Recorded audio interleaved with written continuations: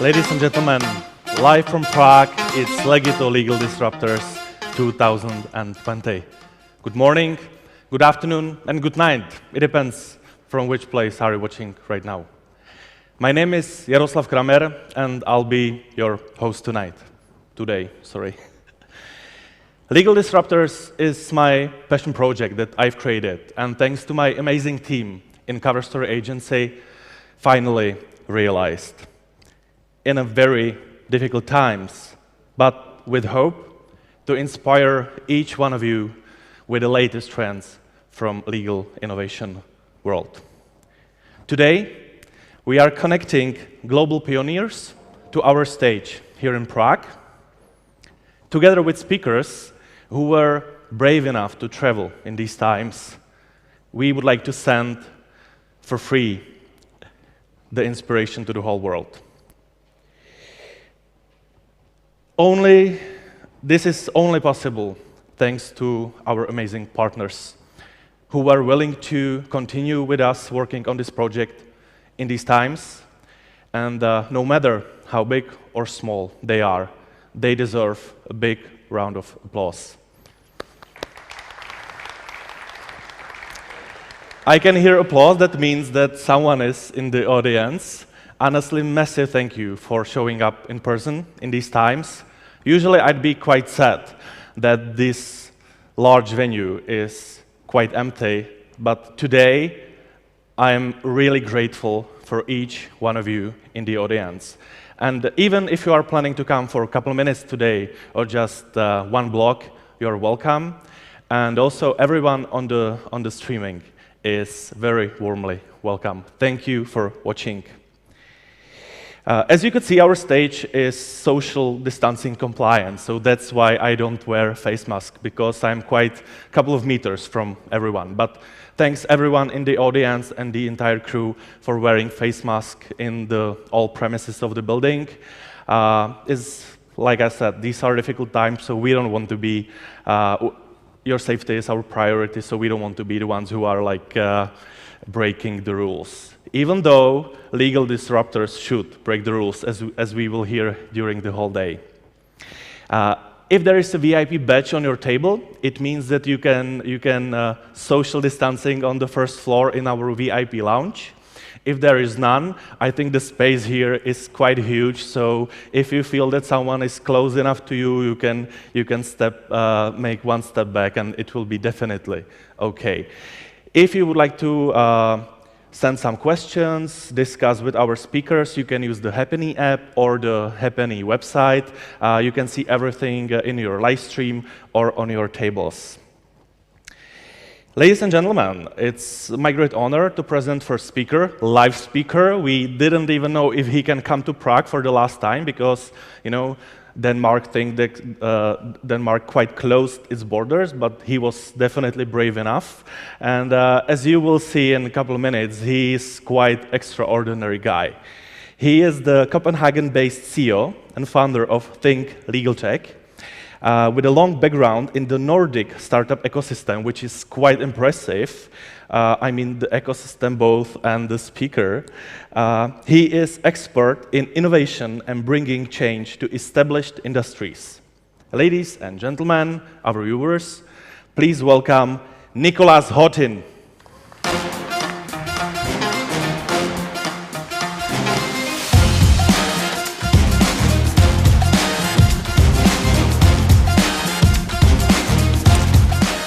Ladies and gentlemen, it's a pleasure to be here.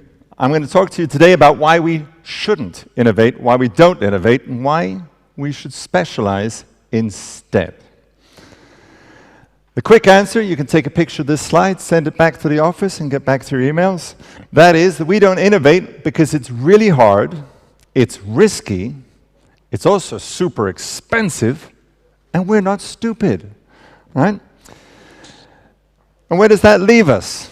Well, that leaves us actually somewhere good. It leaves us right where we want to be, because it leaves us as the irreplaceable specialists doing very high-value work, okay? When I talk about innovation, I'm not talking about the small incremental improvements that we make day to day and that we do over coffee and that we make the small adjustments. I'm talking about the big stuff, all right? If you want to be Steve Jobs, go to university for 1 semester, study calligraphy, and you're good. That's not the path you chose. So it's probably not the thing you should do. So, why am I up here talking about this? Well, it turns out I started out as a Army Special Operations officer. So I am very familiar with the 70-hour work week. And we spent an absurd amount of time practicing for what we had to do, over and over and over and over and over again. And the thing that we spent most of our time talking about when we got together were the mistakes, the things that did not go as we expected them to go. Because we saw mistakes as gifts, slightly different from the legal industry. But we saw mistakes as gifts. And we studied them because what we were working with were situations of great uncertainty, high risk, systems. We love studying systems, especially systems under pressure, which led me to my later work in innovation. I've worked with Sony, with Nokia, with lots of companies, let's see, especially their mobile phone divisions. Been a while since you've had one of those in your pocket. Like studying systems under stress. And the legal system is definitely a system under stress. This industry is going through huge change. When I started looking at it more specifically 2.5 years ago, I couldn't find anybody that could tell me what was going on. Oh yeah, there's lots of startups and there's lots of, what's happening? Nobody had the answer, so we came up with the answer. Right? This is a map. This is a map of legal tech providers in the Nordics. 5 Nordic countries, that includes Iceland, which is a rather small but very attractive country, and then the 3 Baltic republics. These 8 countries have put up these companies here. Now, these are companies that are building products in Scandinavia. So this doesn't count Thomson Reuters and all the endless other Luminance and all the other people. This is just the Nordics. Right? Getting close to 200 companies. Now, when we talk about change, we tend to overestimate its impact in the short term. Anyone here want to hear another talk about how AI is going to replace lawyers? Robots. No, nobody wants to hear about it. But, because it's not going to happen, because we've worked with Luminance, we see that it doesn't do what we want it to do. However, what we tend to do is underestimate its significance in the long term, is they are going to keep throwing money at Luminance until it does actually do something. Right? And when it does, the impact is going to be big. But the thing is that it takes a huge amount of work. And work means money. All right. Now, tomorrow won't look exactly like today. So here's a quick run through of what, and this is the 5 factors. The 5 factors I want to look at is today. If we look at what you do, you make a product. Your product, highly customized. Each customer gets a product specific for them. The business model, hours, or fixed fee. The people doing it are all lawyers that went to university for a very long time, got very good grades, and have worked very, very hard doing one thing ever since. It's delivered direct to the customer by the law firm or by the general counsel doing the work inside the firm. And the method is manual. All right. Remember when I said innovation was really, really difficult? Whoops. These guys. This is a Tesla. I am not the only person in this room that's wondered why the car industry can't just make an electric car. Everybody seems to want them. It turns out it's a little more difficult. I've also had the pleasure of working with people like BMW, Mercedes, Bosch, that makes a lot of the stuff that goes in cars. So here's those quick 5 points. Turns out that a normal car has 4 times as many parts as there is in an electric car. Try taking 3/4 of those parts out. The business model, turns out that where the car companies make their money is on the spare parts. After you've bought the car, they make their money helping you repair it. Right? That the people, these companies just don't have the electrical engineers and the software engineers that Tesla does. Delivery, they sell their cars through a distribution network. Tesla sells it direct. The method, it's an enormous integrated chain of suppliers that build modern cars. Tesla makes a lot of it themselves. So it is not just a matter of putting an electric engine into a normal car, right? Yes, it may have 4 doors and 4 wheels and a radio and a steering wheel, but it's a very, very different thing. And the same is true for the companies that were on my slide before, compared with law firms and general counsels.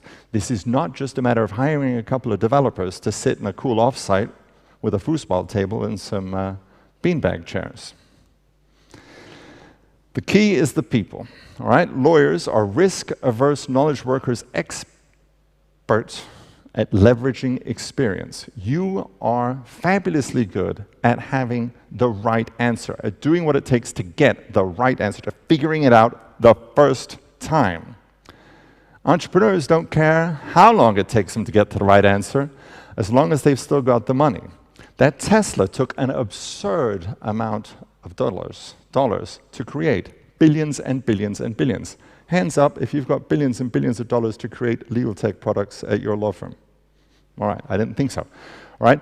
They're also very different people. These hipsters, hustlers, and hackers, it's a very different team. The hipsters, they understand the customer exactly. The hackers know how to build what it is the hipsters telling them to build. The hustlers are really good at getting all that money that it takes to build it and then finding someone to sell it to.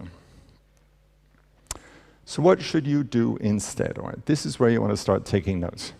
All right, this is focus on your strengths. All right, if I got one thing is focus on your strengths, let go of what you're not good at, right, and trust yourself.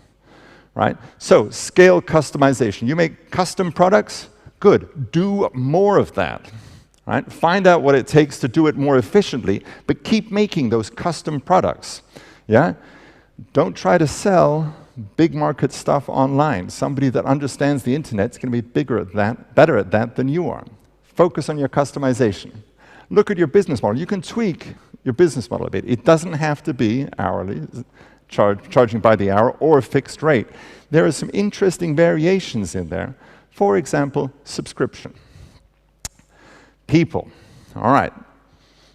We may want to tweak the mix of people we've got doing law, and then also encourage some things that they're already good at. Be the advisor. We all know that our clients don't really like being given 5 options to choose from. What they want to know is yes or no. Am I going to jail or not? Is this legal or not? Okay?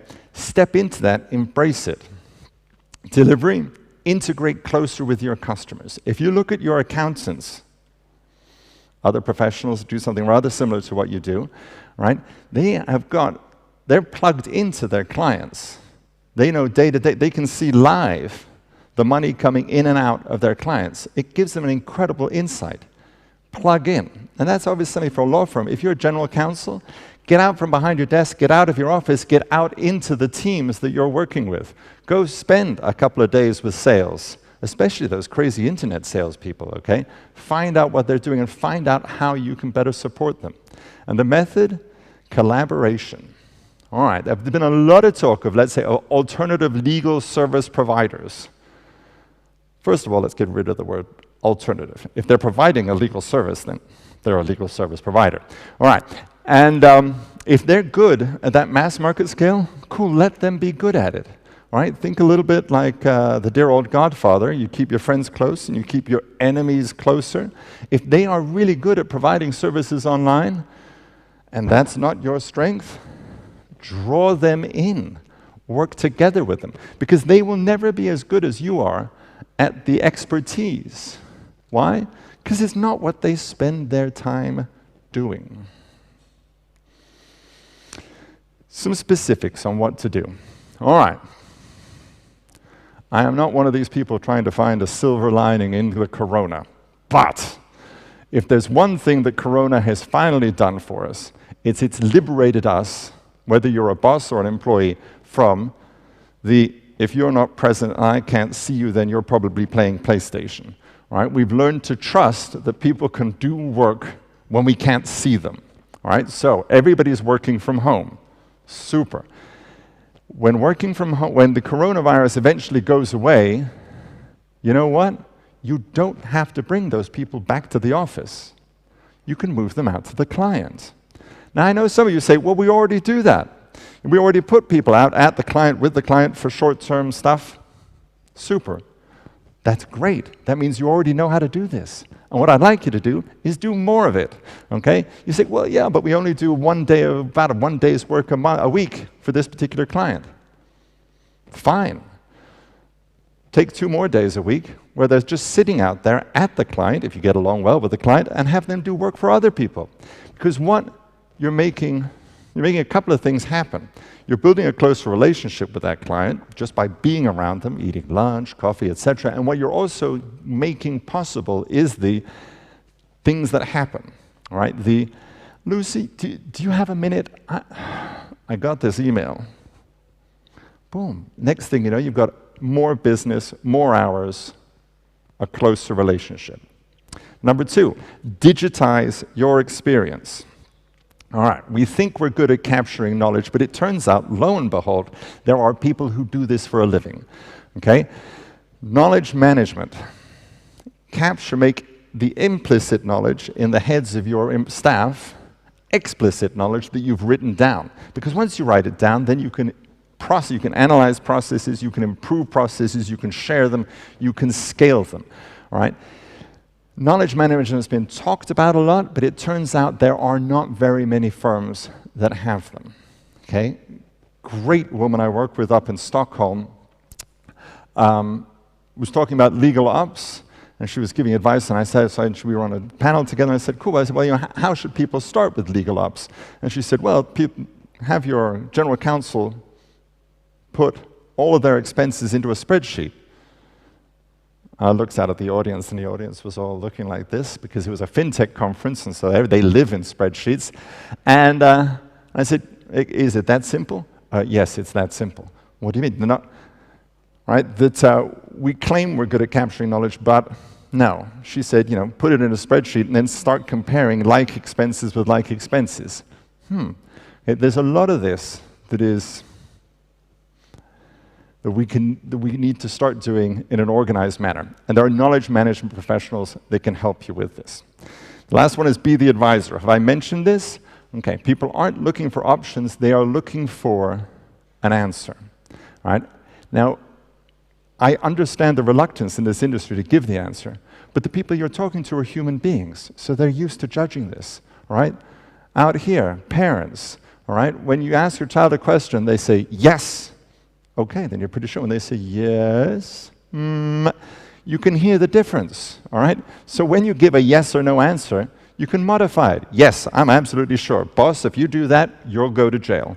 Or, yes, we can do that, but we need to do this and this. But go into that advisor role. Don't stick just to the law, as in I'm absolutely sure. People are looking for advice. Here's what not to do. There is an awful lot of time being spent in this industry on rearguard actions, defending the fence against the internet people, all right? Let it go, all right? The internet's here to stay. It does a lot of things better than we do, all right? That, only about 30% of the market for legal services is covered by law firms. And the 70% people are covering by themselves, doing their best. Let somebody help them, all right? Instead of defending the gates, look at what the core pieces that need to be defended, focus on them. Just pass on this gatekeeper task. The other thing I'd like you to let go of is the fear, all right? You know what you need to know in order to be able to do this, all right? Custom products, anyone out there know that better than you? No. Okay, so just focus on getting better at them. And that you can do, right? That being the relationship with the client, you know the client relationships.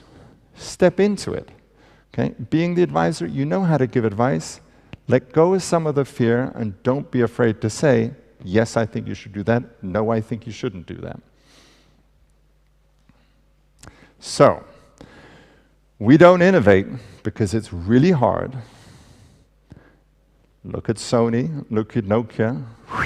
They made smartphones, and if you talk to them, they made great smartphones, but they don't make them anymore, right? So innovation is really hard. It is full of risk.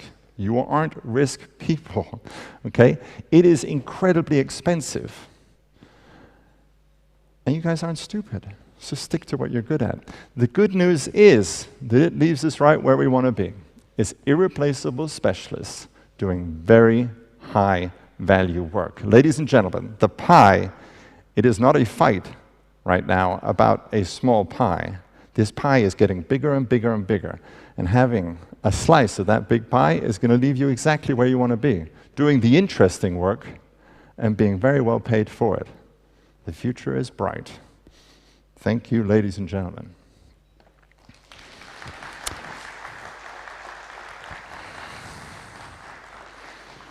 Thank you, social distancing. Nicola. Social distancing, indeed. We've got, that's going to be 3 meters. Thank you very much. I have a couple questions. Bring it. First, you said, let go things you're not good enough. Based on your experience, what is the major area lawyers are definitely good enough, except control and fear? So not good enough or are good enough, sorry. Not good enough, because you said let go things that you are not good enough. Sure. So there is this fight going on about access. You know, they say, oh, you know, they shouldn't be allowed to do this, they shouldn't be allowed to do that. I say focus, you know, you can do two things. There's only 24 hours in a day. If you're focused on fighting and looking, that's negative. Focus on what you're good at, focus on solving your customers' needs, and they'll stay with you. It's what they want. In general, are lawyers good in innovation field? No. These ones in the audience definitely are. Yeah, exactly. Sure. I would say no. No, because they are very conservative. Once it's explained the right way, sure. But I think what we need to definitely would help is engaging in a tighter dialogue. I've got a lovely company I work with up in Stockholm and in Copenhagen. They're based in both countries. They had a client. This client had digital privacy, had an issue with digital privacy agreements. They said, this is the most boring thing we do, and all the agreements are almost identical, and so we're not very good at it. You know, it's really, really hard to see the difference. And so this company said, cool, we'll make an AI tool that can analyze the difference. Now this was the company is called Husqvarna. They make chainsaws and motorcycles, so it's not a very digital company. The thing that impressed me was that they entered into an interesting dialogue. And so they said, and what they developed, they said, you know, okay, the law firm asked, so the people developing this tool asked them, it's a hybrid law firm, so it's an exception, there's always an exception. They said, all right, how do you receive these agreements? We receive them in Outlook, all right? And they come as an attachment to an email. Yes, forward that email to me, boom. So we will send you an email back with a PDF attachment saying up or down and what might be right or wrong with this document. So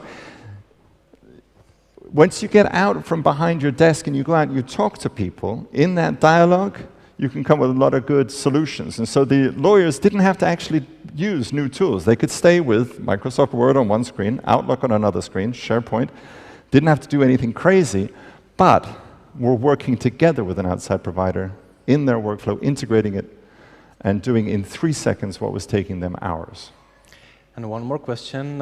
In the online video interview, you said quite positively that failure is an amazing way how to learn.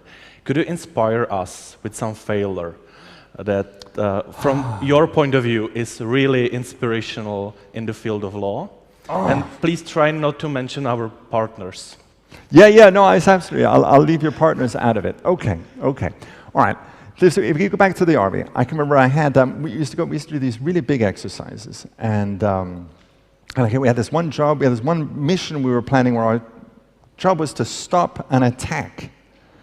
And we did it over and over and over again, and every single time we'd lose. And but as we were doing it, we saw how the enemy, and then we analyzed their process of, you know, we have a tendency to focus on what we do as opposed to what the other person does and how the other person works. And so what we did was we turned the map. This is a really incredibly simple thing. We turned a paper map 180 degrees. And we saw how the enemy was coming at us, and all of a sudden the pieces fell into place. And so for you, we tend to focus on being really efficient at what we do. All right. Turn it 180 degrees. Imagine that you are walking into the law firm as a customer. My, that's some expensive furniture. I wonder who paid for that. But you walk into the law firm and you look at the product that you're receiving. You look at the problem you bring. Look at it from the customer's point of view. Over and over and over again, I've seen this. Look at it from the customer's point of view. It seems so obvious, and yet, when you actually walk out of the building, you take a step back. Sometimes it's important to do this physically. It's why I always recommend general counsels. My friend in Stockholm, this is her mantra. She says, get out from behind your desk. Go out and sit with the people you're supporting. And then you see things like, oh, wow, these guys have been working on this contract for 2 weeks. They've got this deal, and now they have to wait 2 weeks for me to review it? I can see their frustration.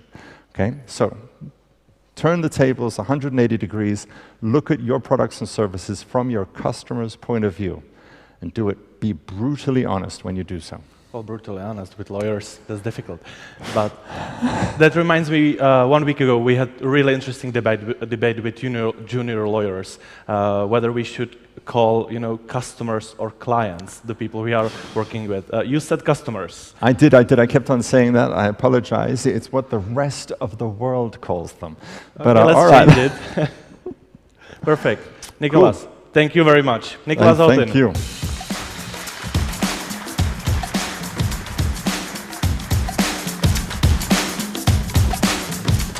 Legal Disruptors project is connected with some of my love brands, and I mean that honestly. 1 week ago, we had very first annual Deloitte Legal Disruptors Awards for Czech legal innovators. We also had 2 really interesting single-case Legal Disruptors club meetings.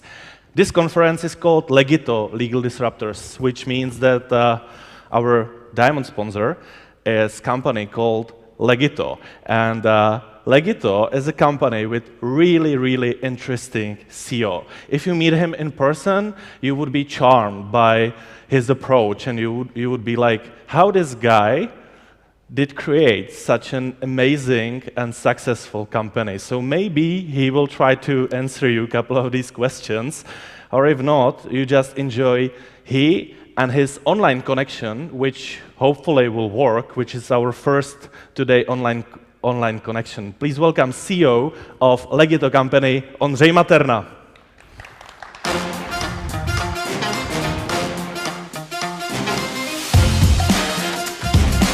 Yeah.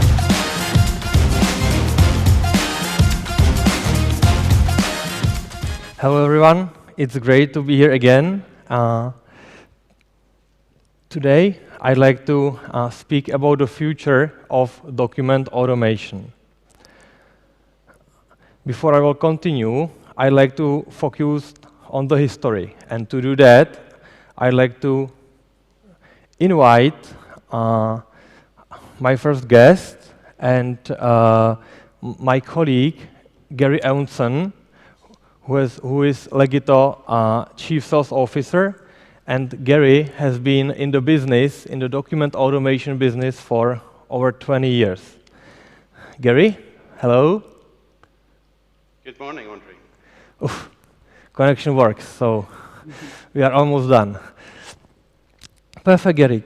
I'm really happy you join us today. And if I may, I'd like to ask you if you can share with us some of your experience with document automation worldwide. Yes, so thank you, Ondrej. I've been involved in this technology for 20 years, which sounds like I must have been involved in it from the very start, but in fact, I haven't. It goes back 40 years. There was a gentleman called Marshall Maurice who was working at Brigham Young University in Utah in North America. And Marshall developed the first document automation piece of software called CAPS Author. CAPS Author was a DOS-based document automation tool, and Marshall wanted to start pushing this out to the legal community because they were the most heavily used document organizations. And he spent the next 10 years talking to a lot of the large law firms, and some of them really adopted it, really embraced it, like Davis Polk. But really, we've got to kind of fast forward another 10 years to the introduction of Windows, when Marshall introduced the world to hot dogs. And his idea with hot dogs was to bring document automation to the masses. So one of the things he did, he set up a distributor, and also trying to use this worldwide. He met an entrepreneur in the UK called Russell Shepard, and he created a company called Capsoft, and they became the distributor of hot dogs out with North America. Russell kind of looked at, he's an entrepreneur. He began to look at the market, and he could also see that big corporations could benefit from using this technology. But he also noticed that there's law firms who are paying for paper-based forms that should be not only electronic, but should be automated. And Russell created a business called Everyform, where he looked at the 1,000 most popular government forms in the UK. He automated them, put them up on a website where people could download a copy of hot dogs and some forms packs, and they can download it from there. Within 18 months, 71% of every law firm in the UK was using hot dogs. It got the attention of the major legal publishers at the time, mainly because they were perhaps taken aback by this innovation happening so quickly, and they actually end up buying the Everyform product. This is what's happening in the UK at this point. Russell sold that part of the business, but kept the business Capsoft. Meanwhile, over in the US, Marshall also looked at the kind of forms business, and he noticed that people were paying $10 for a paper form in California. So Marshall got his team to automate these court forms, these California court forms, and embedded it into hot dogs. And again, almost overnight, every single California law firm had hot dogs installed on their desktop. The story goes that there would be a buzz at the door, and it would be the orders coming with all these people who'd signed orders up for buying the product. And considering there's 240,000 lawyers in California, you can imagine how many bags the postman was having to deliver with these orders.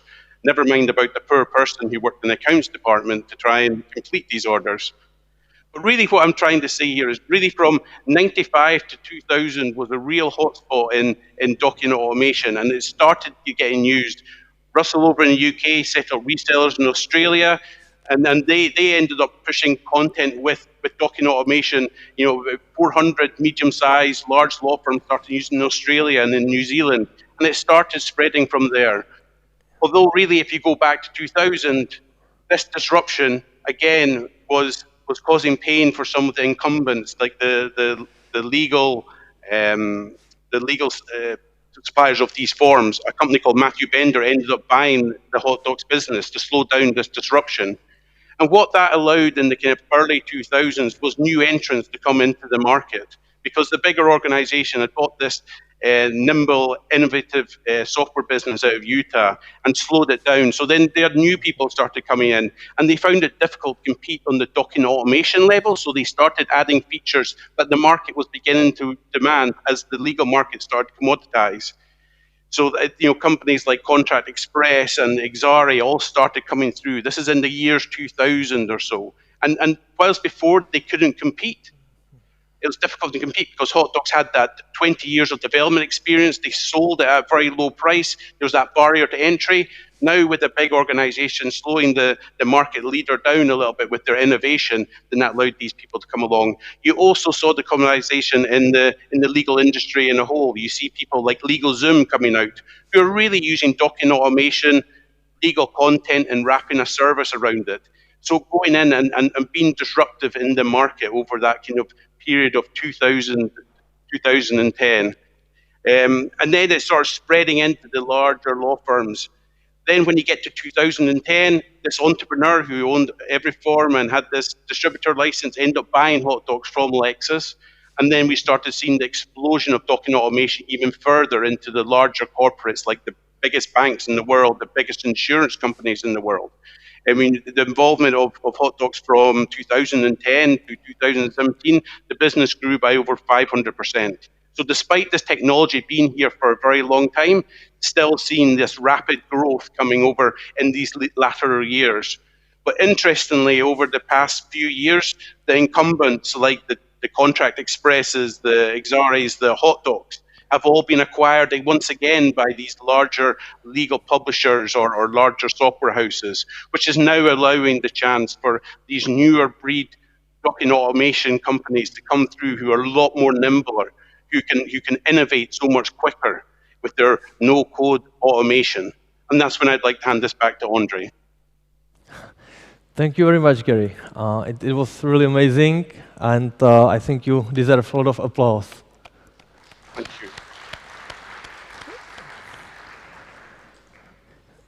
I just want to say that, oh, no worries, I will continue. So let's get back to the future of document automation. We believe that the future of document automation is in end-to-end document solutions. So what does it mean, end-to-end document solution? Basically, we see end-to-end document solution as a solution that will help its customers with every single step of the document process. It will help them to draft documents efficiently. It will help them to approve documents, to negotiate documents, to execute documents, and at the end, to use or reuse data inserted into those documents.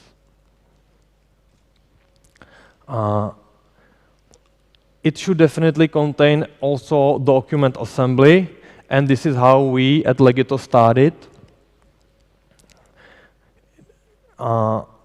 There should be definitely also document workflow and approvals, and I'm really proud that our amazing team at Legito recently released a no-coding workflow editor where everybody can, without any legal skills, model and design their workflows with approvals and use it for efficient and fast document closing. End-to-end document solutions definitely should have sharing and should allow its customers to electronically sign documents. And we follow this way, and we developed our own Legito BioSign and create very comprehensive integration with DocuSign to allow our customers execute documents in the most efficient way possible. For sure, end-to-end document solutions should contain also robust document management. We at Legito are now focused on contract lifecycle management, document management, and recently we created an audit trail or timeline of documents to help our customers manage their documents in a more convenient way.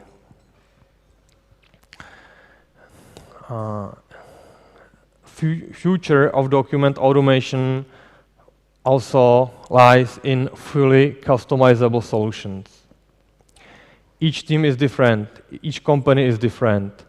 Legal tech solutions can be used for so many different use cases, and to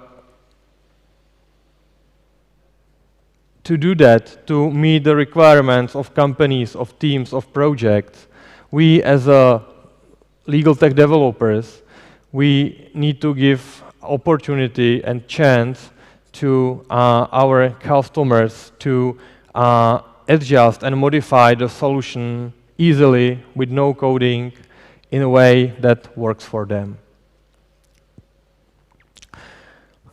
And this is a little bit sneak peek to what we are currently doing. our customers already know that Legito document drafting automation is already like endlessly customizable, and we are now developing a fully customizable document management where every single item of document records can be defined individually for each template, for each document, and each of that item can be automatically extracted from the document. Another trend I see is platformization. We at Legito see platformization as an approach where software vendors like Legito will allow a public, anyone else, any other vendor, any IT professionals, or even IT departments of clients to develop and kind of add-ons, to develop their own features and functions that will enrich the basic solution and can be used by that client or can be even published in, let's say, a library, so everybody can benefit from such a new features developed by community, not by us as a vendors. Platformization is especially important in legal tech because contracts and other documents contains a lot of valuable data, a lot of valuable information that should be either inserted in or that should be automatically extracted and maybe processed in a different software.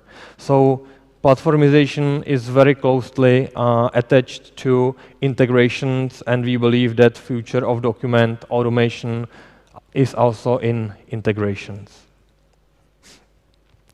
And that's why I'm super proud that we are about to release this feature that we worked for about a year, and that's basically a tool for professionals, for as I mentioned, like programmers or IT vendors, that everybody can create their own features, their own functions within Legito environment, and therefore Legito features can be developed by community, not only by our internal programmers.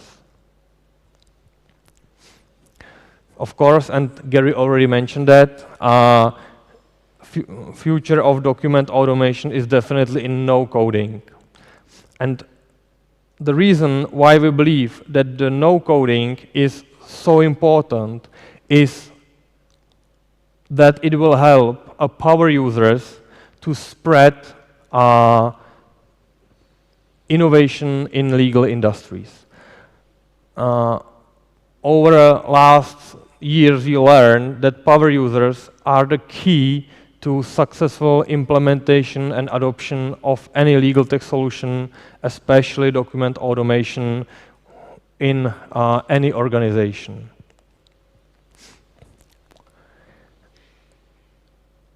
Power users are that important because they are the finalizers. They are the ones that take the blocks and they will build something from them that brings the benefits, that delivers the value to the masses, to the end users. So the same way, like for example, from blocks of Lego, you can build some structure. That's the same way how we see the power users doing the same thing with any document automation software or any legal tech software in general. So we as a legal tech vendors, we are the middleman, and we need the power users to actually take our solution and to automate the documents or to design the workflows and connect everything to, let's say, to a final product that will give benefits to the end users. and I see that I see our purpose as developers of software to provide those power users with user-friendly and comprehensive tools that will allow them to easily, efficiently, and quickly apply the features of document automation software to the needs, to the projects of the end users. Of course, the one way we can support our power users is content. So, and my colleague Ray will speak about it deeply later today. That's why in Legito we were focused the last year on developing courses and knowledge base and other tutorials for the power users, so they can learn our system as much as possible to increase the benefits of the end users. And the last thing I'd like to speak about today, and it's the first time I'm ever showing it to anyone, it's our brand new template editor that we believe will be a revolution in a way how the documents are automated.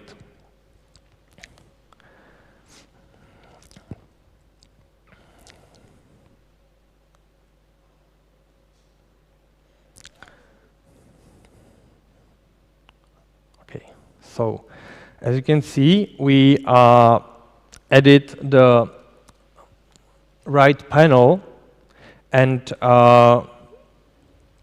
we add a lot of new tabs, and every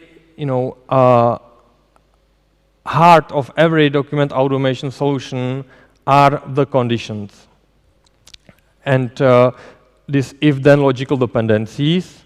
Therefore, we worked really hard on that, and we are proud that we can introduce kind of predictive conditions that basically Legito will create the conditions for you based on a question, selects, and other inputs in the system. And you can just easily, by drag and drop, place those conditions into the solution, into your documents. And basically that's it. You don't have to even create the conditions manually. And the other way is that you can create a logical dependency simply by dragging and dropping arrows from responses to the appropriate clauses or texts. So that's our new template editor, and we believe that it will be another huge step into the future of document automation. Thank you very much. Thank you. Thank you. Ondrej, thank you. Thank you. Nicola said that failure is a way to learn. Would you agree that all the fails are really great way how to learn? Definitely, and I can confirm it from my own experience. Because basically, if you are doing something new, so you are not going on the path that are perfectly clear and ready. You are basically kind of like trying to find your way through the jungle. So try and fail principle, along with listening to your customers, I believe is the only way how to do it. It's not always easy, but it works so far. So we will definitely continue with trying and failing. Ondrej, I will admit that our original idea with this conference was quite different, maybe more ordinary conference. And due to recent situation, we had to be really innovative together. So thank you for that. Thank you for your support and patience. And hopefully this new hybrid format will be something we can learn from. And if anyone in the audience wants to meet Ondrej in person, I guess you have a Legito lounge, so you can check at the stand and then maybe meet Ondrej. And one last thing from you. Little promotion. How to get the free demo of Legito? Is it available? Is it possible? Or yeah, sure. free trial? We believe that it should be super easy to try any legal tech solution. So basically, anyone can go to our website www.legito.com and simply register for free trial and start from this point. So there is no more obstacle, it's free, so there is no more excuse why not to innovate. Well, everything is free today. It's like, the future of innovations. We were free before, and we will be free in the future. Ondrej, Materna, thank you very much. Thank you.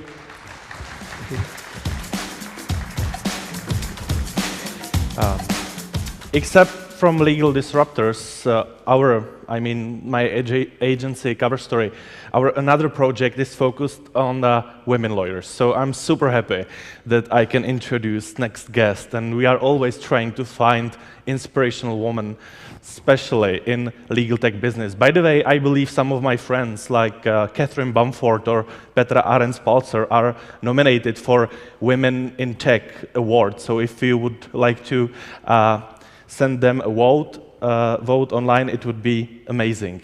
Our next speaker began her career in a law firm, but later, upon taking up an offer to work closely with an IT company, she discovered and was amazed by the world of professional IT services. So it's something like Ondrej, because Ondrej is also a lawyer. He studied law, but he's in IT. And the next speaker also started like a lawyer. And I think these days she wouldn't come back, so I will ask her later.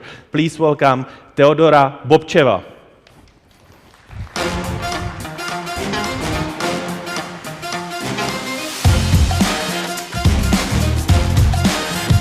Thank you, Elsa. Good morning, everyone.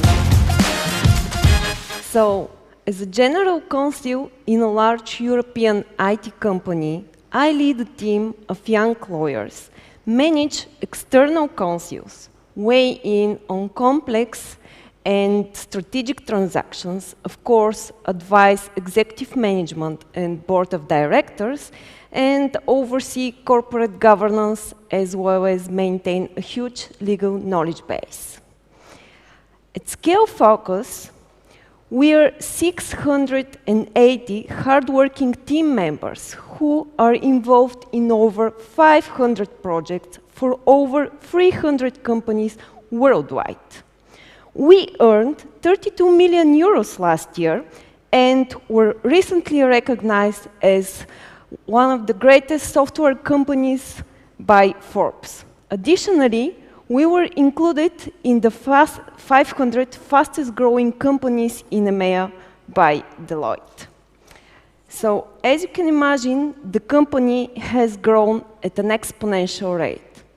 When I first started back in 2015, we were less than 150 employees, and we were making approximately 5 million euros per year, which is like little small compared to now when we are around 700 employees and we are making over 30 million euros, which is 6 times more.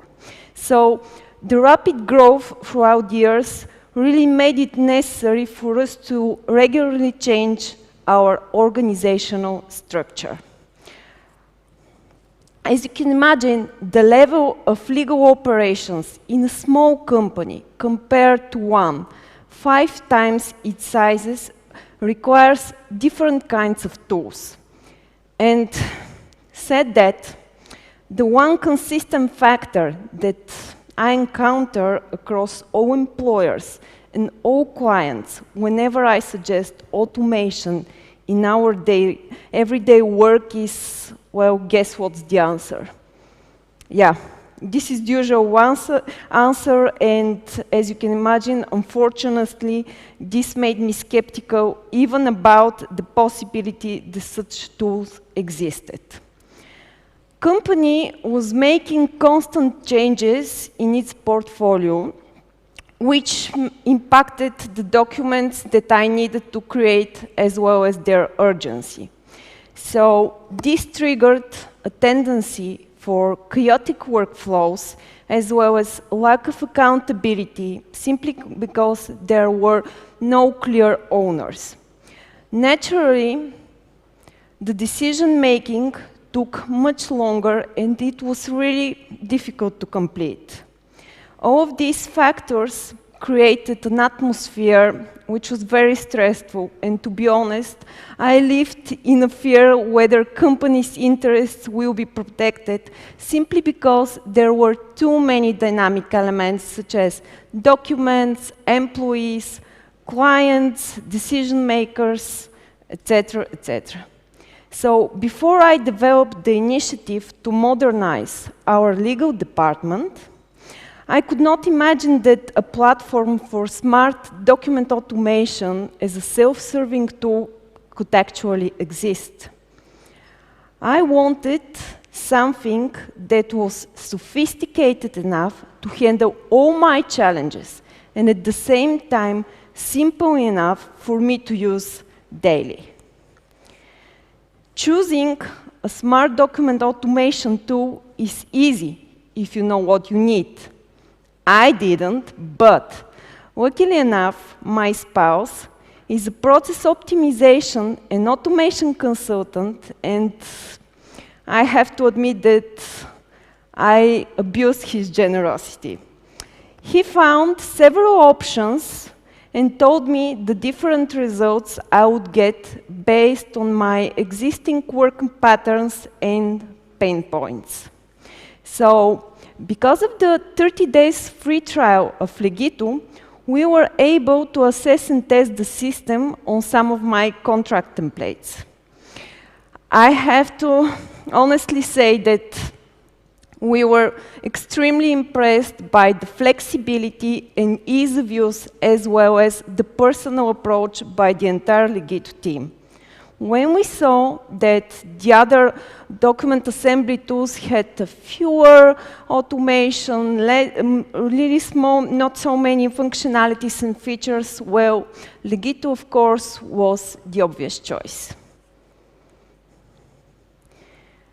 Before I started building the smart templates, I got to know the system and its capabilities. Also, I took some time to design my document creation and management process. I also then asked my spouse to show me specific challenges and processes, how they were addressed by Legito, and then I had to redesign some of my processes. Then we used the import from Word functionality very extensively, simply because it's much easier than building the document structure manually. Also, recently, I got the fantastic news that our IT engineers managed to integrate Legito with our CRM, Salesforce, and these several steps from the process were redundant, and in this way, we increased efficiency and accuracy.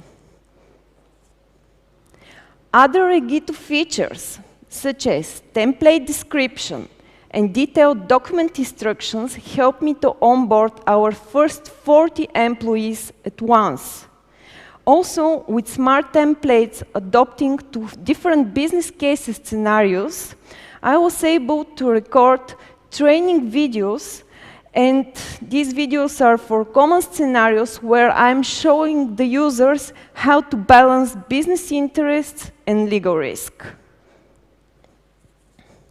The types of documents that we first automated are B2B contracts that we use most often, and these contracts are with our clients, partners, and subcontractors. Such documents are non-disclosure framework agreements, professional services agreements, as well as license agreements, implementation and support agreements, of course, statements of work, and acceptance of delivery protocols. So now I use Legito as a self-serving tool to generate tailored documents, streamline workflows, expedite approvals and decision-making, of course, manage documents and knowledge, and last but not least, I use it to track interactions between all parties. A couple of months ago, as you can imagine, my most mundane activity was to create documents from templates, verify their adequacy, of course, update stakeholders on the status and content of these documents. This was really not a value-added activity that I was performing, though. So, within the first week of implementation of Legito, my workload fell by 50%. Document drafting time fell by 90%. We had no grammatical and logical mistakes in our documents. And of course, I was really surprised because the time it took to create, negotiate, and sign a document fell by 2/3. And document management actually became easy. So now that Legito really takes care of all our document management and all our templates, of course, facilitates negotiation and signing, and of course, help me collect valuable data, I really am proud to say that now I have the energy and time to tackle new challenges.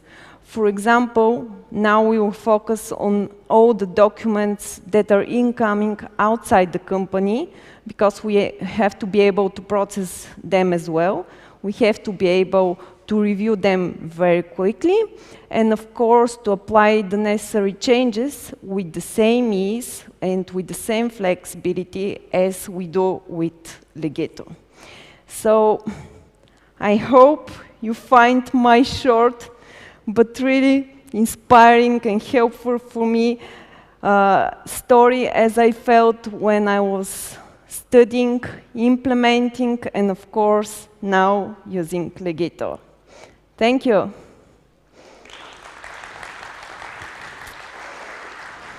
Thank you.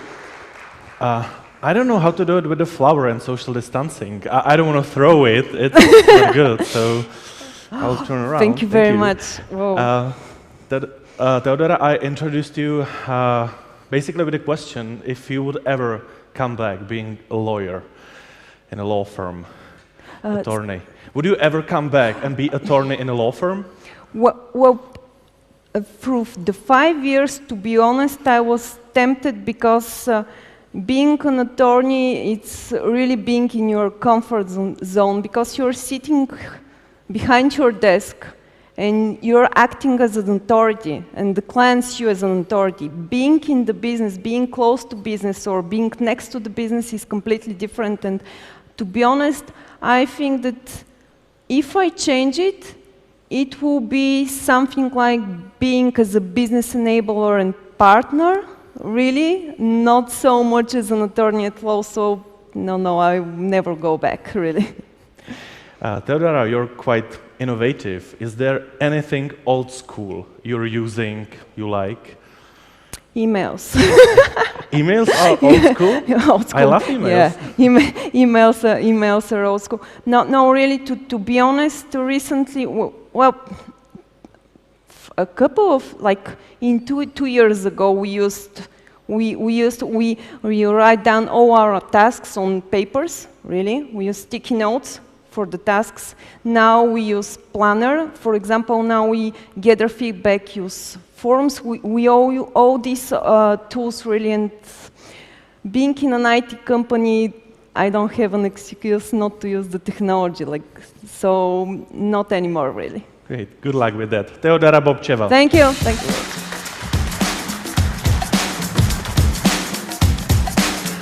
Our next speaker and also final speaker of the first part of Legito Legal Disruptors is a managing partner of law firm Change Consultants.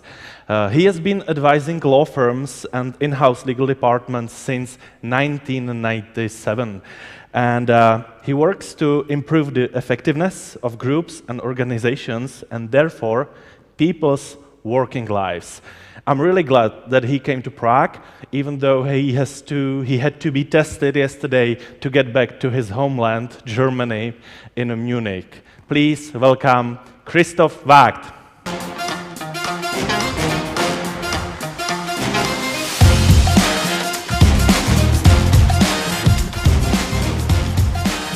Hello, thank you very much, Jaroslav, for inviting me again to this extraordinary town of Prague and to this wonderful stage here in this on and offline conference, which is in itself, I think, one of those innovations. We are living in extraordinary times. What do we have to do? How are we going to make the change? And how is the world, our world, looking like afterwards? All what you've talked about here is about basically changing and adapting. And this is, I think, what is at the core of the whole situation we are in, both in regards to external world, the COVID pandemic, the climate change, but also to the industrial change we are living in, where the digitalization impacts our lives. My name is Chris Vaagt. I'm by education lawyer and history of art. So my perspective is a bit different.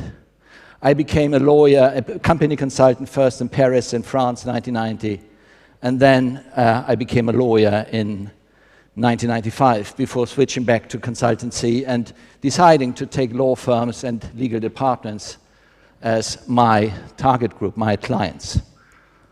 And so I will talk today about what is said strategic imperative, and the biggest strategic imperative is understanding that what we are going through is a process of change. And the business case is the question, what is the business of law, in which we are all in? How does it impact us, and what we do so that the business of law can evolve without losing its core competence and its core proposal?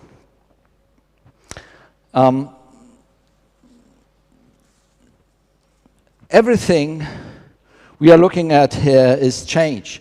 And it was very funny for me to see that the document automation which is presented here reminded me of my work as a lawyer in 1995.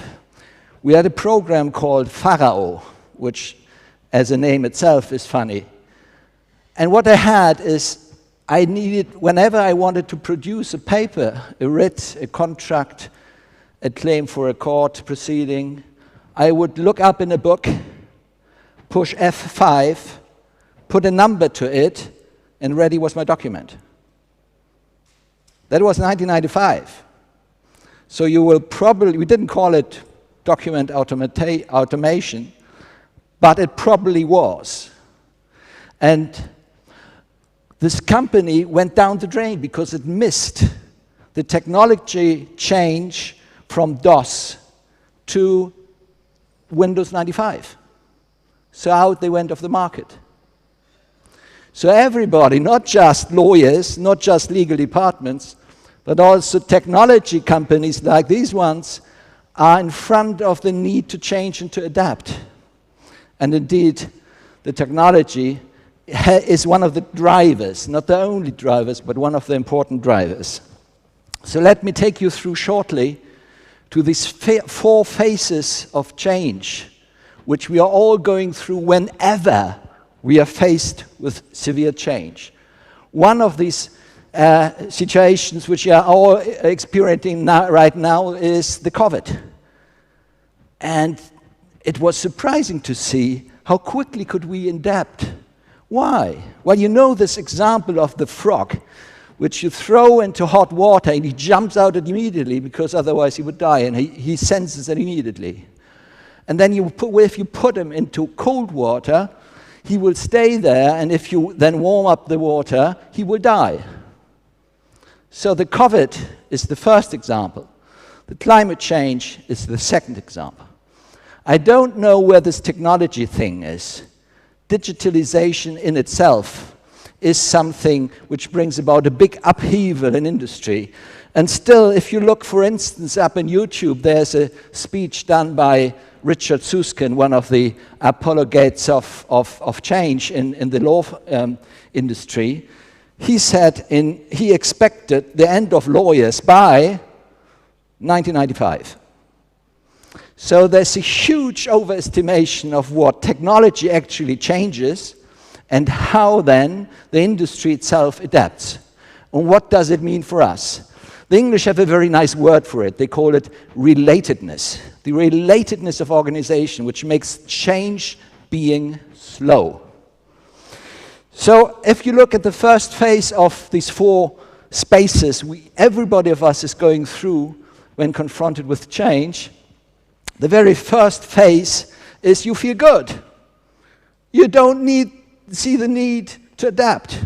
You don't accept that you need to change. Why? Because you're in control of things. Your day is organized. You go into the office, you know exactly what time you need from home to office. You work in the office, or whatever you do, and you know exactly how to organize your paperwork and your emails and whatever, your communications with others. And you know how to produce results.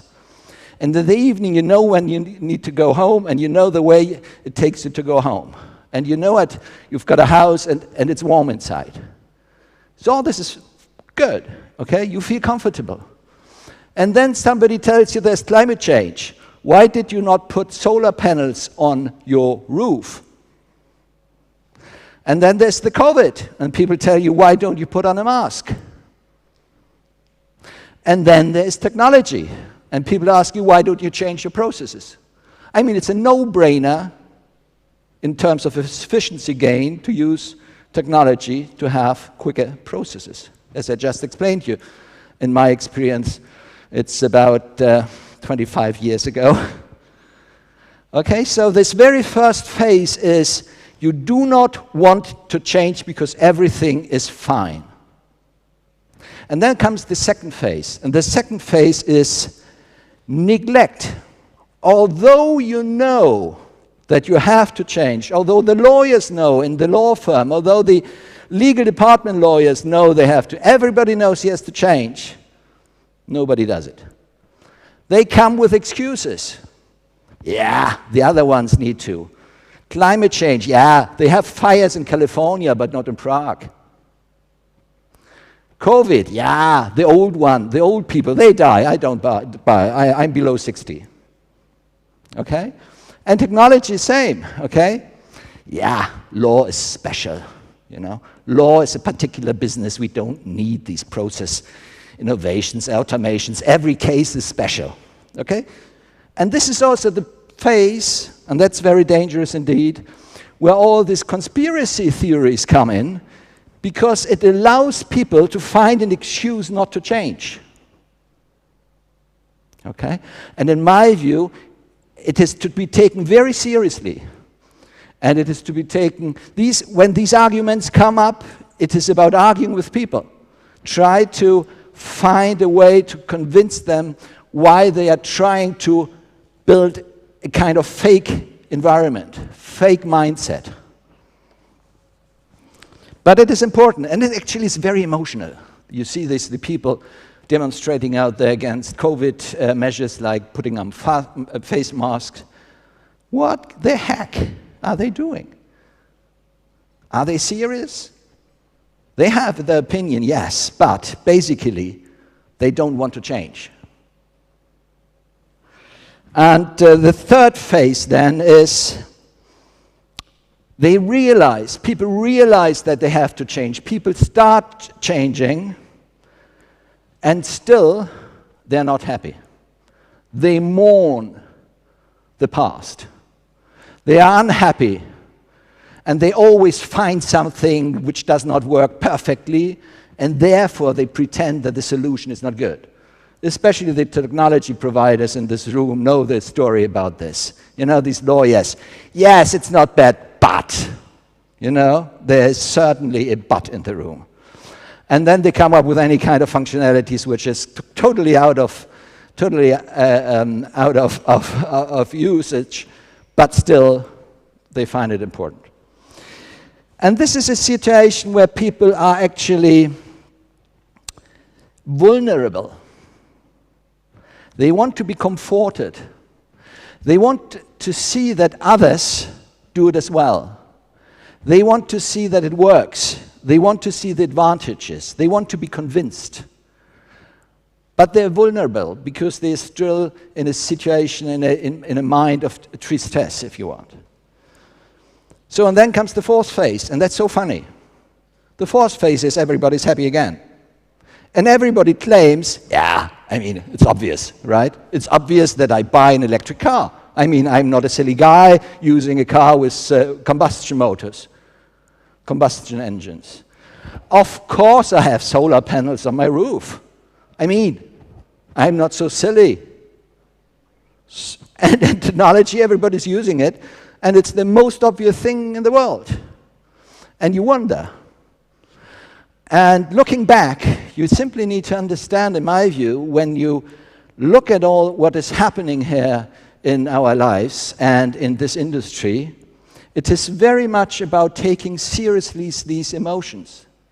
Change is about taking serious these emotions of parties involved. They are real, and they are the drivers. They are important. And my work as a consultant to law firms and lawyers, in general, is about comforting people, helping them to settle in, helping them to understand, helping them to realize that these emotions are important, but they are just helping them to be related in a process where they miss opportunities. And my work then with law firms is very much, usually a 2 days workshop, for instance, you know, we start in the morning and everybody's saying, oh, it's such a bullshit, etc. And after the second day, everybody say, it's obvious, isn't it? So you carry them through all these emotional states and take them seriously. And the end result will be that they have adapted. And I think for all of us, it's important to realize that we are basically all in a business of change. Also a lawyer who has to tell his client that he needs to change his behavior or needs to do process differently because otherwise he would be not compliant, whatever. All this is about change. And when we then look at the business of law, what is the business of law about? What's the driving force for lawyers? Is it to make money? I mean, the simple assumption would be when you look at introducing technology, therefore process improvements and efficiency, that everybody would agree. So why don't lawyers always agree? Maybe it's not just about money.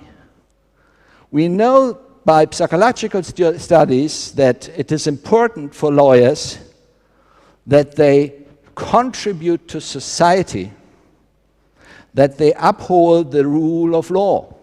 This is an inner, intrinsic motivation of these people, which cannot be ignored. And a simple, logical business argument might not be sufficient to convince them in a serious phase of change. But you also need to look, how can it help you in your job as a lawyer? How can it help you to be to contribute to society at large? All these elements, I think, contribute. So it's not about serving clients only, but serving society, and therefore lawyers have got all these privileges. And if you're frank, they have a brilliant business model. The partnership business model is an extremely sleek organization turning out high profits.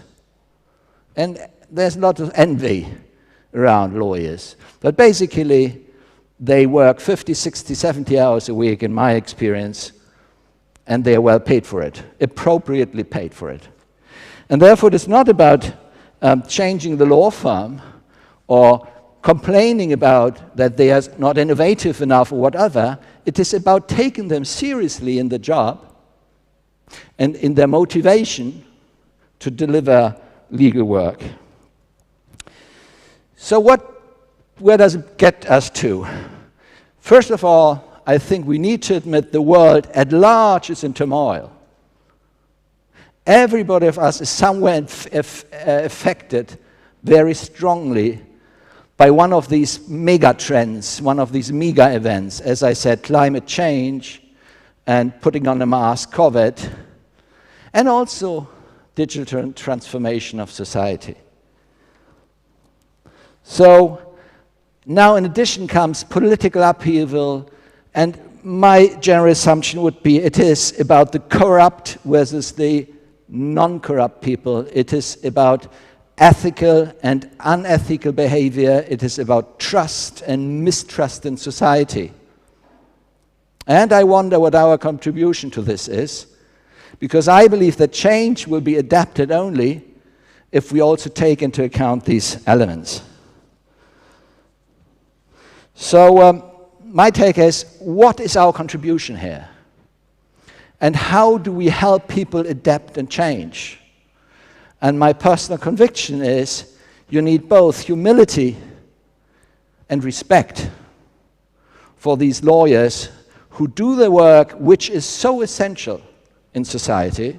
If you go to countries like Ukraine, where the lawyers are the only ones you can still trust, and even that, probably only 50%, to countries just around here of Czechoslovakia, whether you look to Poland or you look to Hungary, wherever, where the legal environment becomes so infected. And therefore, I believe that whatever you do, whatever we have as a job, in these process of change, let us stay and let us try to do it in a way which actually helps the lawyers to do a better job. Thank you. Chris, this is your flower. It's from our partner, Coca-Cola. Thank you so much. Company. Great. If your luggage is full for the flight tomorrow, we can discuss it later. And very good, yeah. 5 years ago, you were in Prague. Yes. And your topic was General Counsel of 21st Century, because you wrote the book about the future of General Counsels. Yeah. Would you change something about General Counsels that you wrote a couple years ago? Yeah, actually, we are in the process of doing the second edition. Cool. And so we thought about what has come to this field of activity which really is transformative or new. And I admit that technology has an impact, increasingly so. But I also must say that, and this is very surprising, the basic jobs are still the same. The basic challenges for legal counsels, just as for lawyers, are still the same. How to keep your company compliant. And this is, it's not about technology. It's much more about how to interact with your peers, with the board members, with the general public, with all the different departments in the company, how to interact. So it's about actually social competence, which we think becomes more important next to mastering technology. Great. Chris, now is something that's not usual with online conferences. It's coffee break. So, Chris Vaagt, everybody, and see you in 30 minutes. Thank you. Thank you. Thank you. Thank you.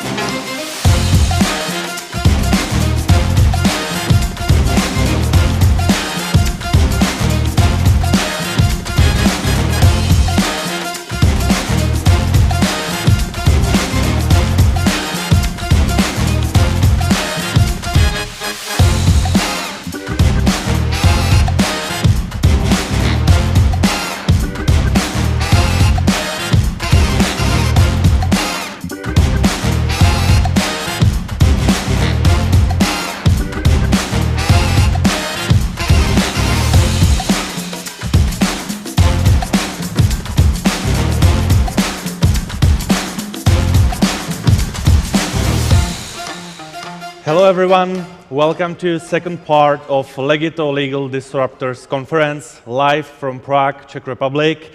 I admire all 80 of you waiting 30 minutes online during our coffee break. I hope you had also some food and drinks. We enjoyed it, and I'm honestly glad that so many of you stayed in the hall. Just based on recent news, it looks like that in a couple days in Czech Republic, due to recent pandemic, will be live events limited. We are happy that you are here. We are happy that you are safe and wearing face masks. So everybody online, people in the audience have face masks, and we on the stage are trying to have our social distancing moments. So basically, it looks like we are the first and maybe one of the few events of the season here in Forum Karlín event hall. So thank you for that. Thank you for coming. Thank you for watching Legito Legal Disruptors live from Prague. Our next speaker, first speaker of the second block, comes from Milan, Italy. So probably during another break, you can talk to him about his experience with the lockdown and coronavirus pandemic. But that's not his topic for the Legito Legal Disruptors Conference. After 15 successful years as a knowledge manager at a law firm in Milan, now he advises Unique Legal, which is joint venture between UniCredit Bank, NCTM, and La Scala law firm. He is also associate professor of University in Milan. Please welcome Luigi Cominelli.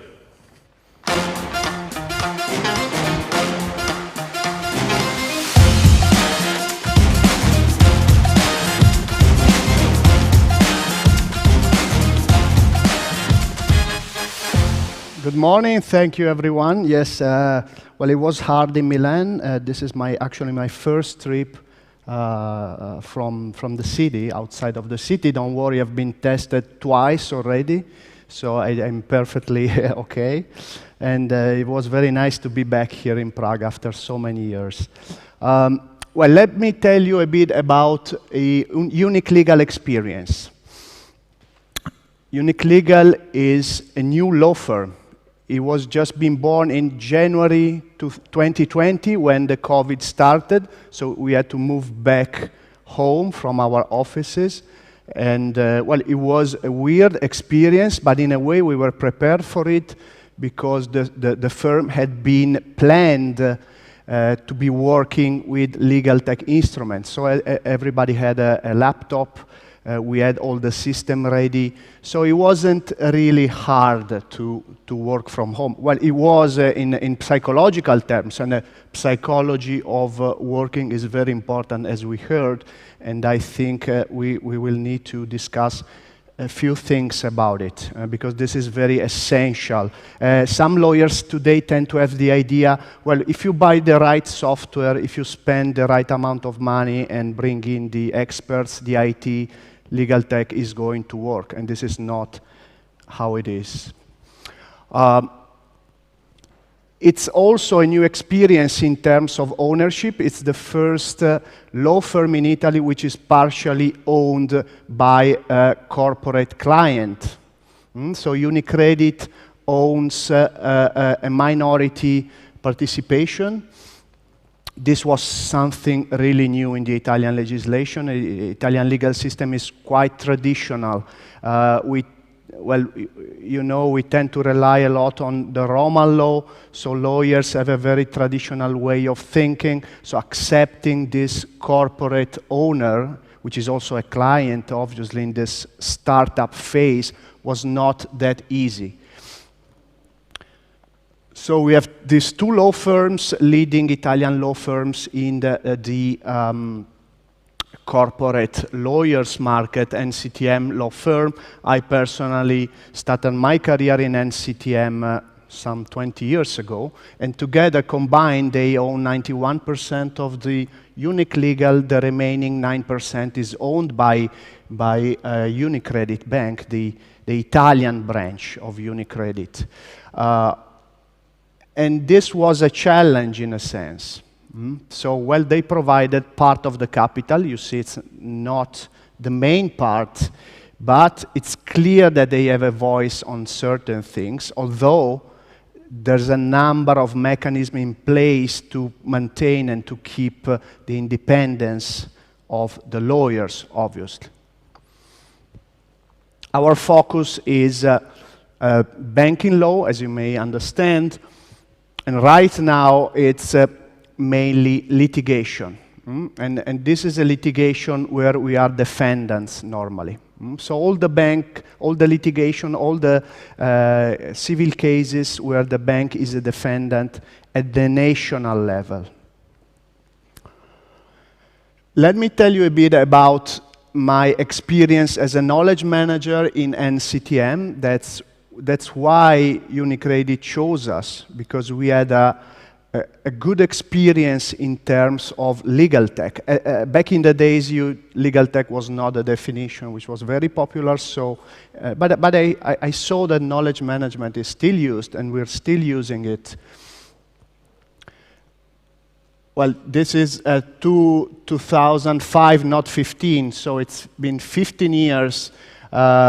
We started developing using third-party software, adapting it to what our lawyers needed, and creating, well, it's nothing exceptional, nothing so original. It doesn't sound very original today, but in those times, having an online document repository, indexing of the documents, finding and looking for all the documents on a web platform was something quite innovative, but especially the document drafting part, the document automation part was completely unheard of.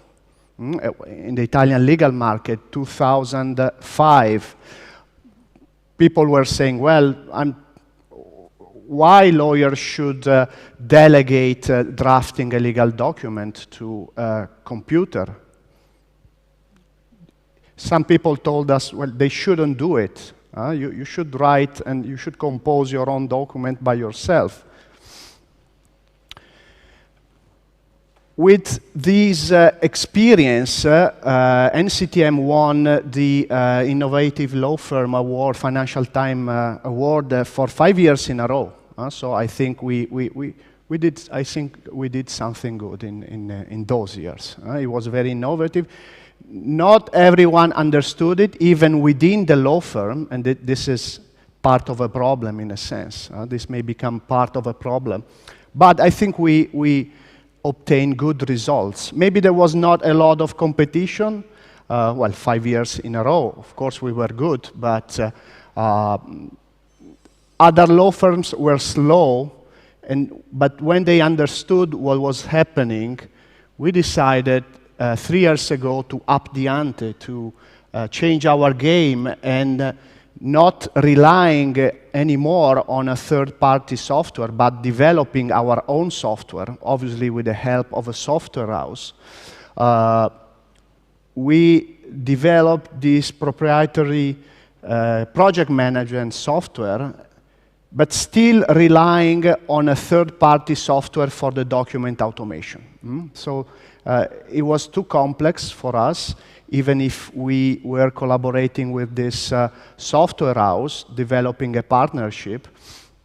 We came up with eLibra, this very good software, now quite successful in the Italian market and trying to expand.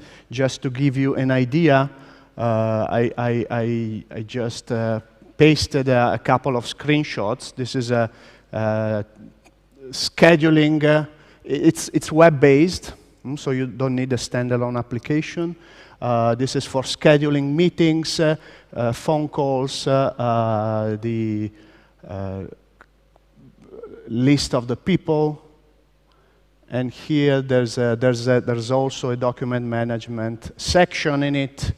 But we needed, and we still need, good software for document automation.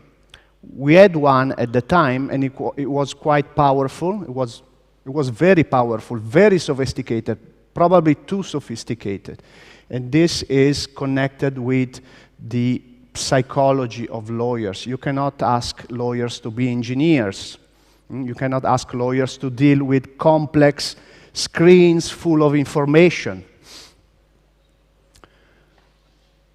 Over the years, we developed around 50 legal documents templates, and our lawyers used this instrument around 4,000 times overall, which is, I think it's quite a good number. Let's say not every document was as successful. We had complex and simple kind of documents together. And at some point, I tried to understand why, for example, the stock and purchase agreement is so successful and the company bylaws are not. What's the reason? What's the reason? My idea now is it all comes down to who the partner is in that particular area. So personal idiosyncrasies, personal ideas. If your senior partner is not very keen, is not very technology friendly, it's hard to use these documents. It's hard to use these instruments. But what we found with the documents that were being used was substantial saving in drafting time. Well, obviously, this is quite easy to understand. And reduction of mistakes. A lot of mistakes end up in contracts because you're tired, because you cut and paste from some other contract. This happens. I like this nice clause, but then I forget to update it and to write it down in the correct way. So what now? What are the challenges for unique legal? First problem we have, and this is an opportunity more than of a problem, I mean for good lawyers. I think that in most continental Europe, access to the legal profession, access to the legal studies is not restricted. So we end up with quite a lot of law graduates, and so the law firms has a great number of applicants, and this is good for them because they can keep prices low, they can keep their compensation low, but maybe they don't end up with the right people. So there's a lot of space for gaining efficiency and for hiring the right people. And a good lawyer today must have some kind of technological ability. Well, just let me say one other thing.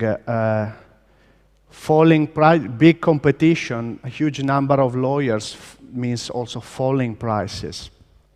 And this is not good for lawyers, obviously. But if you can recoup those prices with an increase on efficiency, well, it's still possible.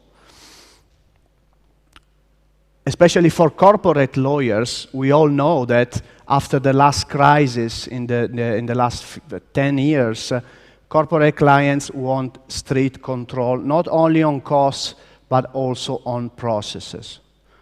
Clearly, the technological instrument is a very good way to do it. What's the problem we have to deal with in law school? As I say, huge number of law graduates. Some of them just go to law school because they don't like mathematics or they don't like technology. When I show, well, I also teach I also happen to teach in a law school, and most of my colleagues, when I use a spreadsheet, they say like, but are you also an engineer? Are you also technological education? This is, obviously, sometimes this is the level. Using a spreadsheet is something that lawyers absolutely not expected to do. And then you have to select the right people. Then we come to the point that I mentioned. There's this saying in Italian, I discovered it's also in English. The fish stings from the head. That means if something doesn't work, it's not working, probably you should also look at the leadership. And what's been difficult in the Italian legal industry was the involvement of the partners, of the older generations. And this is essential here, and this is a public relation kind of work. Involve those people, those partners that are more sensible, that are more keen, and make them witness, make them say to other people, look, these instruments can work and they can make your life better as a lawyer, so you can focus on the conceptual, on the interesting part of the work, not on rereading for the next time, for another time, the same draft.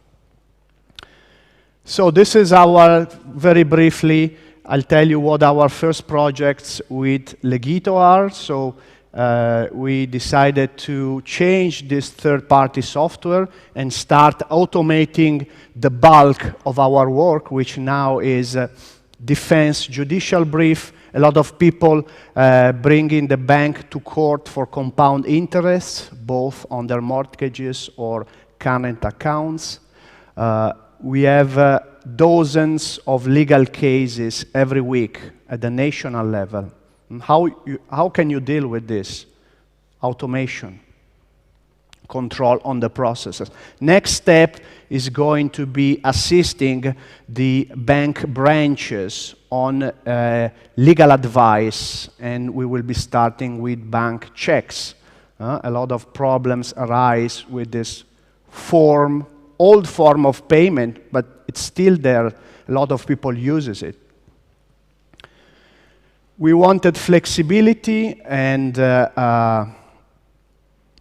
knowledge managers who don't have to be also IT or engineers. And I hope, and the first tests have been very successful. The Legito has provided a solution for us. Thank you for your attention. Thank you, Luigi. You've mentioned, quote, good lawyers. How do I you said it. How do I recognize good lawyer for cooperation in innovation field? How do you describe good innovative lawyer? Well, you make them work together. I think this is something you never do in the law school. So you're just supposed to study your book, go there, write down your essay, and they find out if you're going to be a good lawyer. This is not the case anymore. And I think that young students now understand this very early, and they choose those law schools where they can learn soft skills and not just the black letter law. Luigi, just quickly, because of the situation, how to mentally handle the lockdown? Well, I mean, you mean for lawyers or for ordinary people? Lawyers are not ordinary people. Are they special? No. I don't know if I can answer this. Well, we relied on our personal relationship, and in some cases, I guess this has made the personal relationships, even in a professional context, better. It comes down to the psychology. We're not psychologists, but we should be in a way. Thank you very much. Luigi Cominelli. Thank you. Thank you.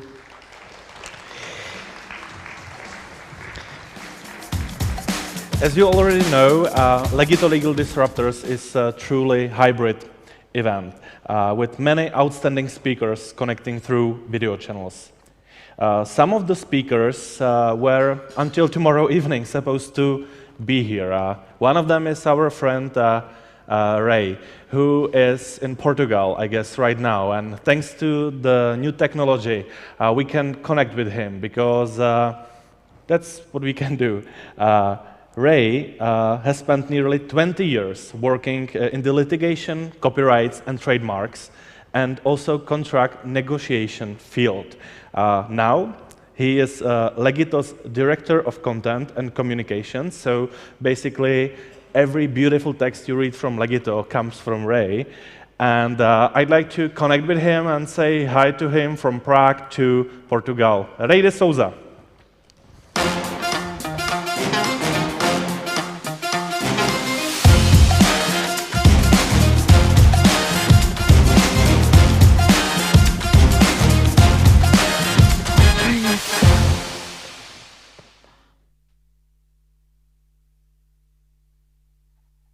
Morning. Thank you for that warm welcome. Happy to be here. Welcome, all of you. Thank you for attending. I'm going to talk a bit today about getting users on board with a new automation solution. I hope you won't be disappointed, but I don't have a PowerPoint today, so you're just going to have to look at me for the next few minutes. I'm Ray DeSouza. I'm Communications Director at Legito. And like most, if not all of you, I'm a little bit fanatical about some aspect of legal technology.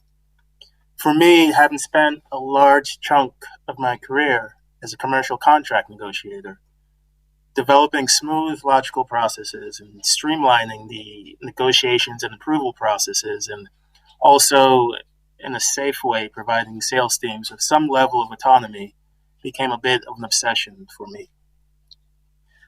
I don't know if you saw, but a couple months ago, there was an interview with Legito, and I mentioned that preparing and planning before streamlining processes is a very important thing. And before there's any implementation, before you start to program something, or just before you start anything, you should prepare, you should plan. I'm a big believer in that. Some ways to help onboard your new users, but I would say that these solutions and these ideas are good for you, whether you're implementing a new technology or you're just creating a new process and you want to get everyone to participate. So I'll start. The gift of gab. I don't know if you're familiar with that. Gab means to just talk a lot. First time I heard that expression, I was a freshman in university. I was friends with this guy from Berkeley, California. He's a bit of a hippie, but he's also a very intelligent guy. And what he meant about the gift of gab is that it doesn't matter how intelligent you are, how great your idea is, if you can't explain it to people, it is pretty worthless. And I think that's really something people need to think about when, again, implementing a new solution, be it technological or a new process.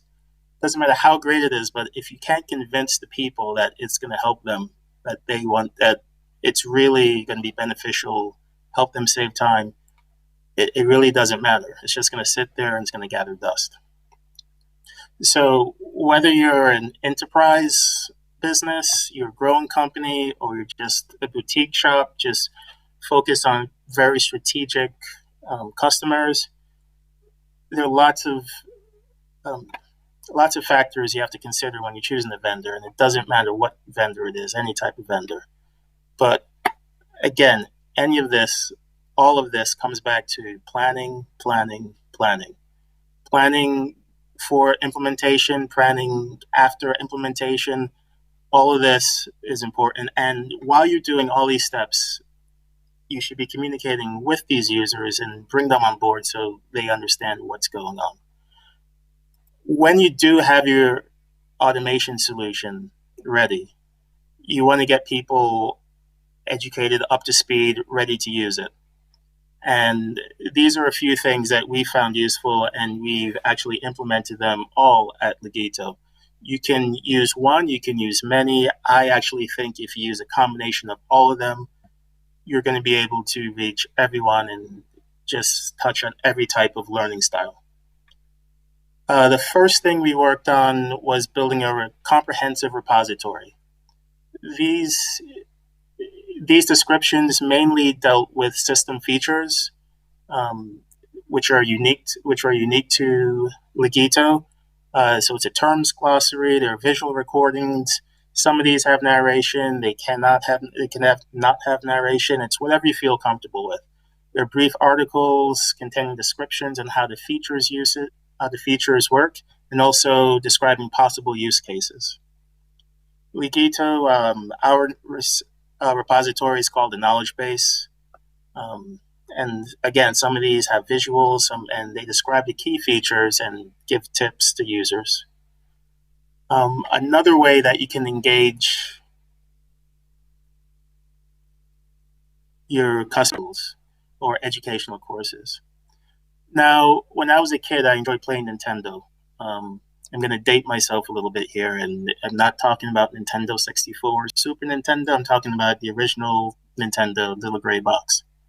And whenever I would buy a game, I would rip it out of the box, and I would you have to blow the cartridge. I put it in the machine, and I just throw the instructions away because I just wanted to start playing right away. I just wanted to learn how it worked.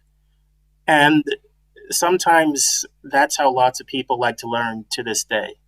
And what we've done with our interactive online tools, these educational courses, is that anyone, whether they sign up for a free trial in Legito or they just purchase Legito, they can go straight to this educational course, and within 30 minutes, they're learning how to automate a document.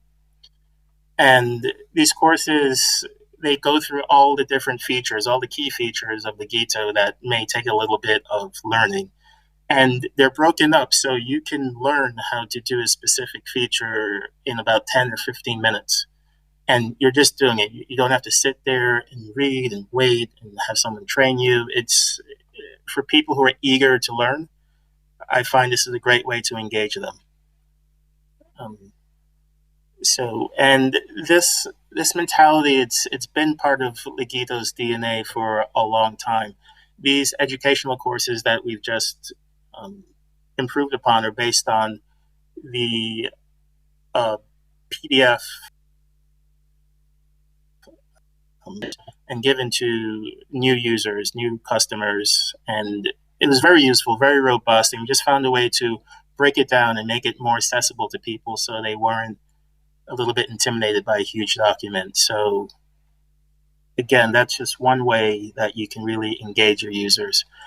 A guided tour is another feature. It's a common feature you find in many software platforms now. Basically, as a user starts a program for the first time, starts using software for the first time, if they hover over a button, they click on something, a little pop-up bubble comes and explains what the feature does, how they can use it. It's a bit more passive than the interactive courses, but again, it's another way to get your users engaged and just help them to fall in love and just build your adoption rate. Along with these, I highly recommend just having training sessions and very formal training sessions. And when you do this, you really want to get just buy-in from the managers. Because typically when your new solution comes in, and if you're in the legal department or the operations department and you find this great software and you know it's going to help everyone, when you have to go and talk to another department, if you don't already have a close bond with them, people aren't necessarily going to want to sit down and have to learn a new software. But if you can talk with the managers, and again, if this is happening before the implementation, during the planning process, and you make it mandatory, you make it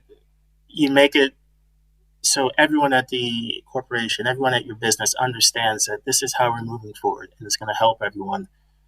It's really going to do wonders. And with these training courses, whether it's virtual with no human interaction or you do have face-to-face training sessions, it's important to have a well-structured plan, have a schedule. I mean, really treat it like school. And you may think we're done with school. I don't want to do school anymore. It's boring, but people will appreciate that discipline and that schedule, and they may whine about it for a little bit, but they'll also come to trust you because you're coming at them officially. And make sure that your trainers are well prepared, make sure they know the product inside and out. If you have internal people who are doing the training, make sure they know the program, make sure they're aware, have them do tests within your own department, and make sure they're prepared. You don't want to show up for a meeting, a 10 o'clock meeting, and show up at 9:59 and try to sign up to Zoom. And as you can see, at this conference, there's been a lot of planning that's gone on beforehand. And well, I shouldn't jinx anything, but it's been running pretty smoothly because there's planning going on before. So I just recommend, again, I'm going to go back to planning, preparation, all stages of it.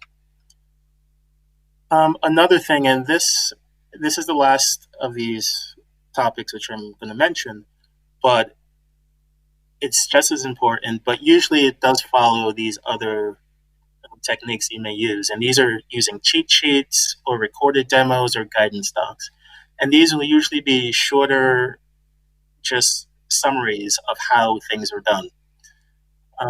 I found it really, really useful with a lot of the people who attended training sessions I've done in the past, because they may or may not have paid attention. They may have been in their phone. They may have been like working on a deal, focusing on the business, and they may come back with questions. And these are questions that I went through very clearly during the training session. This happened over and over again. So instead of just complaining about and saying that you should have paid attention, I created cheat sheets and basically just bullet points, just listing exactly how do you do this? How do I generate a document that lists the price in 2 different currencies? 3 or 4 bullet points. Just put it together and you have it saved and you can easily send it to people. And what you'll find is that once you start doing this and you all these different scenarios come up and people come to you asking these questions, you'll build up a repository of these quick, easy cheat sheets, and you can actually build a new training session, a new training document based on these targeted ways of teaching people. So now you can teach people who are really interested in the overall universe of your solution, and they want to understand, okay, how can I do this? How can I gather information and do this? And how is it going to help the entire process? You can help those people, but you can also help the people who just want to know, how do I do A, B, C? And that's what you're doing. You can't, when you have a new solution and you're really attached to the solution, you may have great ideas for what it can do. But as Nicholas Hawtin mentioned earlier, you sometimes have to turn it around and look at what the people want and what they need. So sometimes someone may just want to use something for ABC, and it may upset you because you know there are a million other things you could do. But that's something you have to put to the side and just make sure that your internal customers, internal clients are happy. And they do it sound weird, but you just talk to the people. Talk with your internal I don't want to clients. interrupt you, Ray. Could you hear me? Can you hear me? Yeah. It's very difficult because you are my first video guest I'm interrupting, so it's our premiere. Okay. And hi, hello from Prague. And we are just a little bit running with time, so I will give you space to finish this beautiful keynote, and then I have one question for you. So wait for it. Okay, thank you. I tend to extemporize. I go on a bit too long, but I'll end it there. I went through the 4 points again, starting with having a repository, educational courses that are interactive. A guided tour is another way of interacting, but in a passive way. Structured training programs, very disciplined, mandatory training programs, cheat sheets. I really find all of these help people learn. It's worked in my experience using a combination of all of those. And again, this isn't just for technology implementation, it's technology innovations. If you bring them into your institution, any type of change that you're trying to do, plan and just interact and communicate with your clients. Thank you. Thank you, Ray. I know you had a really rough day yesterday trying to come to Prague. You look great, but my question is, what kind of trousers do you have? I always wonder with people with such a nice, jacket. I know you're in Portugal, so be honest, please. I didn't think I was wearing proper clothes. Oh, cool. That's applause, please. Applause for you, Ray. Thank you very much. Thank you. Bye. Great. So that went well. So hopefully the other guest will be as much fun and as much inspiration as Ray. Our next speaker has so many positions that I have to read it. It's not a bad thing. It's a good thing. He's one of the most inspirational lawyers in Czech Republic. Actually, he's one of the awarded Deloitte Legal Disruptors Awards from last week. So please welcome Legal and Security Manager, Public Affairs and Communications and Sustainability Leader from Coca-Cola, HBC, Czech Republic and Slovakia, Lukáš Zapletal.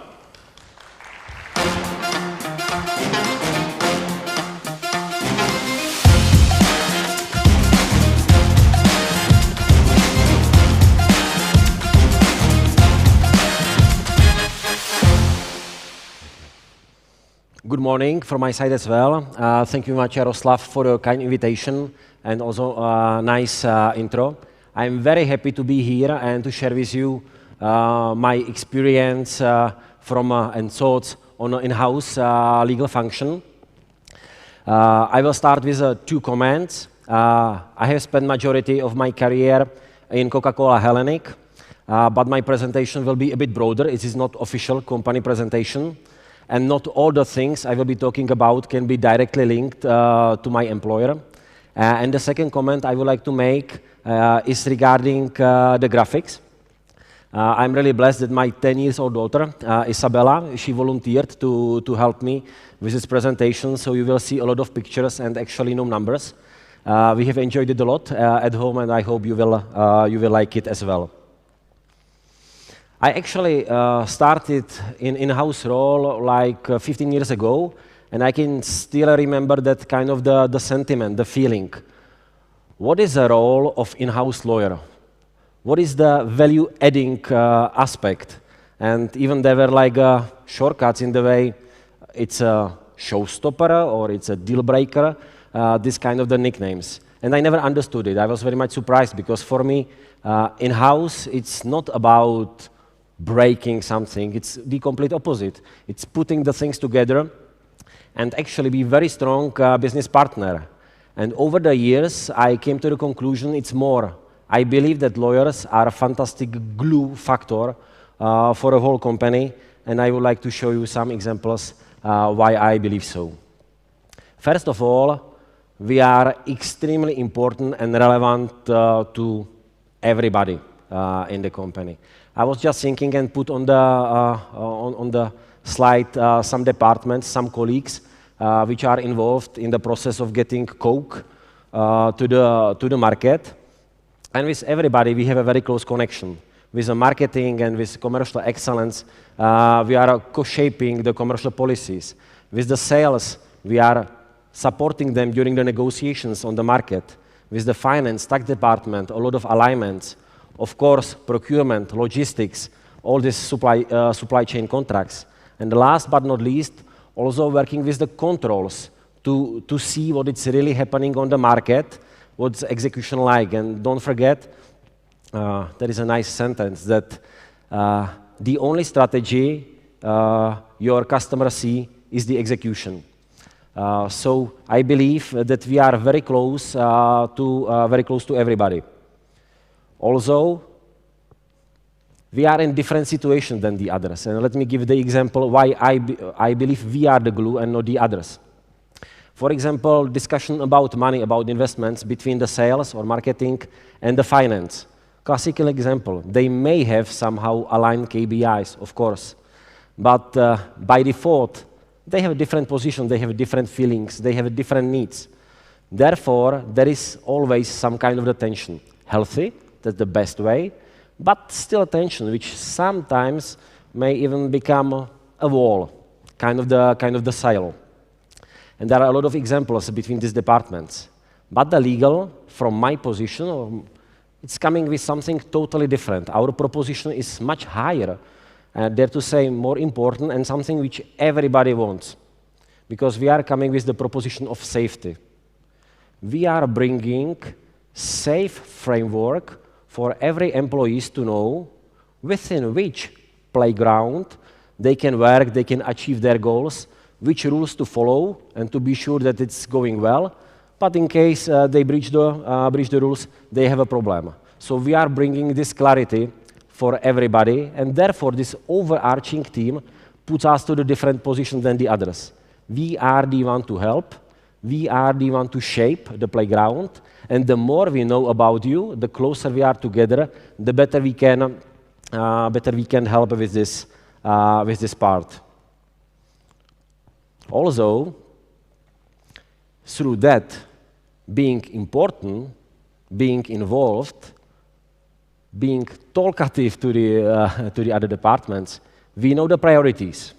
And we know that sometimes marketing guys are really much into the really sophisticated solutions, while the sales wants just simplicity and speed to the market. Finance, they want clarity to really put everything into the right categories in the reporting. Then we have the stream of health and safety. They want stability. They want to ensure that their parts are always in the contracts. And at the end, there is this controlling department to really checking whether the execution is happening on the market. And for this, just imagine that there is that kind of the wall between the departments. They don't know exactly what everybody wants. But we know it. And it's our unique role, being in the epicenter of this, to link this together and to ensure that what is happening, it's fully aligned. And we have fantastic tool for that. And the tool is contract, because the contract should be a reflection of needs of all these departments in one white paper or electronic document, which is then shared with the market. So it's us who can be this glue, who can do this kind of the work. And just imagine, usually all these departments, they have very similar views, of course, because there is a bigger goal to achieve. But within this, they have like differences. There are different things written in the financing systems. They might be different things than commercial policy of the marketing, but the guy at the end is having a list and checking the execution. And these small differences are of paramount importance, I would say, because this is exactly which is slowing the process, making the confusions, pushing everybody to make some extra meetings, to make some clarification calls, etc. But when we as lawyers ensure that every single part of this chain is aligned, also in terminology, and in the same terminology put in the contract, we can be really one of the best helpers how to speed up the business and to be the true glue. When I was thinking about this glue analogy, I checked some dictionaries, and there is very nice descriptions. There are very nice descriptions, but nothing about implementation, about application. And it's my learning, actually, over the years, that you cannot glue something from a distance. You cannot just throw something and hope that by some miracle everything will be put together and work perfectly. So the way how to do it is to be close, to be really close what is happening with your colleagues and with the business. For that, I have some learnings over the years which I would like to share with you. The first one, which may sound almost like natural and easy, it's to be there, about being present. And for that, I see two big aspects. The first one, not just to have the closed door policy with twice per week opening hours. The lawyer must be approachable by everybody. And the second, which we have experienced, especially in the pre-COVID times, you cannot focus just on headquarters. One of the best experiences we had was actually Legal and Security Roadshow, when we, over the year, visited every single branch of Coca-Cola in the Czech Republic in Slovakia. You can learn a lot of things from the surveys, of course, and technology is great in this respect. On the other hand, these face-to-face meetings, this caring and sharing, it was giving us so many insight we would never ever receive. Then lawyers must speak language of the people. Sometimes we need to stop with our sophisticated jargon or the competition who can write the longer sentence, because that's not really what the business needs. We should be able to speak with everybody in the full chain of the company in the way that people understand, because then they know what they are having as a clear framework within which they can work. This unclarity can be one of the worst enemies. Then, to know business and to know people. In this respect, knowing business does not mean only law and the related area. I believe sincerely that it's great to go to production, to spend the time with the people from laboratory, to go to lunch with IT guys, to understand the whole scope of the business, but also the motivation of the people.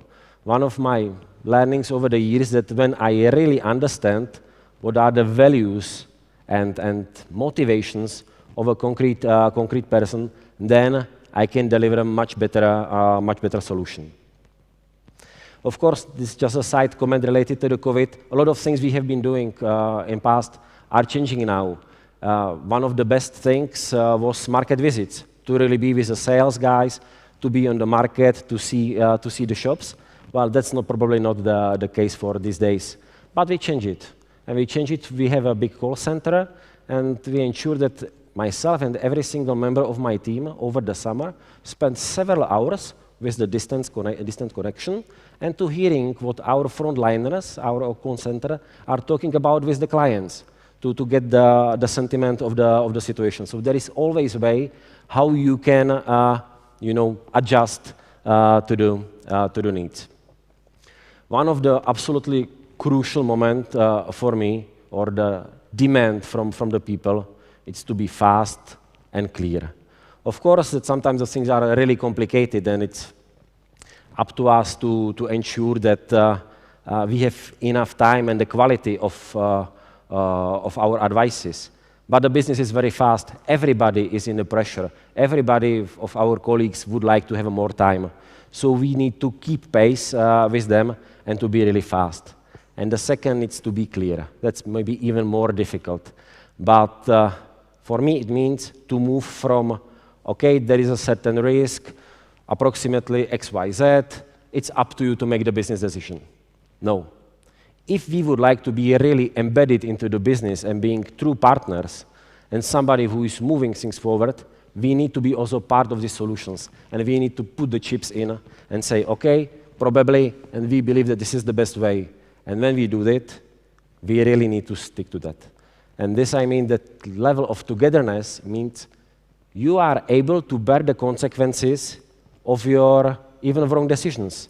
When you are part of decision-making process, and with no alibi, like, okay, that's your choice, it's business choice. No, we are business. So when the solution is great and working, celebrate together. But in case there is a problem, there is an issue, there is some follow-up, well, let's do it together. We are part of the business, and we are frontliners. The guys are really at the edge of the business. I was thinking how to finish my short presentation about this frontliner topic, and I experienced something like Deus ex machina moment on Friday, and I'm on purpose using this Greek terminology because it was our Greek colleague Spiros Melo, our top leader of Coca-Cola HBC, who came with a new way of the thinking, and who actually changed the job ticket of Coca-Cola Hellenic lawyers. It used to be in past in the way like we are selling or supporting to sell and stuff like that. This time is over. We are no more supporting function. In-house legal, it's a frontliner. It's a business making decision function, and we are a growth leaders. That was actually my final slide. Thank you very much for your time. Stay strong in these difficult times, and should you have any questions, comments, please do not hesitate to let me know through LinkedIn. Many thanks. Thank you very much. So Lukáš, Tell me something about the startup you're working for. Never heard of it. What's Coca-Cola? No, I have so many questions, mainly about the secret recipe, but we are running late, so I'm going to ask you about it while lunch. But thank you for a great presentation, and thank you for being one of our innovative lawyers in Czech Republic. Congratulations. Lukáš Zapletal. Thank you. And now it's time to switch brands. And the next person speaking on stage is one of the most innovative person in Czech Republic.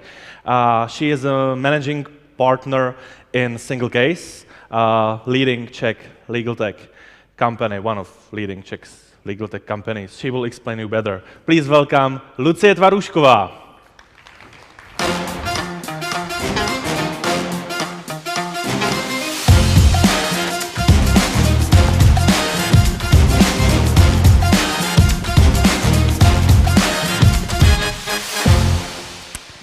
Hello, good morning. I asked Jarda to wear the logo while he's naked, but somehow he refused, so we need to talk about this. So I am from Single Case. Single Case is a case management platform, and the title of my presentation is How COVID Changed Us, Our Customer, and Their Customers for Better.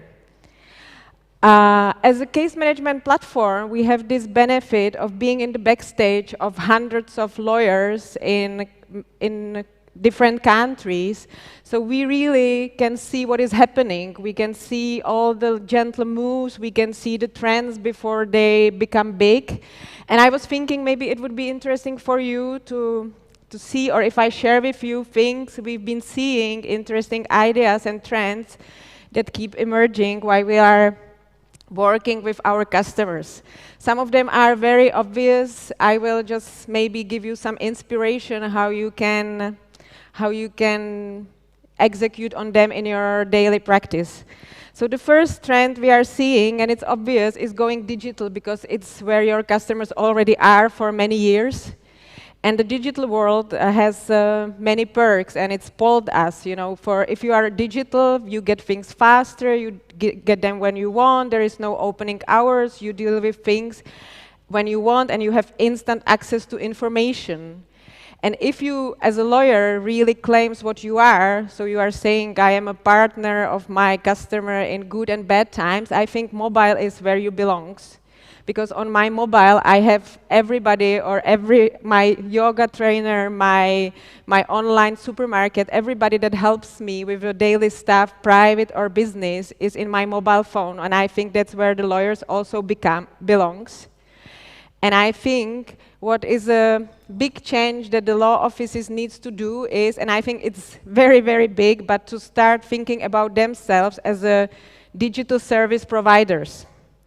Because in a way, as a customer, this is what I expect from you, because I run a company, and in my company, it would also make sense to introduce some legal tech services, to do some document automation, to have HR contracts on one click. But I don't want to talk to legal tech companies. I'm not in business of legal or in legal tech, so I expect my lawyers to provide these digital solutions, because I trust my lawyer that he knows what to choose and what works or not. So I think this is one of the things that will be emerging, you, a lawyer as a digital service provider.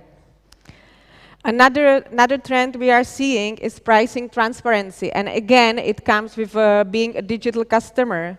Because if you use Uber or Lyftago, you are used to, price, in advance, and you are used to do like a decision making about price. Okay, I need to go fast, so maybe I take, worse car because I need to be there faster. Or no, I am very tired after long days, so I will pay more for a very good car. But at the moment, to do this decision-making with lawyers, it's almost impossible. But what we see is that we have few companies that came up to us and they said, we need to have more pricing transparency against our clients. We want to show them real time how their money are being spent. So this is something we've been working with some of our clients, that they could provide their customers with real-time spending tracker. So you know exactly who is working on what, how much money has been already already spent, and you as the end customer has the power to say, okay, stop, it doesn't make sense anymore for me. It looks like very radical, but I think this will be a game changer. It will come because digital customers will expect this, and I think the companies that will be open to this and adapt to this soon will be in the end the winners. Another thing, and we see it always, when there is a looming crisis, there is like a renewed effort for efficiency, and every hour that is not built is hour lost. And we, in single case, we spent last year thinking about how to make the timekeeping better, so the lawyers like it more because lawyers don't like it. And we were thinking about AI, and we experiment with lots of advanced technologies. And then we came up with a simple thing that we copied from LinkedIn. On LinkedIn, when you have this like a profile strength meter, and just in order to fill it, you are willing to give up lots of personal information very easily because you don't like your column to be half empty. And we just use the same thing. So in the end, what we have is a graph. You have a goal of how many hours you want to bill every day, and you see your columns. So of course, if you work hard yesterday and you go to the office and the first thing you see is an empty column, this is not fair. So you want your column to be full. And what I want to say is that even though with all the technologies available, sometimes the trick lies in a very simple thing, in using your common sense. So even with AI and everything that is coming your way and talking about disruption and innovation, you should not forget common sense. Another thing, another trend is something I called rise of business thinking.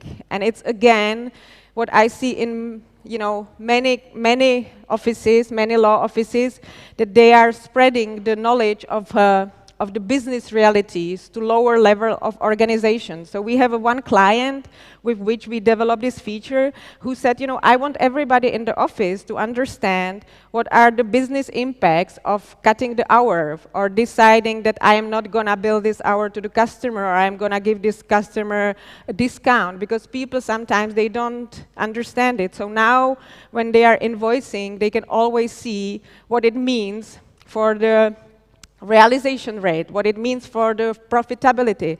So it's numbers and it's facts that are already there, but we are just taking them and showing them to people who can then decide differently. So they don't learn this 3 months after, okay, I should have done it differently, but while they are making their decision, they already have the business numbers to base their decision on. And I think this is also what we see in many more companies, that they are allowing even like young lawyers to understand the business. Another thing is like a knowledge sharing revival. I think I never had, in my years in single case, I didn't have that many discussion about knowledge base as I had these couple of last months when people suddenly start looking for efficiency, for optimization, for also, how can we work together when everybody is in a different city or a different home. And knowledge base, everybody wants a knowledge base. Lots of companies have a knowledge base, but not many people use it because it's lots of work. And here I think it makes sense to have a look at what the technologies at the moment offer, because with the current technologies, I think the knowledge base can have some kind of resurrection.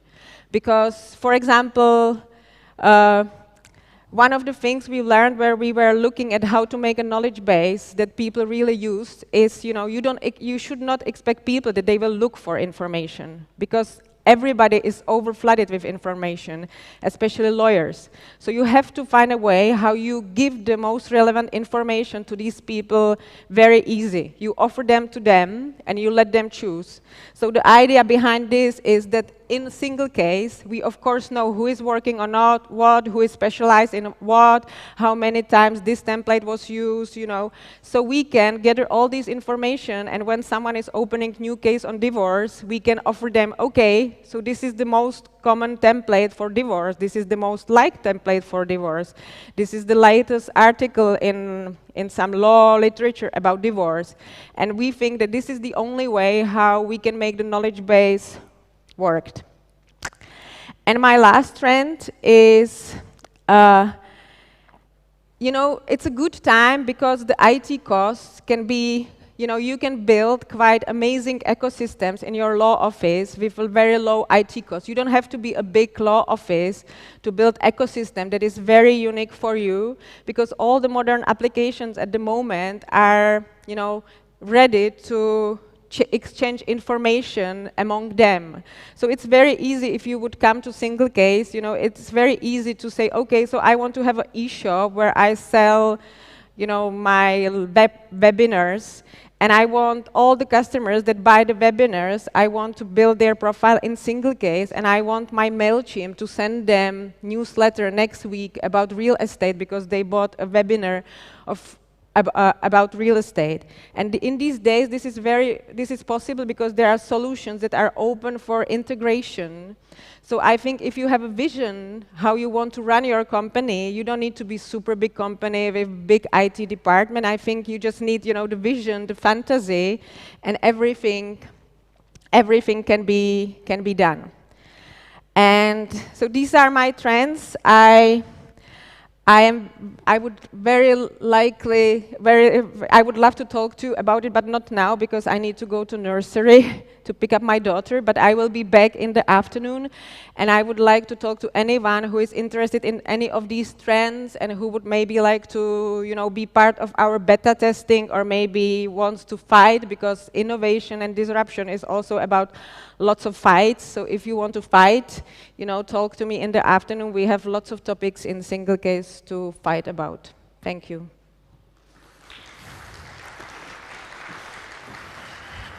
Thank you, Lucie. I have just a quick question. From all of these trends you just presented, which one is your most favorite one, and which one is the least favorite one? So, you know, I come from media, so for me the knowledge base and how you better work with your information is where I think is the hidden potential of many law offices. So for me this is something, you know, I care the most, because I see, you know, so many knowledge that is lost every day, and it's been, you know, created again and again. So I think that would be, you know, my favorite. Thank you. I know you have to run to a nursery. Maybe next time you can tell us about work-life balance. And thank you for your time. Lucie Tvarůžková. Thank you. And now it's time to say hi via YouTube to all of our friends from Clifford Chats, London. My email is almost spammed with your emails trying to connect and trying to be online with us. This is the right time, because the next speaker is, from my point of view, true innovator, innovator by heart, someone from Clifford Chance, Prague, Mr. Michal Jašek.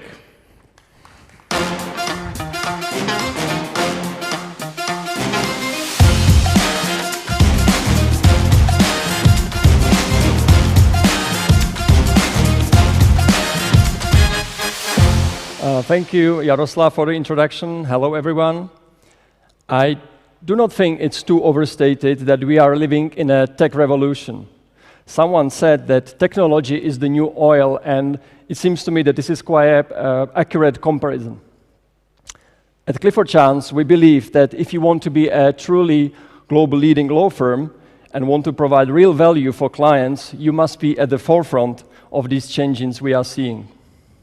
That's why we created the cross-border, cross-sector practice called CC Tech Group, of which I'm a proud and a keen member for a few years now. However, it's not sufficient to be the best, to be able to provide the best advice on complex and transformative legal matters. To provide the greatest possible value for clients, we think law firms must constantly be able to improve the way they operate, including the use of technology and constant innovation. In the next 15 minutes or so, I will discuss with my colleague April Brousseau what are the key considerations for the development of an innovation strategy and how we approach it at Clifford Chance. Ladies and gentlemen, please meet April. Hi, April. Hi. April is the global lead of CC Create and Innovation, which is an ecosystem where clients, leading thinkers, and our own legal and technology teams come together to share, develop, new ideas that will shape the legal sector. April is an experienced lawyer who dedicated many of her years in the career for transformation on global law firms through roles in innovation, technology, business change, risk and knowledge. Disruption and technology in the legal industry is not only her job, it's her passion as well. April, I'll start with the first question. Do firms actually really need their own strategy for innovation? Can they just buy what they see on the market as the latest available technology or copy their peers when they see something works really well? What do you think? I think it's a really good question and one that not enough people consider. So I often in my roles hear things like, just do it. I want to buy it. I just want to do it. And when you end up with sort of a scattergun approach to innovation, you also end up often disappointing your stakeholders and losing any goodwill that you might have had. So all of the people who work in this industry, I'm sure, will have heard the what is your job anyways? Like, what does it mean to innovate? And I think to keep people on side, they need to know what you're doing and they need to believe in it. And on that basis, you really need to start with what does your company believe in? So your innovation strategy is critical because it needs to be tied back to the business's objectives. Innovation for the sake of innovation or for marketing that you're innovative doesn't take you very far. It might get you lots of likes on LinkedIn, but if it doesn't deliver real value to your own business, then you will lose your stakeholder support and investment. So at Clifford Chance, we've been quite careful in planning our strategy around innovation. We started really clearly with a single strand. We now have 3, and we tie each of our strands back to the business's vision. So the business's vision is to be the law firm of the future for the clients of the future. And we started originally with a program that we called Best Delivery. And what it did was we listened to clients and we understood that what they wanted was to see efficiency and value to them. So we developed the Best Delivery program and we did it incrementally. The Best Delivery program looks at process improvement, change management, project management.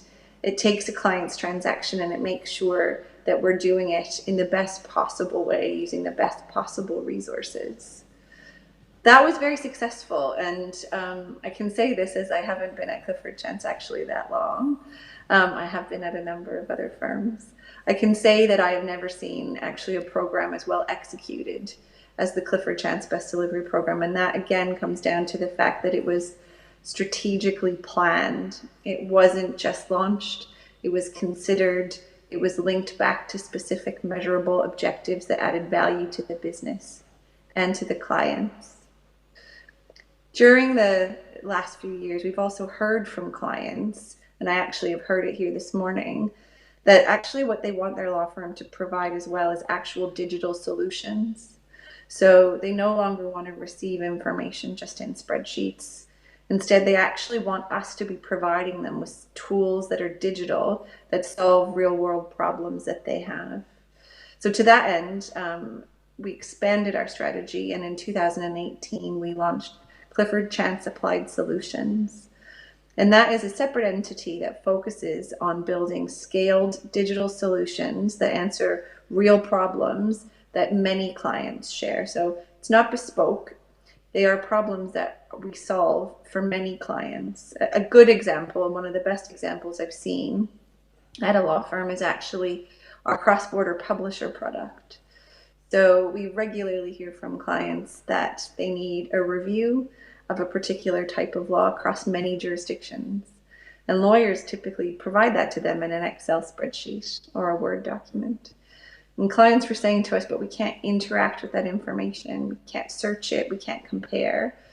And so Clifford Chance Applied Solutions took this problem on, and they released a product which we call Cross-Border Publisher. Currently, the topic available that we focused on first is data protection. And what it does is it allows clients to access information about data protection regulations across multiple jurisdictions that they can see and search and compare. And so again, we're tying back the activities of our innovation program to real problems and real objectives that are part of a strategy. The third part of the strategy is create, which is the function that I lead. So create is something that's a little bit harder to explain actually, because it's more like an umbrella function. It coordinates the activities between best delivery and applied solutions to make sure that they're not doing things right, that they're doing the right things with the right resources. So always bringing it back to the strategy and the objectives. But the firm has also acknowledged that there needs to be something more, that we need to be looking to the future, to disruption.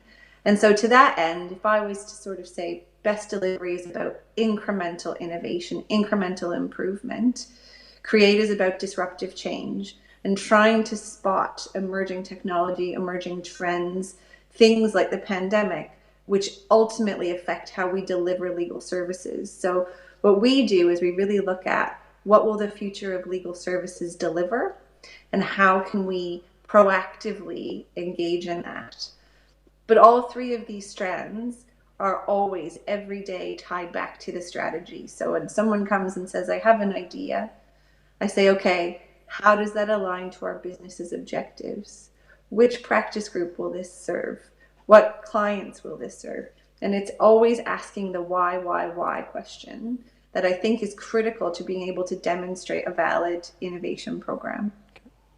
Okay, thank you. You actually already answered my second question. How does one start building innovation strategy? What are the do's and don'ts? So I just move directly to to my last questions. So if you should focus on what do you consider to be really the key consideration for executing that innovation strategy that every firm should keep in mind? You know, what are the few key considerations you would highlight? Sorry, I jumped the question. I think one of the key things is to build relationships.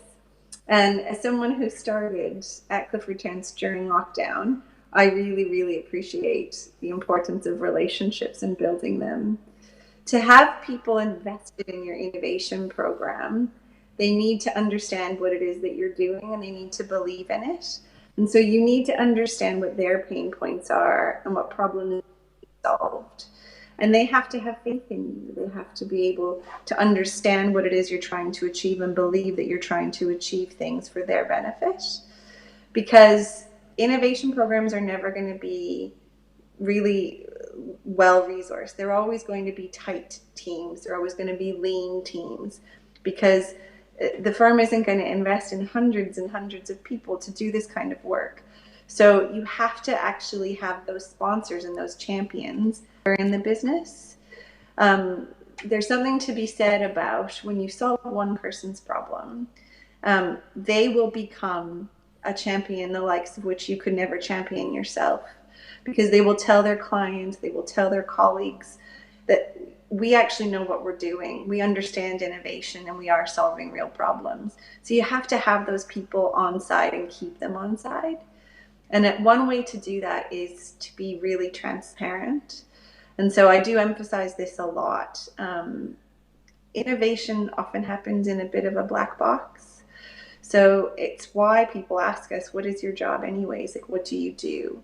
Because it's easy for us to get caught up in developing new solutions, talking to clients, but you have to keep that work really transparent. And not only your successes, but you need to also expose your failures and the lessons that you learn from those things. It's the old adage to fail fast, but to fail well. And learn from your mistakes, but be really transparent to people about what it is you're doing, where you're seeing problems, where you're solving those problems, and where you need some help. And then I think the third thing, which is also really important, is to be realistic. So people who work with me know that I assess all of our problems when they come in by criteria, which I call DVF: desirability, viability, and feasibility. Desirability is about who wants the solution. Viability is about how does it align to our strategy. And feasibility is being objective and looking at, can we solve this problem? Is this something that we're actually capable of doing? And should we be doing it? I mean, we are a law firm. We're not a tech startup. You know, we are not a Thomson Reuters. We are a law firm, and we have expertise, and we should leverage that expertise, but also seek out partnerships with people who have other expertise. It's not for us to solve every problem, but it is for us to look at every problem. If you take on something that's too big and you try to solve it, you will fail.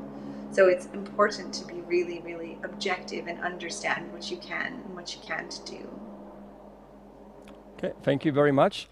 We are slowly running out of time, so we don't have too much time to give a lot of practical examples of the best delivery strategy, what does encompass, what are the elements, or examples of Clifford Chance Create. But maybe in the last 2 minutes and a half, I leave it up to you if you could select one practical example of either a best delivery outcome or a Clifford Chance Create project that you would like to highlight and mention, so that we have some practical example. I actually have one kind of ties two of those together, and it happened during the COVID crisis, actually. At the beginning, there was a global legal hackathon that we became involved in through one of our external partnerships. So we engage really closely with Barclays Eagle Labs that focuses on startups in legal tech. And working together with them and some of our other colleagues in other firms, there was a global legal hackathon. And our best delivery team, combined with our legal technology team and our lawyers, participated in that to get e-signatures across the line in terms of their acceptability, identifying the challenges that clients face and accepting them, and really taking those problems, breaking them apart, and solving them one by one as a collective. Okay, thank you. Nice example. Yeah, thank you. Sorry, there's a bit of a delay. So. No, you were well. Thank you, April. Okay. Thank you, Jaroslav. Thank you. So how was it to being a host? I think you did a great job. So next year I'm sitting there and you're hosting. Thank you for the inspiration, Michal Jašek. Thank you, thank you. Thank you to April. Oh, he's not there. And now we have last piece of the second part of Legito Legal Disruptors. Finally, we are using these beautiful 4 chairs, but 2 chairs will be used virtually and 2 chairs physically, which is probably the most difficult technical segment of this day's conference. So hopefully everything will work well. Please welcome Roman Kaczynski and Nicola Bátrlová.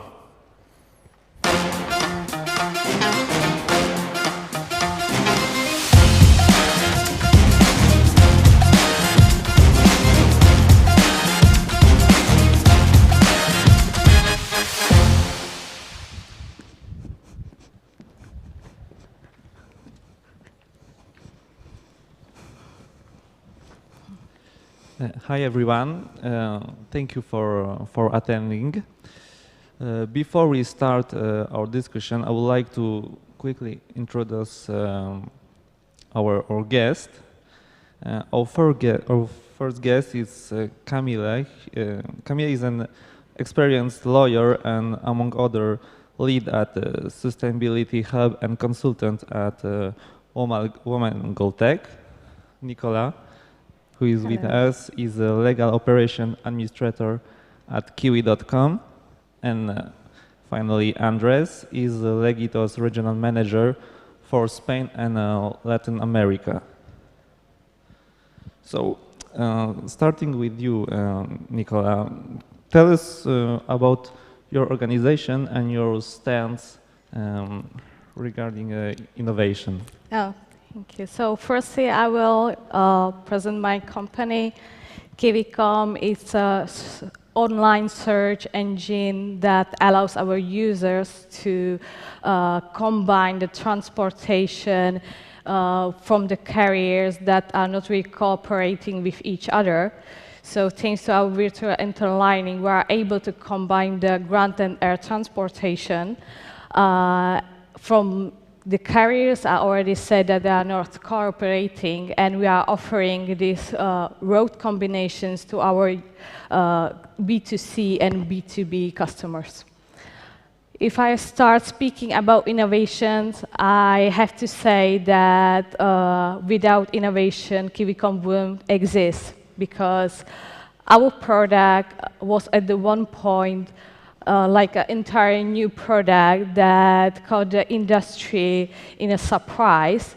But we have competitors that are keeping catching up. So if you want to stay on the edge in this industry, we have to do still the improvement on both sides, like the product itself, but also in our internal system and processes that supported our product. Thank you very much. Kamile, are you with us? Can you tell us about your organization?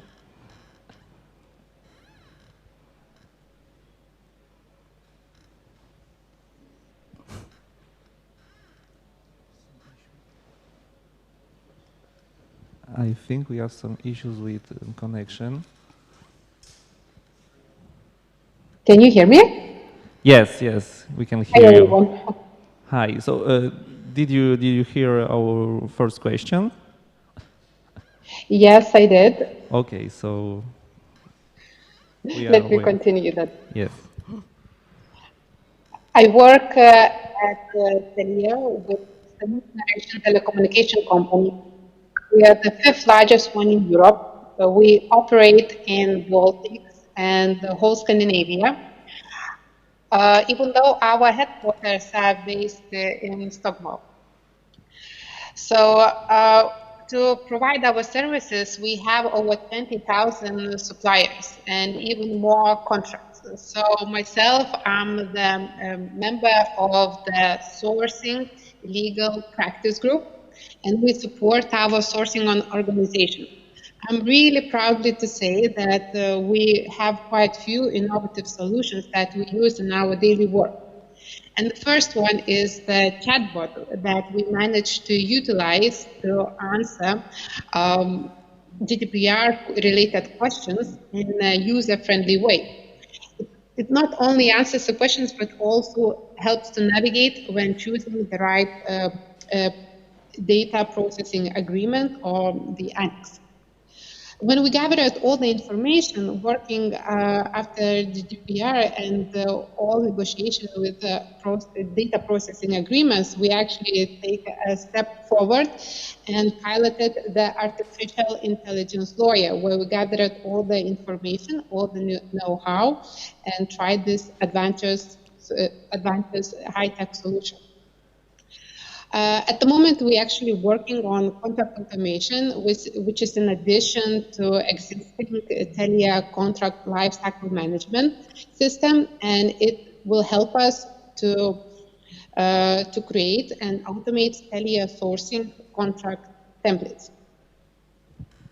Thank you very much. Then Andreas, who is joining us from Colombia. Can you tell us more about your case?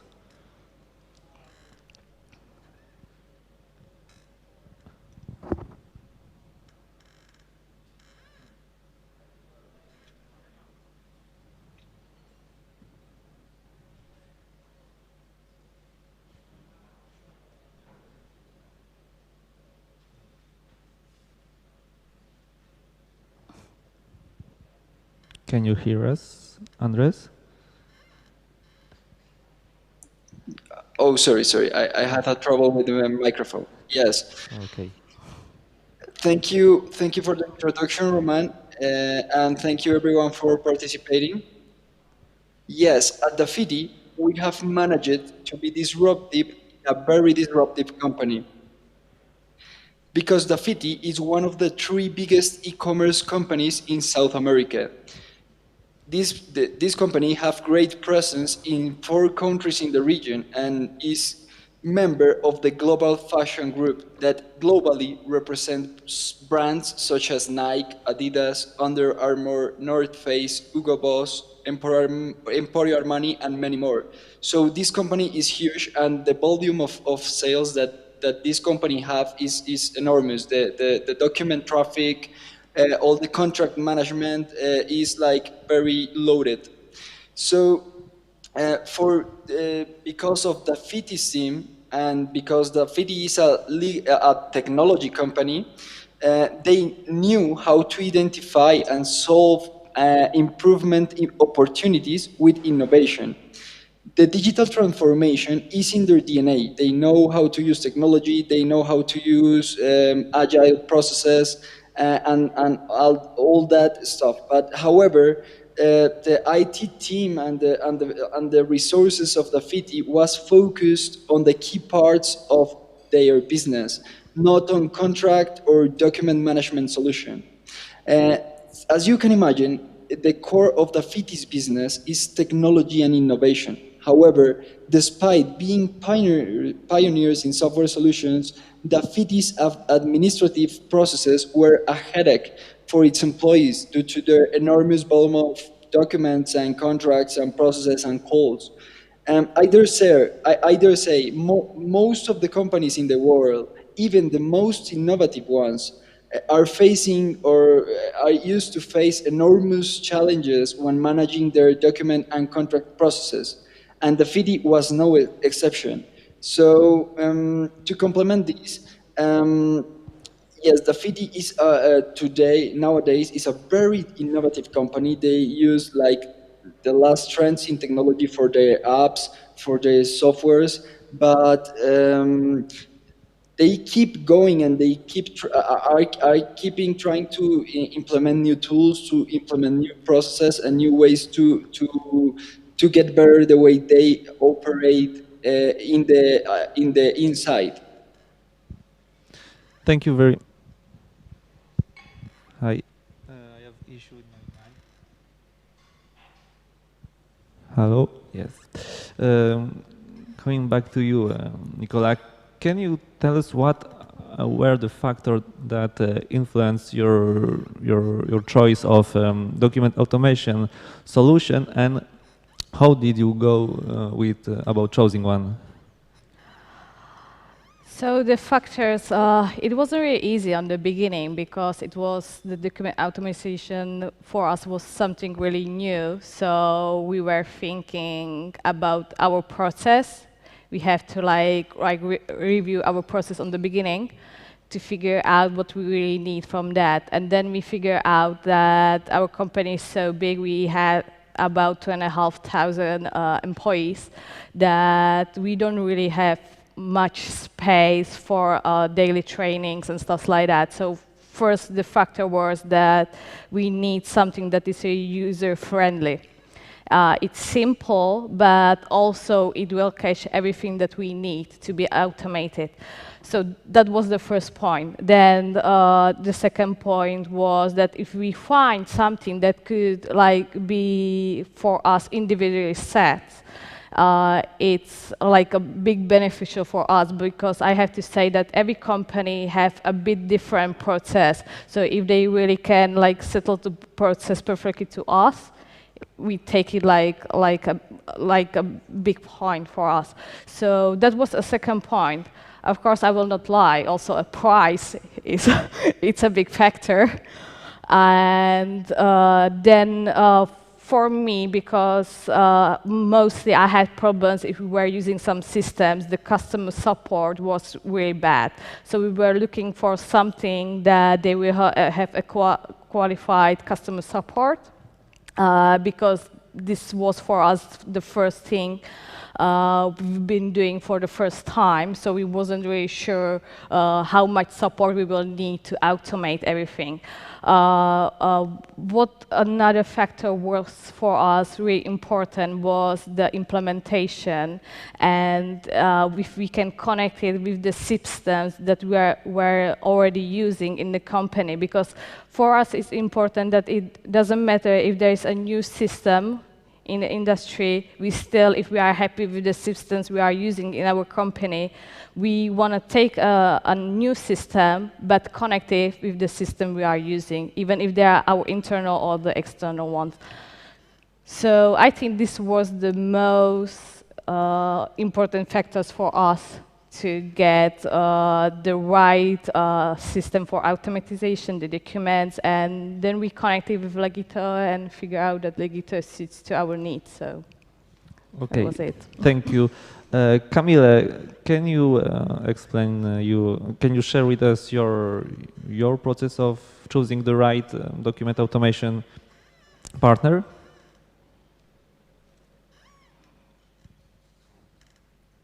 To start thinking about the legal services, we have to think about key ingredients, which is the people that you have in your team, the technology that is available in the market, and how the processes are working in your company.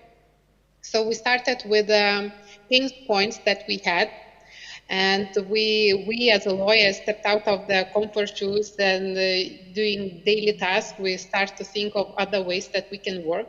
We listen to our stakeholders, our sourcing managers that are working every day with many contracts, and we start looking for the best technology solutions that would suit our needs. And we had really interesting research period in 2019, the summer and autumn of legal tech, where we looked into the market for the various solutions, starting with the ones that are integration into Word or PDF documents, and ending by the software platforms, which are automating and generating the contracts. The other thing was that we considered how much our team would be involved. Just from the starting point, do we want a solution that would give us everything on the plate and everything ready, or do we want to really get involved?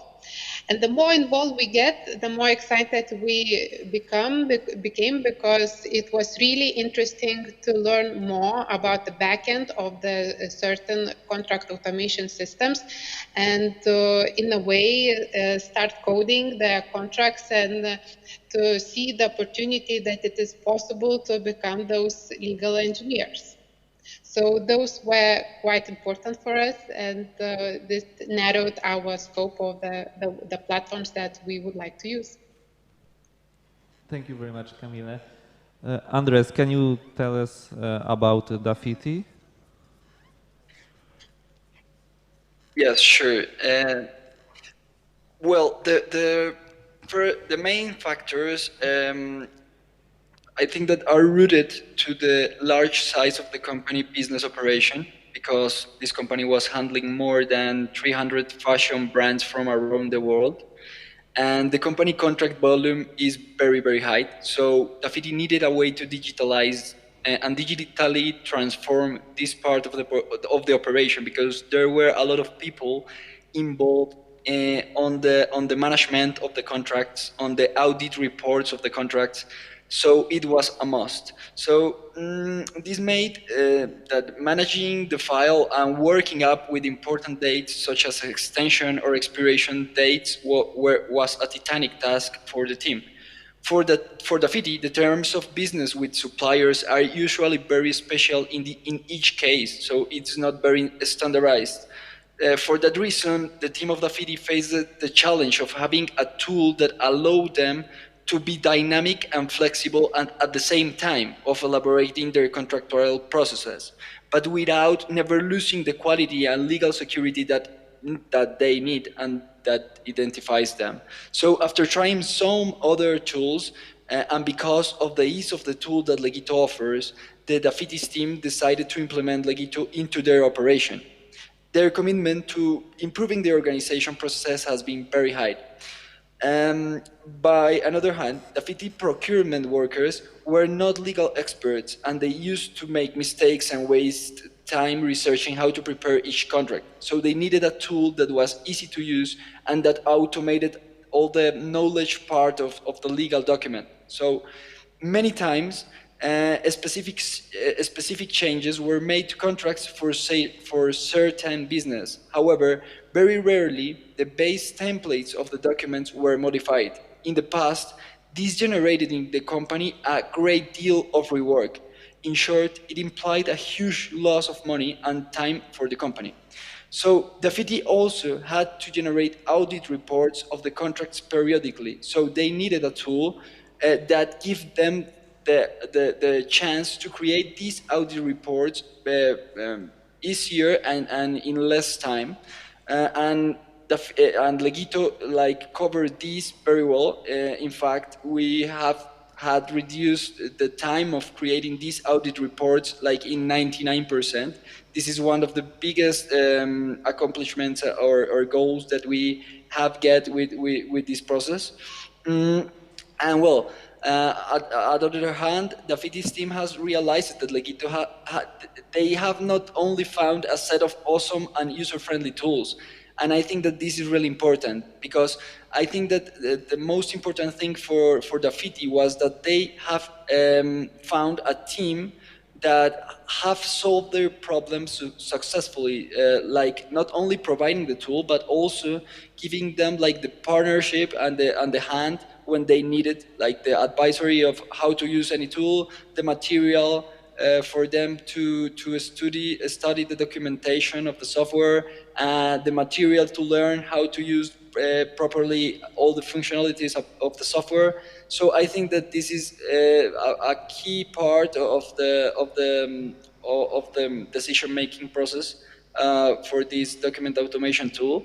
So well, I think that this was, in fact, the key part of the process, that Legito was very close in the implementation process. So this had allowed us to successfully implement a document and contract automation and management solution, exceeding the expectation of the client.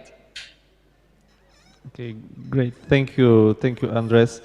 Nicola, can you tell us, can you give us some data about the documents and processes that were automated at Kiwi.com? We started to automate the most used templates like NDAs, that I think is the most common ones in every company. Then the DPAs, agreement provision of services. These are the most common contracts that are used in our company.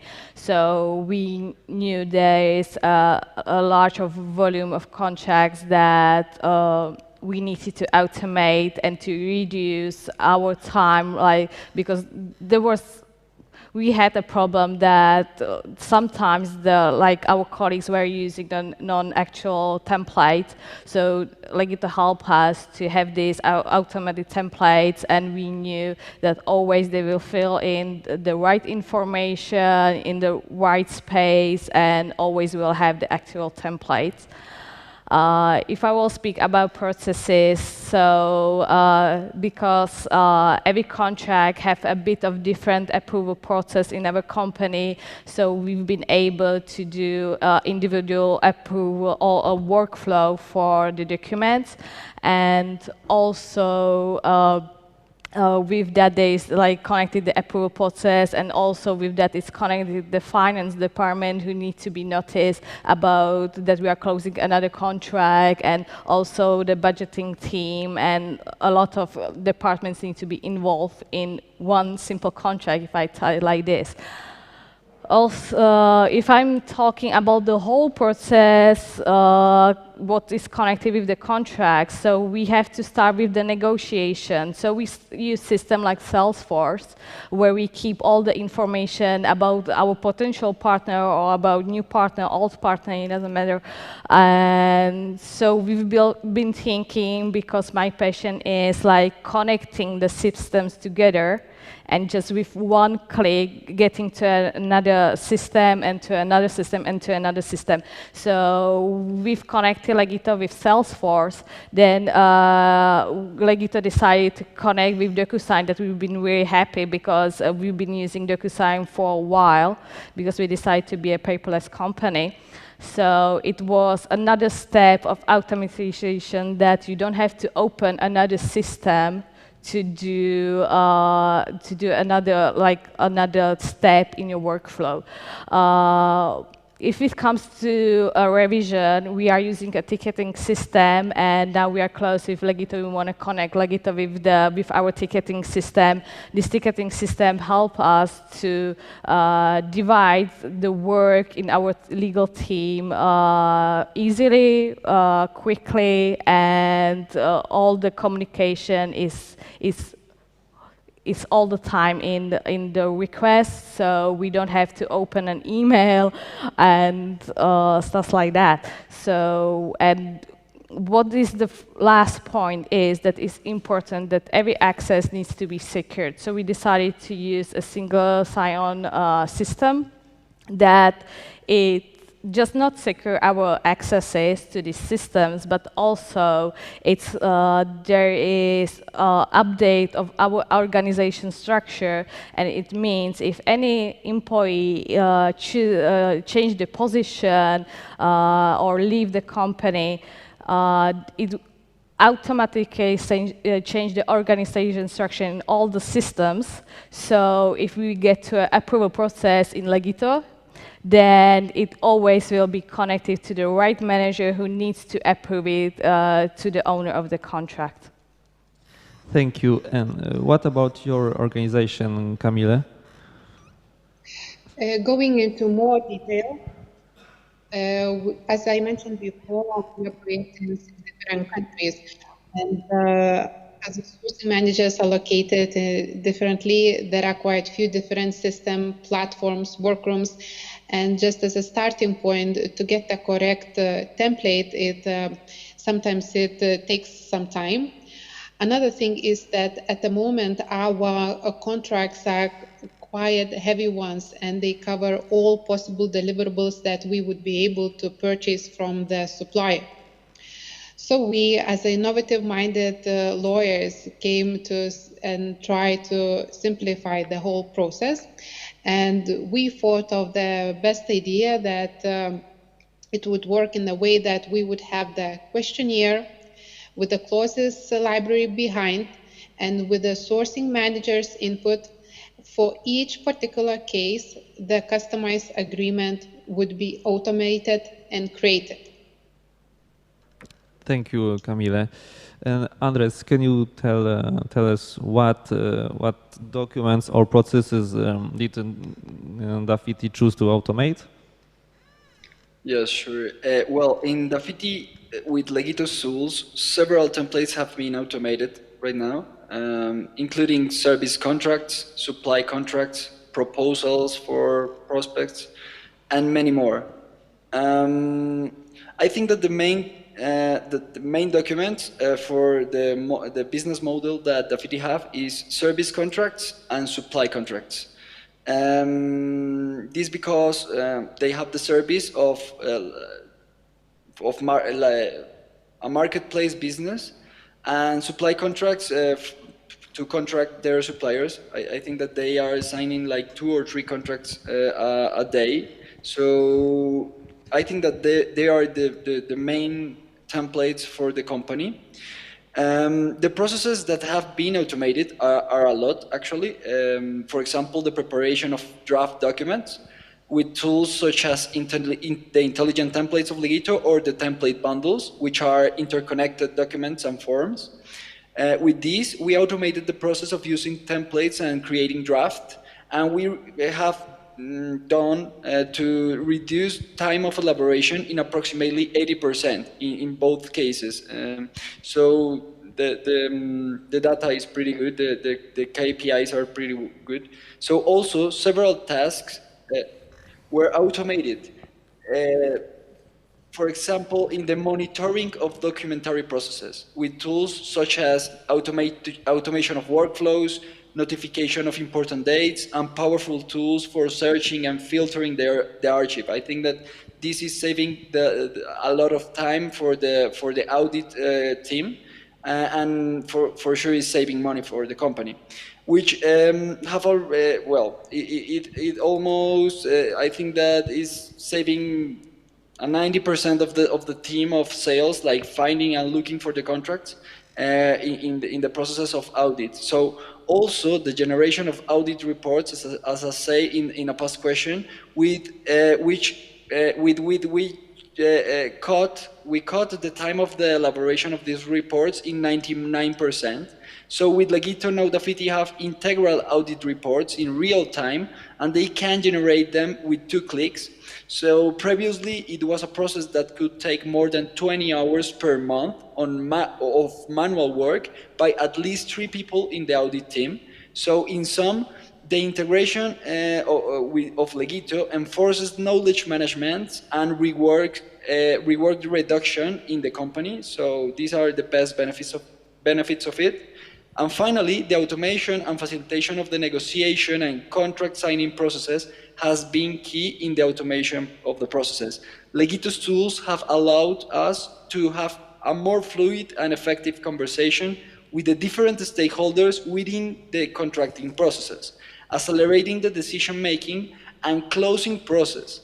So it is no longer necessary to print, send, sign, correct, and repeat the process numerous times to close the deals and to sign each contract, because tools as the functionality of external sharing of documents or electronic signatures have generated a very large positive impact of these processes.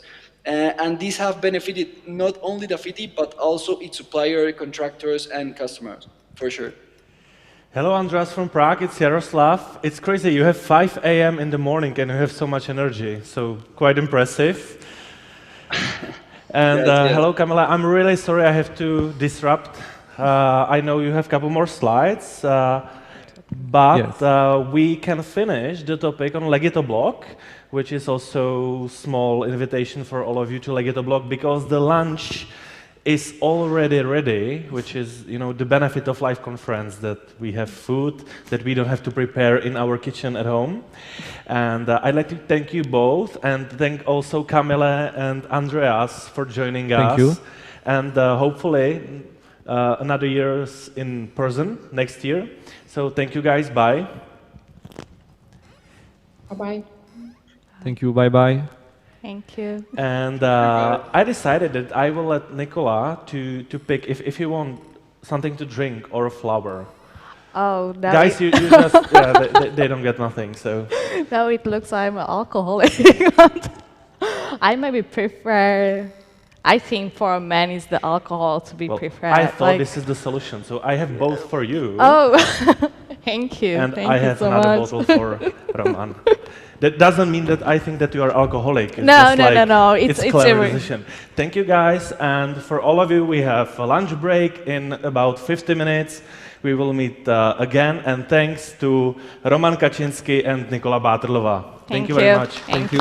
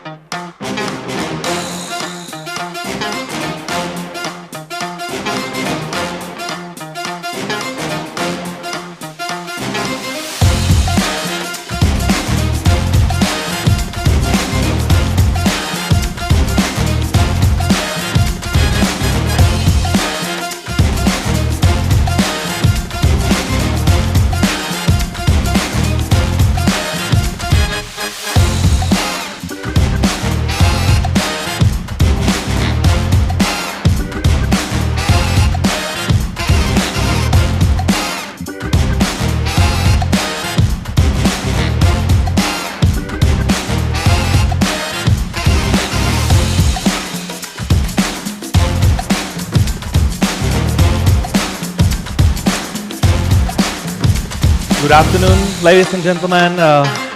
First of all, we are sorry that we had to cut your lunch a little bit, but you know, the streaming is the king and we have to stream on time, or at least on time.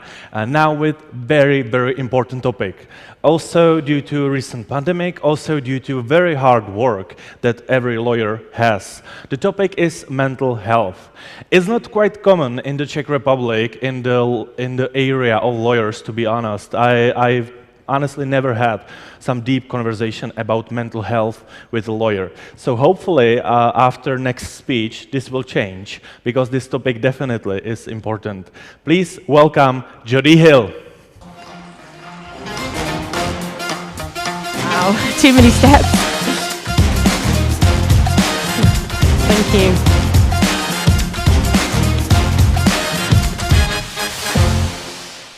Hi everyone.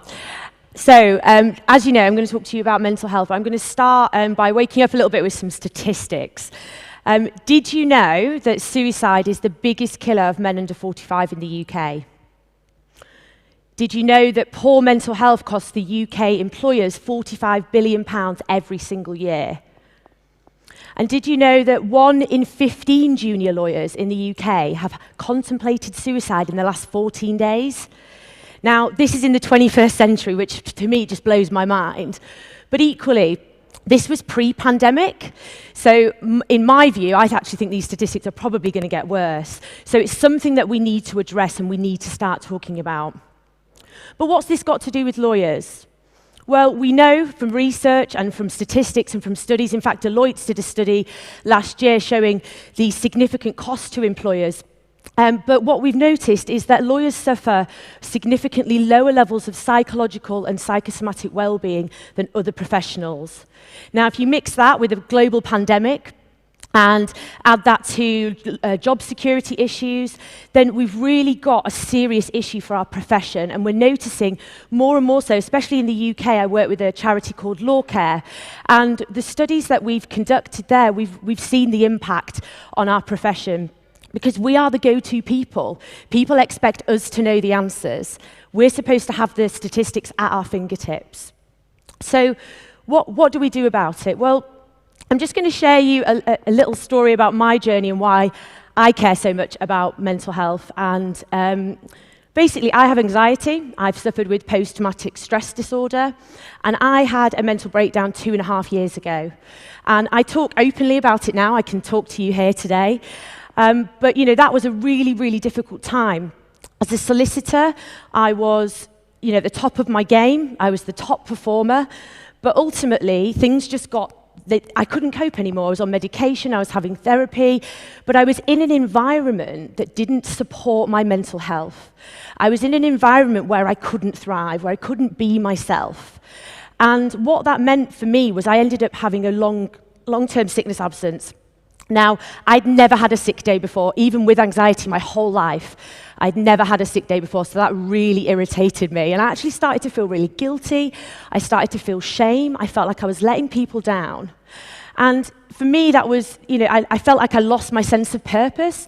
Being a solicitor and actually being able to support people and to help them gave me a sense of purpose. It actually helped me stay mentally well. So when I became too unwell, I decided that actually the best thing for me was to leave that job, because the environment that I was going to go back to could potentially trigger another breakdown. And that was an incredibly difficult decision. You know, I've trained my entire life to be a solicitor. I was in a great firm. But ultimately, I had to put my health first, and I had to leave the environment that was causing some of the decline. So I took the view that leaving would help my recovery, and actually it did. I started to get better quite quickly once I knew I didn't have to go back there. So that was one thing. The other was that I engaged with therapy, and I spoke quite openly about it publicly and with my family, and gradually started to feel as though I could work again. But my issue was I couldn't find anywhere to go and work where they actually put mental health at the top of the agenda. I didn't want to go back into another melting pot like I'd just been in. So in a moment of madness, I decided to set up my own firm and create an environment that's positive for mental health, that has diversity and inclusion at the top of agendas for businesses and supports individuals when they actually do have a problem. So I'm very open with my team about my own anxieties. I can't believe I'm stood here talking to loads of people. If you'd have told me that 2 years ago, I definitely would not have believed you.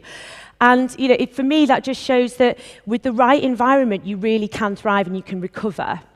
So it's important for businesses and law firms to create that environment, to have that as part of their culture. So when Thrive was born, we ended up winning loads of awards for all the work that we've been doing. And actually, that was within a year, and we've just been shortlisted again for the Law Society Excellence Awards for diversity and inclusion for the work that we're doing. And we've now been, if anyone knows the Solicitors Regulation Authority, that's the UK regulatory body for solicitors.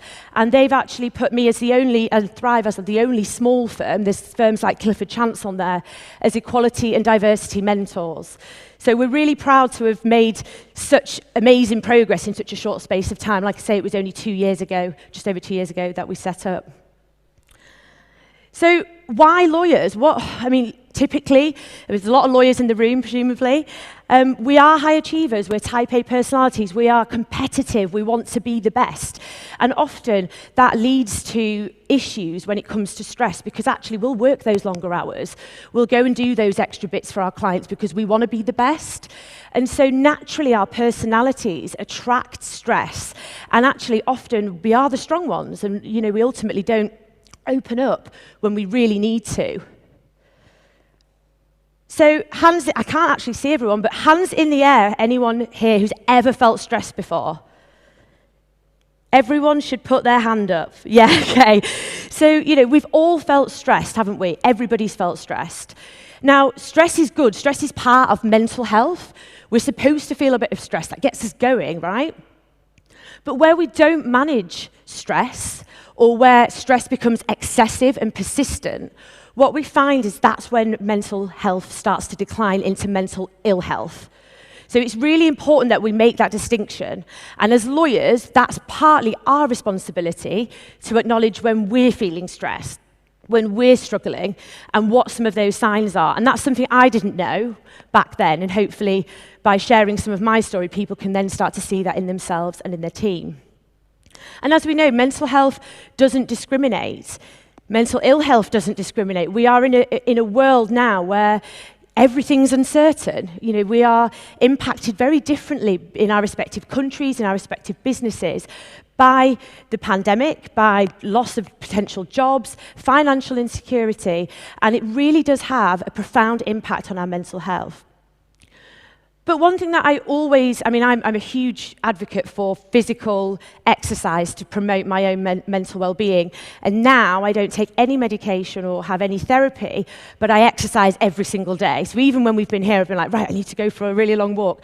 And that for me works. So it's finding something that works for you, that works for your team if you are encouraging them to promote self-care and positive well-being. So we all know about the benefits of obviously exercising and physical health, and we all are very conscious to look after our physical health, aren't we? That's something that, you know, we all know how to do. But what about our mental health? How about if I call it brain health? You know, we as lawyers use our brains as tools. That is how we do our job. We need our brains to be at optimum performance for us to thrive in the workplace and for us to deliver for our clients. So if we reframe this as brain health, surely that should put it right to the top of the agenda. So I've talked briefly about some of the triggers, and I know for many individuals, not just in the UK, but across the globe, we've seen so many triggers from coronavirus and lockdown. In fact, I think today the UK is going into a second lockdown, I hear on the grapevine. Yay. So, you know, there are all of these uncertainties. We're all being asked to work from home again. These all cause significant problems for people's mental health. And a lot of the time, it isn't what happens at work. It could be that someone's lost a loved one, that they've got to care for their children or their elderly parents. They might have lack of sleep because of a baby. There's so many different things that we as employers don't always know because we're not actually seeing the personal impact on people's mental health. And on Twitter last week, it was only, I think there was a couple of different organisations actually tweeting about the fact that this is called the other epidemic. And it's because right now, this is a huge problem. We're losing so many people to suicide. We are not talking about mental health as much as we should do, and it's getting lost behind this global pandemic that we're in. So it's something that we really need to bring to the forefront of business agenda and our own minds. So what have I been doing about it? Well, I set up a petition. When I launched Thrive Law, I decided that launching a firm and creating an environment for me is probably a bit selfish, so that was only for me. So how am I going to help other people? And I took the view that the only way to help other people was to get the government to support businesses and to get them to basically support them with mental health risk assessments. I'll just explain a little bit what I mean by that, 'cause most people I speak to in the UK have never heard about these. But in the UK, it's mandatory to conduct a stress risk assessment. It's not mandatory to do a mental health or well-being risk assessment. And as I said before, some stress is good, but the stress risk assessments don't cover the more holistic side of being mentally unwell at work, like all the personal stuff and all the other things. It only focuses on the stress in the role. So in my view, that's not sufficient enough for us as employers to fully understand exactly how we can support our staff. So what I'm calling on the UK government to do is to effectively support businesses in two ways. The first way is to support businesses using technology to access all of the resources that they have in the organisation. So that risk assessment will effectively identify if you have any EAP programs, counselling, whatever resources you as a business have, doing an annual assessment on who's using it, is it working, do people know where to get that? You know, we're working in a different remote world now. So do your staff know how to access those resources that you might have in place, and are they even using them? So this annual risk assessment will bring it to the top of the agenda, and what we want the UK government to do is basically support with that process, because most businesses do care, but quite frankly, they don't know where to start. The second thing that I want the UK government to do is to support employers in assessing individuals, so assessing that individual risk. What adjustments can they put in place? In the UK, disability could be something like anxiety or depression. So we're protected under the Equality Act. And what that means in the UK is that we actually have an obligation as employers to put things in place to avoid discrimination claims. But we also have the human angle of actually caring for our staff. We know that the key to every successful business is in looking after the people. So by combining these two approaches, I believe that we can really start to understand this and support the needs of our individuals in our workplace. So we'll see where we get with it. We've got a few signatures on there. So in terms of the tech that we use, I'm not going to go into loads of detail about the tech, because you guys will all have the bits that you use. But one thing that we found was really difficult when we were in lockdown was the fact that we didn't have that office communication. When we're talking about a case, we couldn't chat about a case. We couldn't have the same conversations that you just had by the water cooler in the office. And that was actually proving quite difficult, because it meant that we were increasing the use of emails. It meant that we were increasing the amount of time on the phone. And so we were being less productive. So we spotted that relatively quickly. And we actually decided unconventionally to use WhatsApp and use voice notes. And what I did was, rather than just assuming what my staff needed, I asked them the question. My staff were all relatively junior and they needed some support from me, but I couldn't be on the phone to them 12 hours a day. So we had to find something that fit for us. So, you know, ask your team, how do they want to be communicated with? How often? Some of my team don't want to be on video calls every day. Death by Zoom calls. No one wants to be on a Zoom call every day. So find other methods of communication, and it can really support mental well-being of your team, because not only do they feel like you've heard what they need, but you're communicating with them in a way that's positive to their mental health. I personally don't like being on a video call all day. I'm not used to being behind a desk all day. So for me, that was something I voiced to my team, and actually they agreed with me. So we decided we'll only do video calls once a week. So one of the other ways that we used tech was for our own mental health risk assessments. We found a company, and by the way, I'm not affiliated to any of these companies, it's just who we use. But Champion Health were a company that did mental health risk assessments. I was like, yes, I found some tech that does it. Because, you know, we we at Thrive didn't have the knowledge or the resources to create our own well-being risk assessments using tech. So we tried to find a company who did. And the reason we love Champion Health was that they did a report for the employer telling us exactly what we needed to do, the 3 key areas that we needed to work on as a business to support our staff. So, you know, I always use the analogy that business is as lovely as having a yoga session and free fruit every Friday. How do we know that our staff aren't flexible or already eating enough fruit? You know, you need to, if you're going to spend money on well-being, do it in an area that they really need that support, and actually it'll have a better impact. So it's a better investment for the business. The other thing that we found with Champion Health was they actually gave a report to the individual. So the whole thing is anonymous. So they were really, really open because of the use of tech, which I loved. And it took a lot of time off me. I'm a small business owner. I'm the only director and shareholder. So it was all on me to do all of this. So it took all of that away. And they got an individual report. Now, that report was so helpful because it gave the employee a personal, bespoke report on what they need to do to support their own well-being. And I love that. I love that shift in the onus of the responsibility. You know, you've got to have some from the employer, but also we have our own obligations and responsibilities to look after our mental well-being. And finally, I'm going ahead. And finally, we created our own well-being platform during lockdown called Thrive Wellbeing.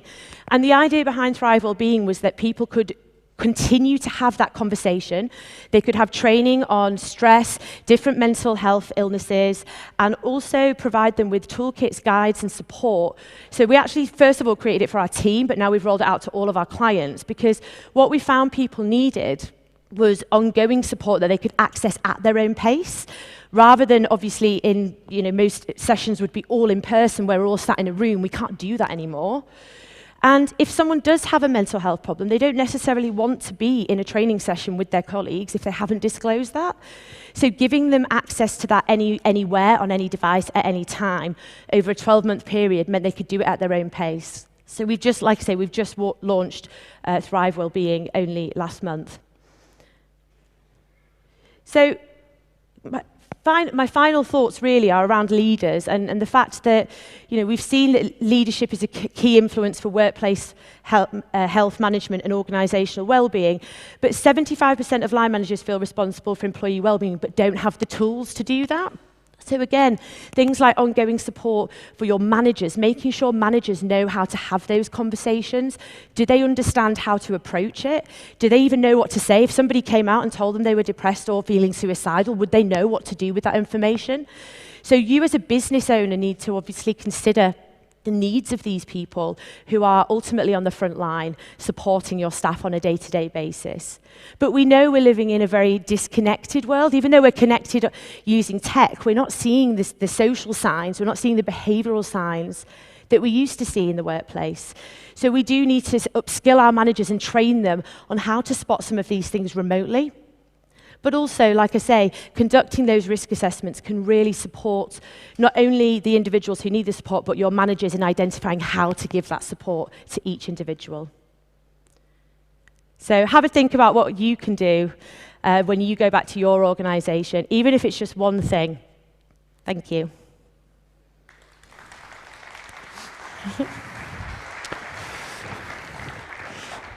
Thank you very much.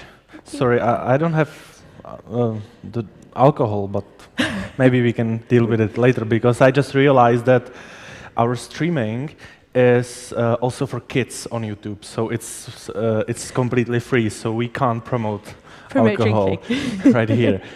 Just one quick question: how is that possible that in your part of UK, I mean Manchester, Leeds, yeah, Liverpool, is so much innovation, like in one space? It's almost unimaginable for me.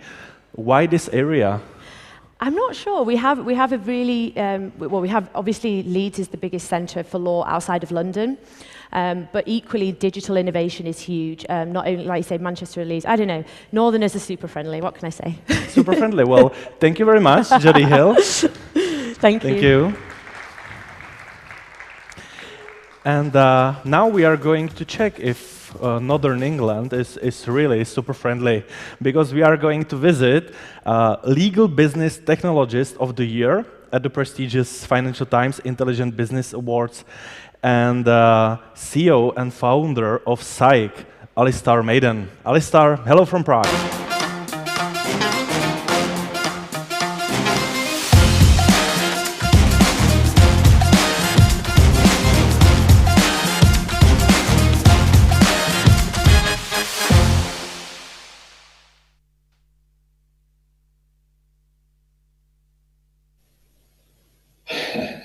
I can see myself on screen, it's very strange. Greetings from Leeds, where everyone is friendly, and it's from one northerner to another. So I'm just going to tell you a little bit about Psych, a little bit about the organisation, and I think some of the opportunities that have been presented by COVID. So my organisation, Psych, we are a legal engineering business. What is that? Well, legal engineering, from my perspective, is the interface between technology and the law. And we think it's really, really important that to implement legal technology like Legito and like all of the other products that you're probably familiar with, it's very important to have a deep understanding of the legal context in which you're operating. So if you're trying to automate an approval process, you need to understand how that approval process works. If you're trying to automate a legal document, likewise, you need to understand the document. So I have, over the past 4 years since founding the business, we've had great enjoyment and success in working with all of these new technologies. And we have, I'm very proud to say that we've now got a team of 75 colleagues operating across the globe in multiple different languages, helping organizations, large organizations typically like HSBC, Unilever, to use 2 examples, to buy and implement legal tech. And we've had a number of very successful projects with Legito that we're very proud of. Why has Psych been successful? Well, as I said, I think it's all to do with understanding the legal background against which we're operating. It allows us to take a lot of the effort from usually very busy corporate legal teams. They can chuck their documents to us. They can tell us the technology that we need to work from. And then with a little bit of practice, we can get away and deliver to them a finished product. And I think that's really important. I think part of the reason that legal technology is obviously doing really well, but I think part of the reason that it's not yet fully mainstream is because organizations have, to a certain extent, assumed that they can just buy it, plug it in, and it works straight away. The difficulty is in matching the technology, which is mostly great, to your organization's individual processes, documents, and idiosyncrasies, and that's that's the area in which we specialize.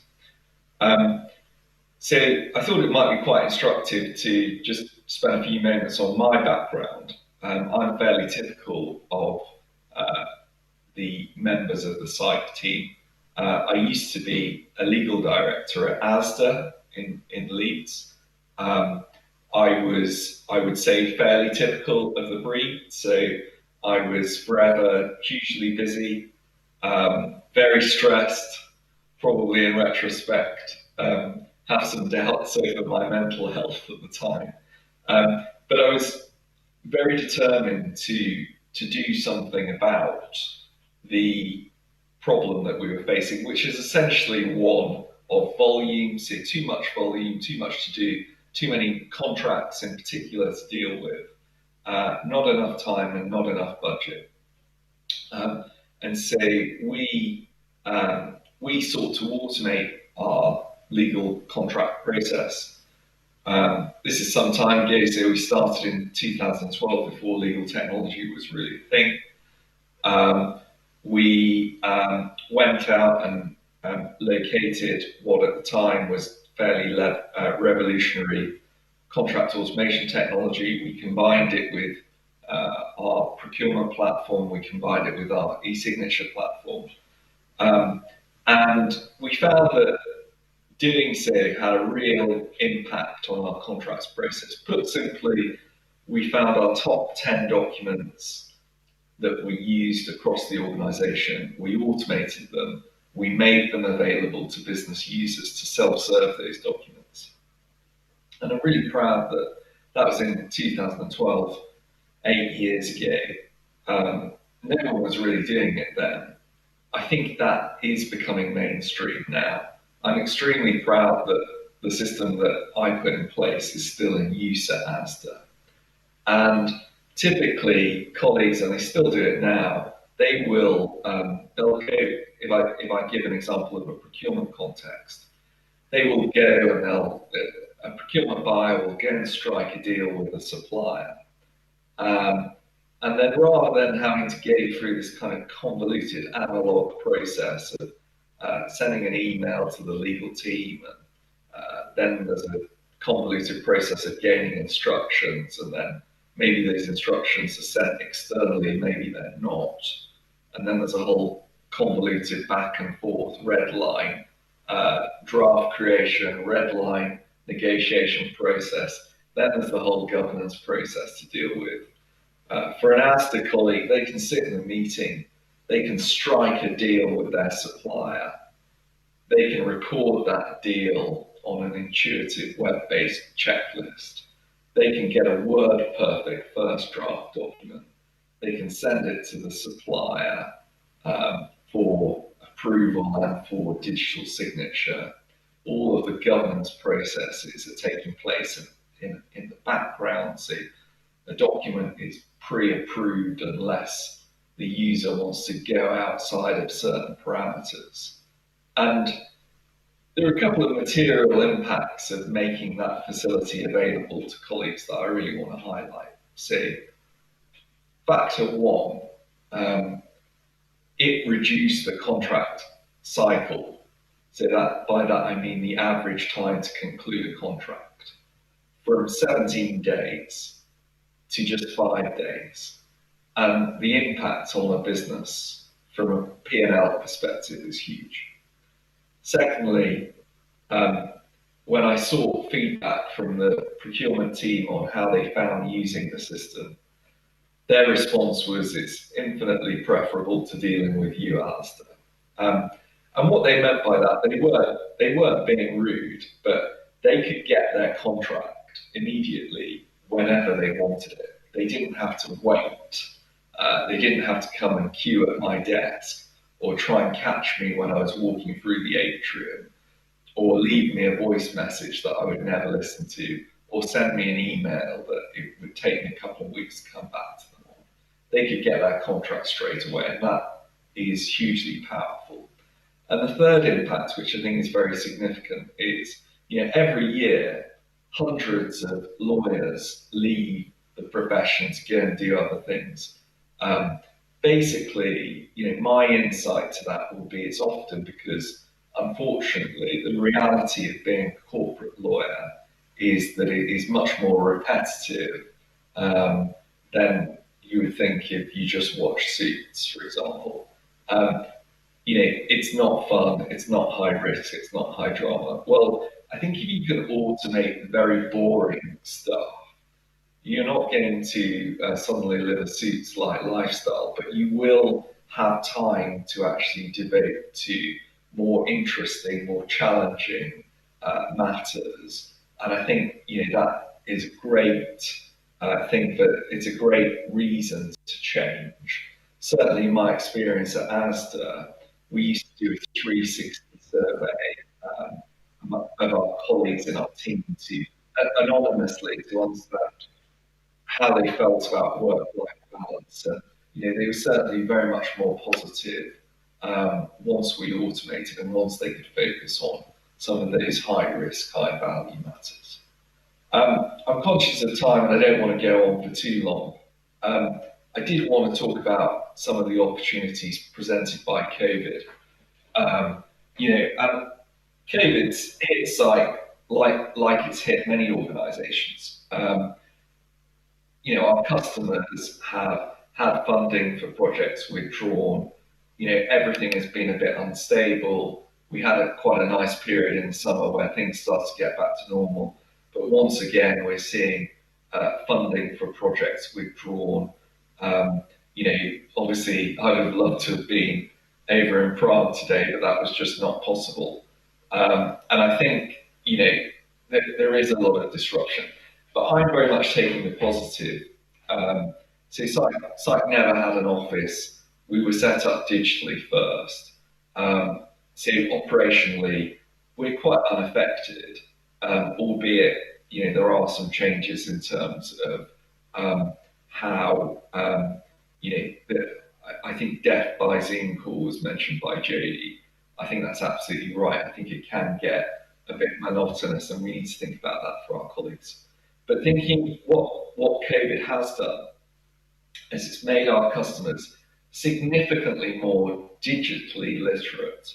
And I think our plan is to leverage that and encourage them on the path towards digitization. And I think the awareness of technologies that can enhance the legal process and the adoption of those technologies and the willingness to change can only be enhanced by COVID. And I think it's going to be with us for some time yet. And so working digitally is going to become habitual, and there is nothing more powerful than habit. And so I'm looking forward to, certainly for the attendees of this conference, Legito, Psych, and all the other organizations working in the legal technology ecosystem. I think it will be a short lull while things will be affected, but I think there's a glorious opportunity for us as we move forward, and I look forward to a bright future for the ecosystem and for legal technology. Thank you. Thank you very much, Alistar. Alistar Maiden, everybody. Alistar, tell me just shortly how to become legal business technologist of the year. Is it like having a workspace also in a space where you can work out? Well, it's very important. I think without the Peloton bike in the background, I wouldn't have got anywhere. So that's a significant motivational factor. I pretty much excluded my weights, my squat machine, and all the other things. I managed to get them out of shot, but the bike's too big, unfortunately. Thank you very much. Have a lovely day, and thank you for joining us. Bye. Thank you, guys. Bye. Well, that was Alistar Maiden from UK, and now is the right time to connect with USA, with one very, very special person. He's basically, if you are from Czech Republic, he's basically running American ePravo, which is like one of the biggest, he was running, sorry, in advance, the biggest legal blog in USA. So he was such an influencer.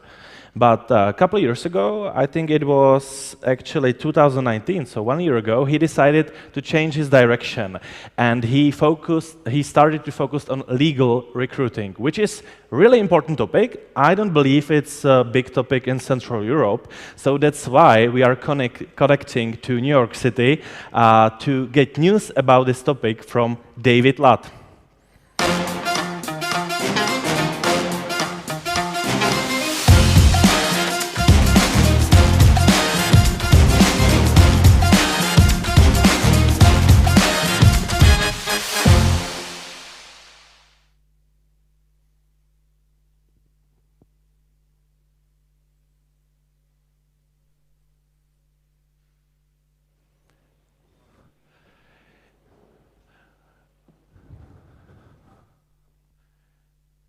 Well, David, I guess you can hear me, so maybe your microphone... Perfect, now. We didn't want it to mute you. We want you to speak freely. So welcome to Prague, and we're happy to have you, and it's your time now.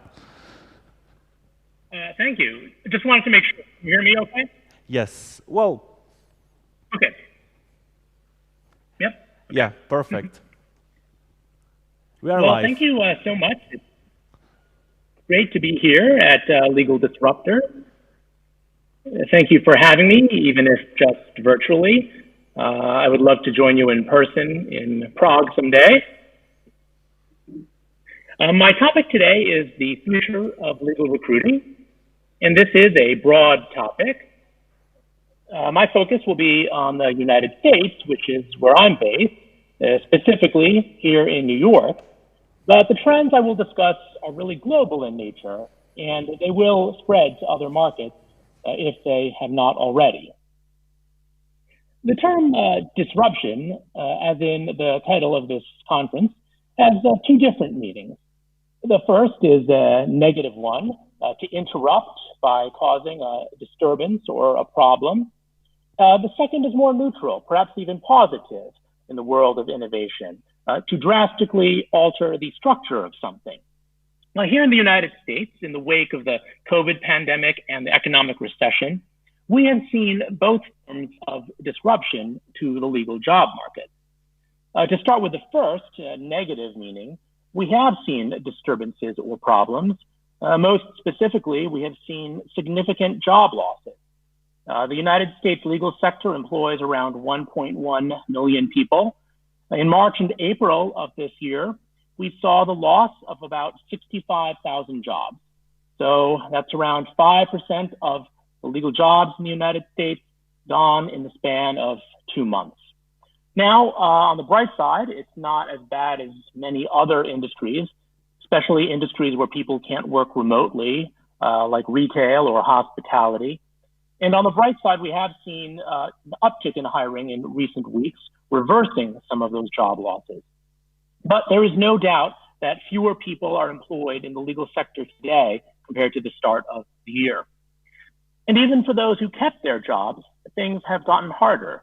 Many large law firms, my focus as a recruiter, to ensure their financial viability, cut the salaries of their lawyers and staff, even if they did not lay them off. The AmLaw 200, the 200 largest law firms in the United States, ranked by revenue, probably about a third instituted some type of cost-saving measure or austerity measure. So they included cuts to salary. Some firms did engage in layoffs. Some employed furloughs, or essentially a temporary layoff.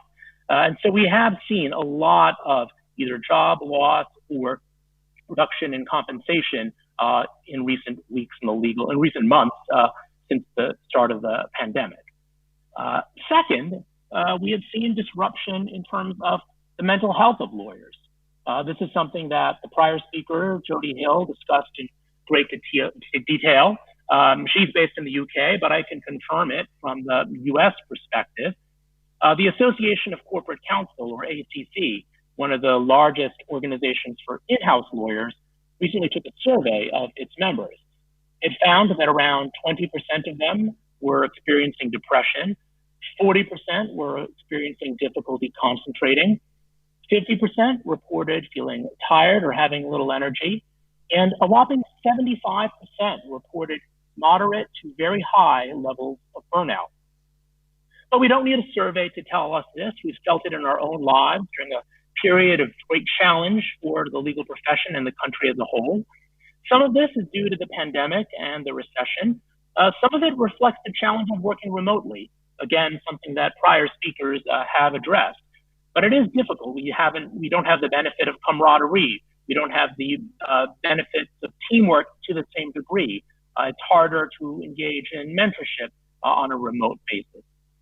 So one question I think that remains open is how and what employers can do to help their employees deal with the stresses of the pandemic and the recession. Now let's turn to the more positive side of disruption, altering the structure of something. This is the sense we refer to when we talk about technology disrupting different industries. And here again, I can think of two changes to the world of legal recruiting and the legal job market. The first is a very good one for the attendees of this conference focused on legal technology, and it is the increased willingness of lawyers to embrace technology. As we all know, lawyers historically haven't been the best at embracing or adapting to new technology. But this year, they've had no choice. They've had to learn how to use video conference tools like Zoom or Teams or Skype because it's the only way that they can have meetings or the only way that they can appear in court. And there are a whole host of other tools as well. For example, Jody, the prior speaker, mentioned Thrive Wellbeing, which is a tool to help people maintain their mental health during this time. So there are a whole host of technologies that lawyers are getting to use. And even after the pandemic is over, they will still retain that knowledge. These technologies have also been affecting the recruiting world as well. Employers right now are interviewing candidates over Zoom and Skype and Teams, and they are even onboarding them. I have one candidate who started work at a law firm in March, and all these months later, he has not yet set foot in their physical offices. So again, this is something that we are going to see a rise in the use of video interviewing. And even after the pandemic ends, and we return to in-person interviewing, which I think everyone agrees is still optimal, it will be nice to have the option of video interviewing to use in specific cases. For example, if a candidate is coming from a different city, if somebody has some type of mobility challenge. So I think that this is something that is a positive change that will stay with us even post-pandemic.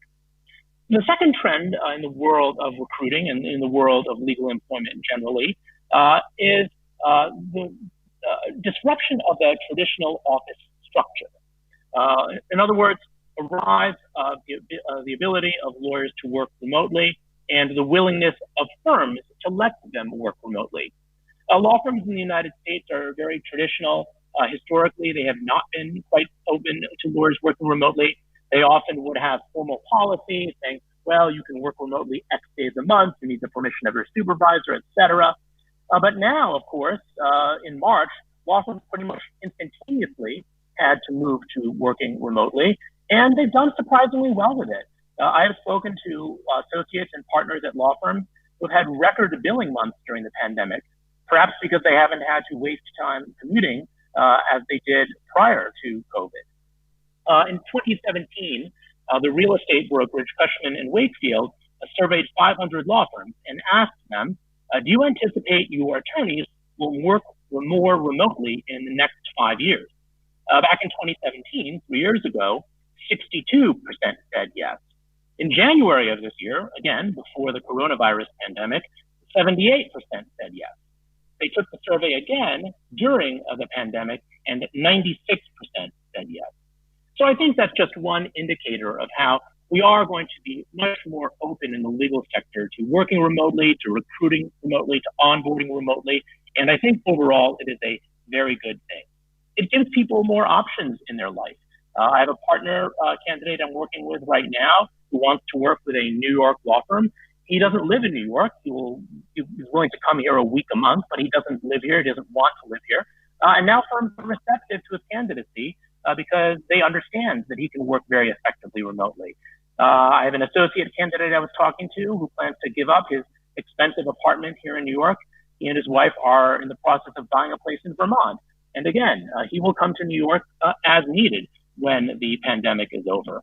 So it really is a dramatic change in legal office culture to have this widespread remote working. And it's going to be advantageous in a lot of ways. For example, it will allow people who have family responsibilities, whether that's childcare or elder care responsibilities, to be more active in the workplace because they don't have to leave their homes in order to work. So I do think this is going to be a very positive development. So in conclusion, on the whole, I'm very optimistic about the future of legal recruiting and the legal job market. In the short term, there are going to be some significant challenges, many of them related to the pandemic and the recession. But over the long term, I see ways in which the legal world will benefit from some of the things we have learned during these challenging times. I believe that the future of the legal profession, including the future of legal recruiting and legal technology, is very bright. Thank you. Thank you, David. Thank you very much. Well, the legal community was quite shocked a couple months ago about your situation, because you were one of the first people who got seriously COVID-19 disease and went to the hospital. First of all, how are you now? And maybe how did this whole situation changed maybe your perspective on the topics you are discussing today? Because I guess that most of the topics had to be you know what I want to say. Sorry, it's a long day. Yes. As you just mentioned, in March, I came down with a very severe case of COVID-19. I was in the hospital for 2.5 weeks, including almost a week on a ventilator. So I know firsthand how dangerous COVID can be, how life-threatening it can be. Luckily, I'm happy to report that I'm doing much better today. Most of my issues have resolved themselves. I'm not exactly back to my pre-COVID self. My lungs still have a certain amount of scarring, and I don't have the ability to exercise like I used to. But given all the challenges and problems that many other COVID survivors report, including heart problems, kidney problems, psychological problems, cognitive problems, blood problems, I really have very little to complain about. I'm just quite grateful to be alive. I received so much support from the legal community during my illness, including the legal technology community. And just in terms of my outlook on things, it has given me a broader sense of perspective and what's really important in life, particularly the relationships that we build with each other. Thank you very much. Thank you for your time, and hopefully next year the situation will change and you can come back to Prague and enjoy your time here with us. Thank you very much. David Latt. Thank you also. And now we will go back to Prague stage because I would like to introduce also one of true innovators from Czech Republic, I'm sorry, I'm just out of the form this afternoon. Jan Spáčil from Deloitte Legal.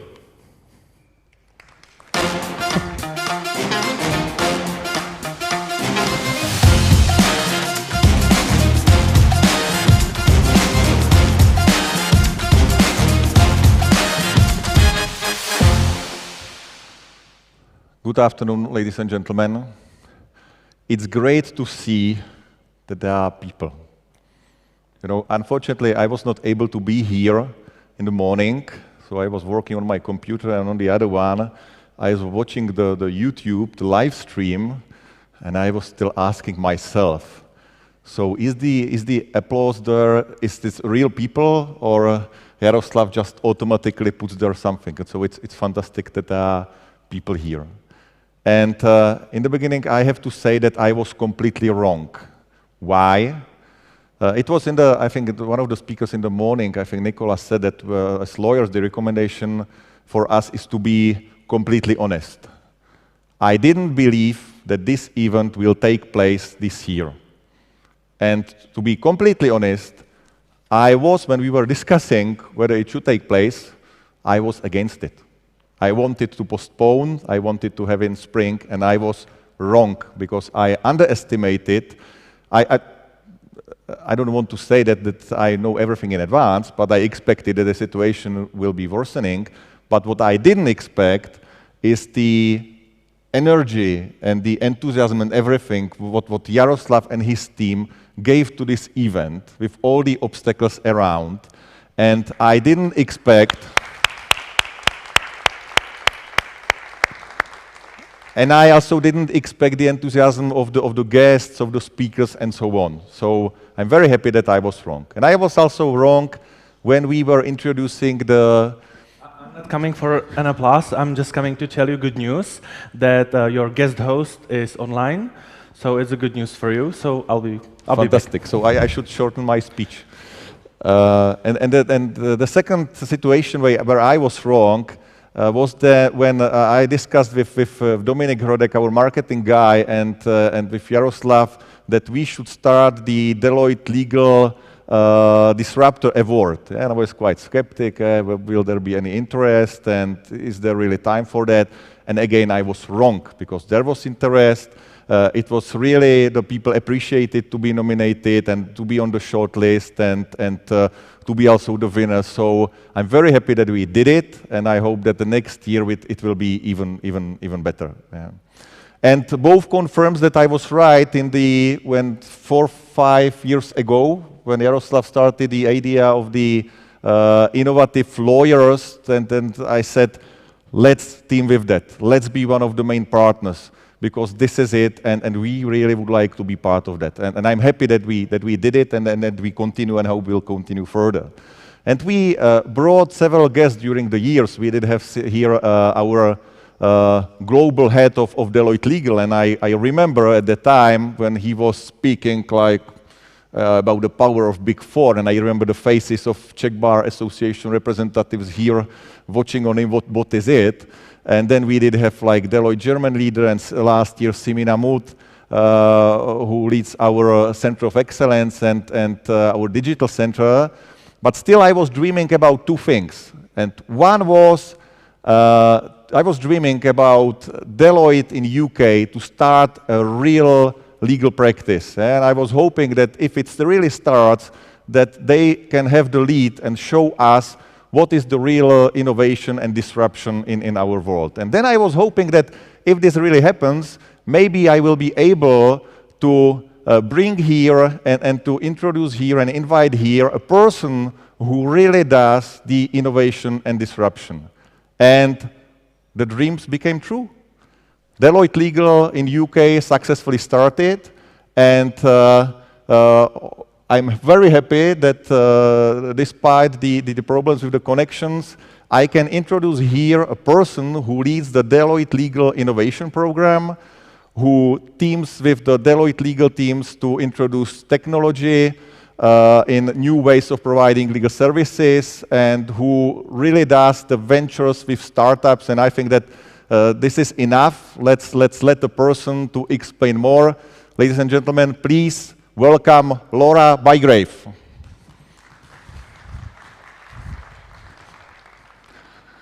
Hi, Laura. Hi. Hi. Hi, Jan. Sorry about the technical issues. Really excited to be here. It's an absolute pleasure. As Jan very kindly introduced me, I'm Laura Bygrave, the Innovation and Ventures Lead here at Deloitte Legal in the UK. What does that mean in practice? Because I appreciate that's quite a complicated title. So on the innovation side, I work to solve problems creatively with our clients for commercial benefit. This can be from an efficiency perspective or in terms of new legal solutions and new service delivery. And then on the venture side, I accelerate solving these problems with startups through partnership, investment or acquisition. And subsequently on this vein, I founded Deloitte Legal Ventures, which I know Jan and I will start to talk about in a moment. Perfect, thank you.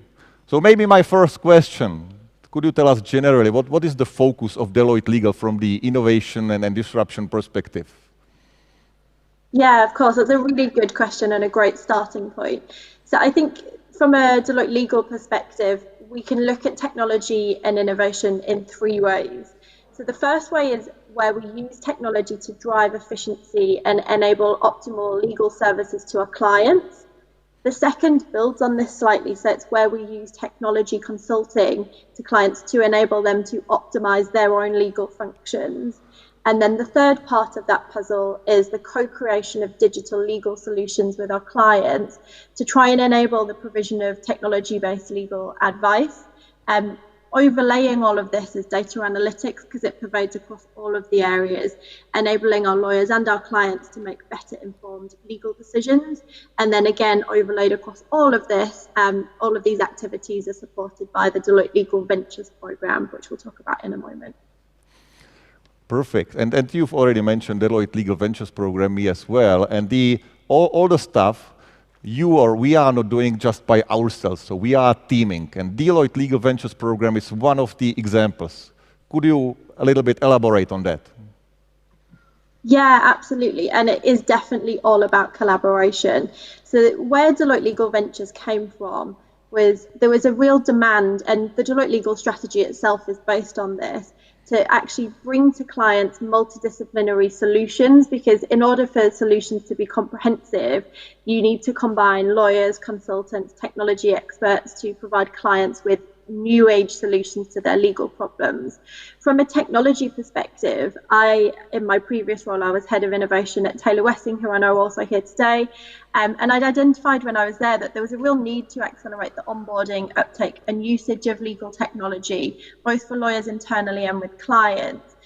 It was really clear that there was a lack of transparency in the buying process of technology, and not having clear metrics in terms of measuring the success of that implementation or deployment was really slowing down adoption. So we wanted to try and redefine that through the Deloitte Legal Ventures program.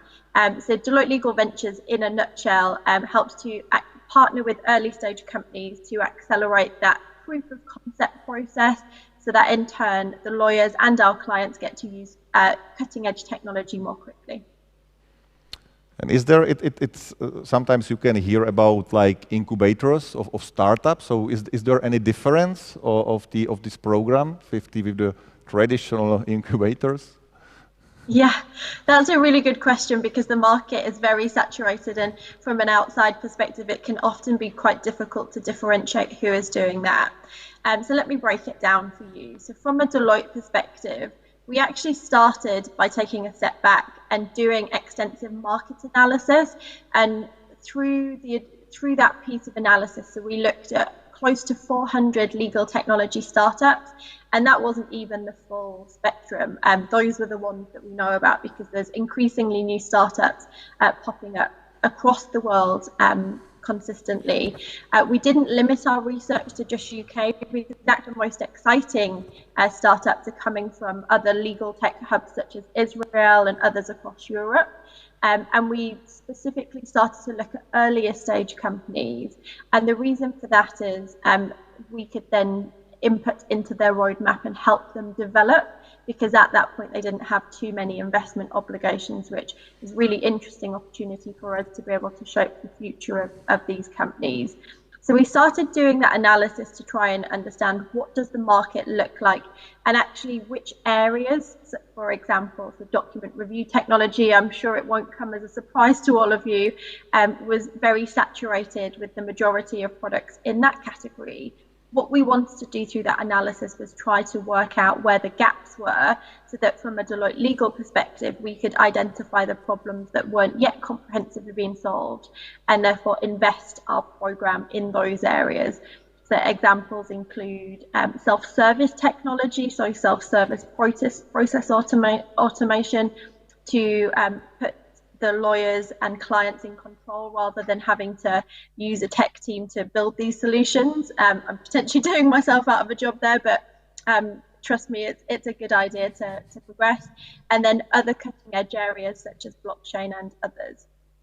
In doing this analysis, we assembled experts from Deloitte, including lawyers, ventures strategists, tech consultants, and analysed those companies out of the 400.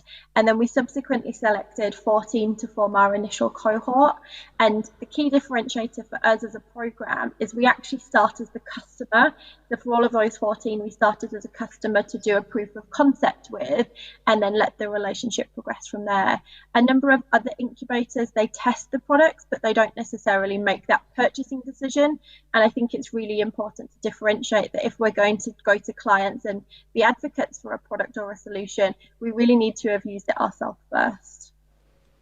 Great. And you partly mentioned it already, but practically, how does it work with the startup? So you just say, this is a client, this is a startup. How does it work in practice?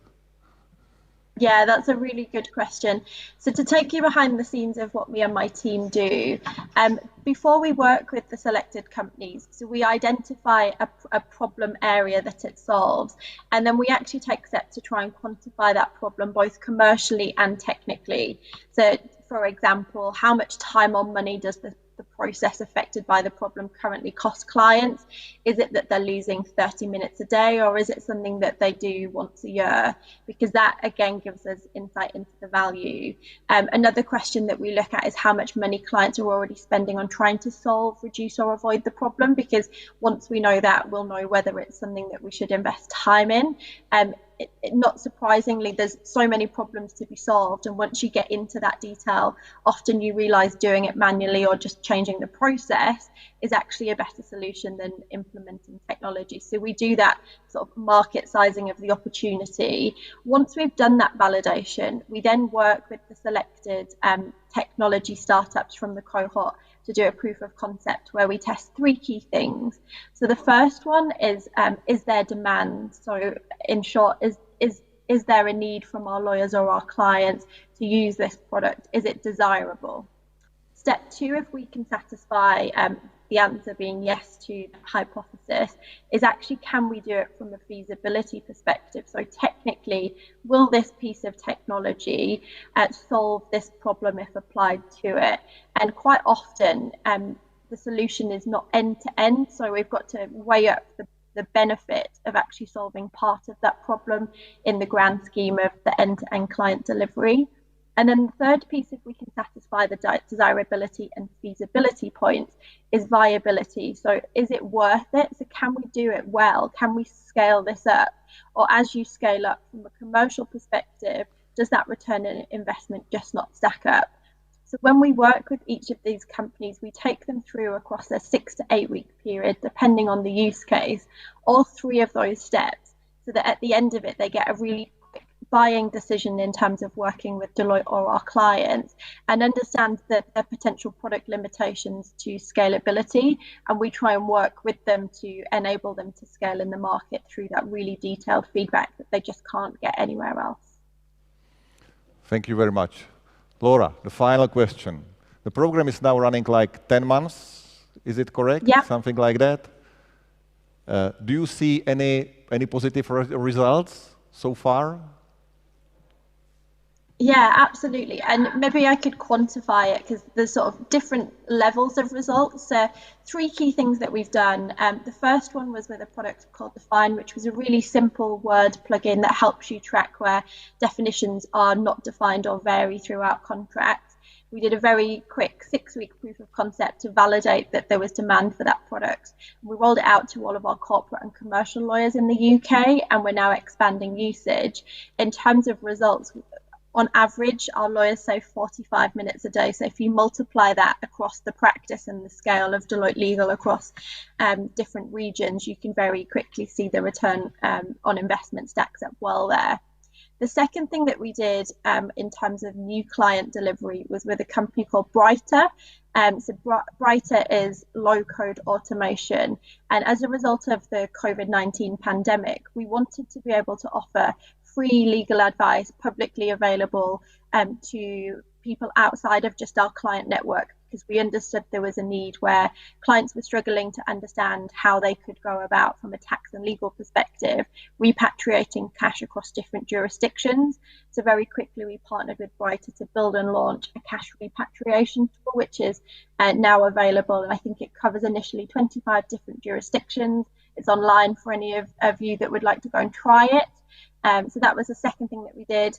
And then the third thing that we did, which is more at the transformative end of innovation, because we cover the full spectrum, was a partnership and investment with Conception X, which is a venture builder which supports PhD students in deep technology. So think people that are studying artificial intelligence, machine learning, blockchain, the real cutting edge technologies, and then actually putting clients' industry legal challenges in front of them and asking these PhD students to apply their technology expertise to solving problems that we don't yet know can be solved within the legal industry. We've collaborated with a number of our clients, and we're actually building prototypes for products that don't yet exist. And I personally think if we can successfully do a proof of concept, we'll change the way that the legal industry looks in the future. So pretty exciting for 9 months' work, yeah. Great, congratulations. Laura, thank you very much. I hope to see you soon in person and I hope to see you soon in Prague, maybe next year at the event. Thank you very much. Thank you. Great to see you all. Thank you.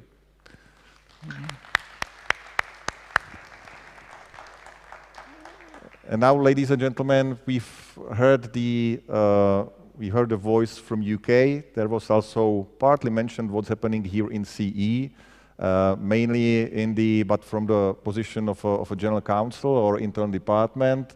We've heard from Coca-Cola, which is for me the nice example. What I believe is maybe the main innovation for us, for lawyers, to bring value, not to be really the people who cause problems and who give only opinion, but to bring value to our clients and to bring value to our organizations where we work. And to hear a little bit more about, or to hear more, what's really innovation in CE and innovation in the law firms area, I would like to invite two further guests, Robert Neruda from Havel & Partners, and Erwin Hanslik from Taylor Wessing. Gentlemen, please come on stage.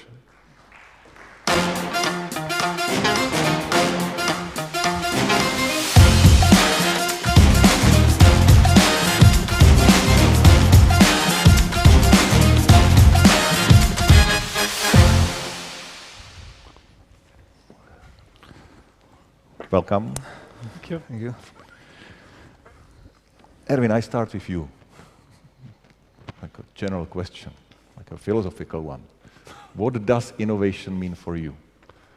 Well, Hansa, I think today there were two quotes of people very touching for me. One was of a quote from Teodora in the morning, when she was asked by Jaroslav whether she still has some old school habits. And her answer, which I think was quite surprising for some of us, was yeah, she still writes emails.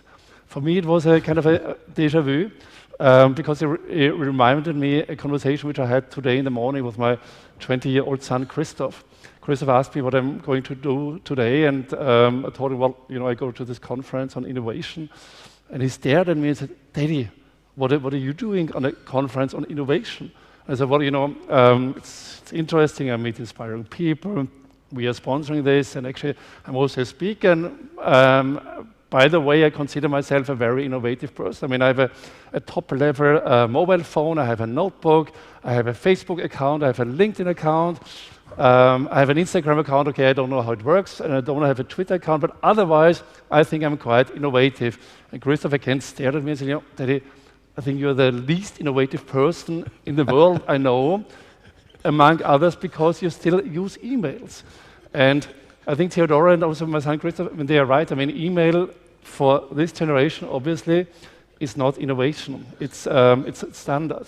And the other quote was from Luigi, this lawyer and professor from Italy, who said that he expects from lawyers knowledge and understanding of technology. And I would go even probably one step further, because I expect also understanding of business, in the ideal case also management skills. And I think this is probably one of the biggest challenge for us lawyers, because somebody who studies business, goes to a business school, they study it for 4 or 5 years, then they perhaps take a postgraduate in one of these fancy international business schools. Of course, they have management skills. We lawyers, we study for 5 years, I don't know, constitutional law, we study civil law, we study family law, and then we are expected to have management skills. And these are just one of these few challenges we lawyers face every day, and I haven't even talked about challenges during COVID times. But in order to answer your question, I think a law firm is then innovative when it manages to adapt to these daily changing challenges best. I have to, Roberto, promise, I will come to you immediately. A question, because we know each other for a couple of years, and you know just funny stories about your son, the reaction. So, is there any progress during the years that he sees you a little bit more innovative than, I don't know, 5 years ago? I'm afraid not. Roberto, nearly the same question to you, maybe a little bit change. Do we need innovation? Good afternoon to everybody.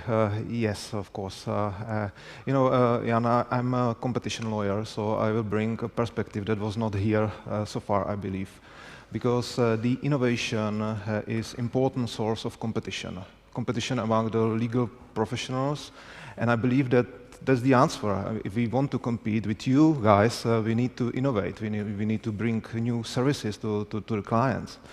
But even more importantly, I would like to stress that there would be no innovation without competition. The competition is the source of the innovation.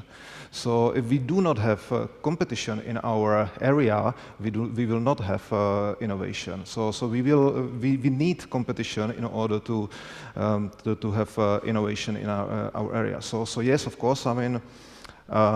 Speaking about our law firm, we are the largest in the Czech Republic and Slovakia, and we want to stay the largest. We want to stay successful, so we need to meet the client's need, and that's actually my definition of innovation in the legal services. It always needs to be the client-driven, not the legal professional-driven. So we need to know what are the needs of the client, or what will be the needs of the client in future. That's a very difficult question, but this is the only meaningful innovation to fulfill the client's need that they probably are not aware yet of. This is a good point, what you mentioned at the end, and that is what I wanted to ask.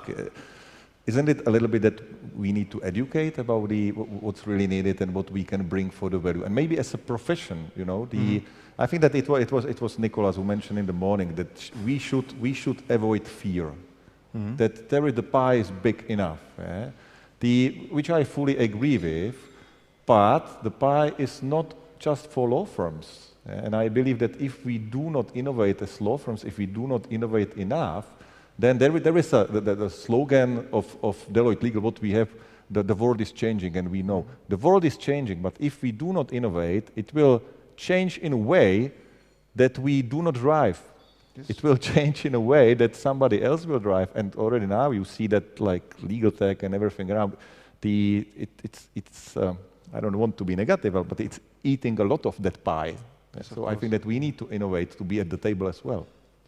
Yeah, I actually went through the notes from the last year's conference, and I twice noted the quote from Wayne Gretzky: "You need to skate where the puck is." So I liked this quote so much that I think it's, and I would amend it. I think you need to skate where the puck will be, not where the puck is. So yes, I agree.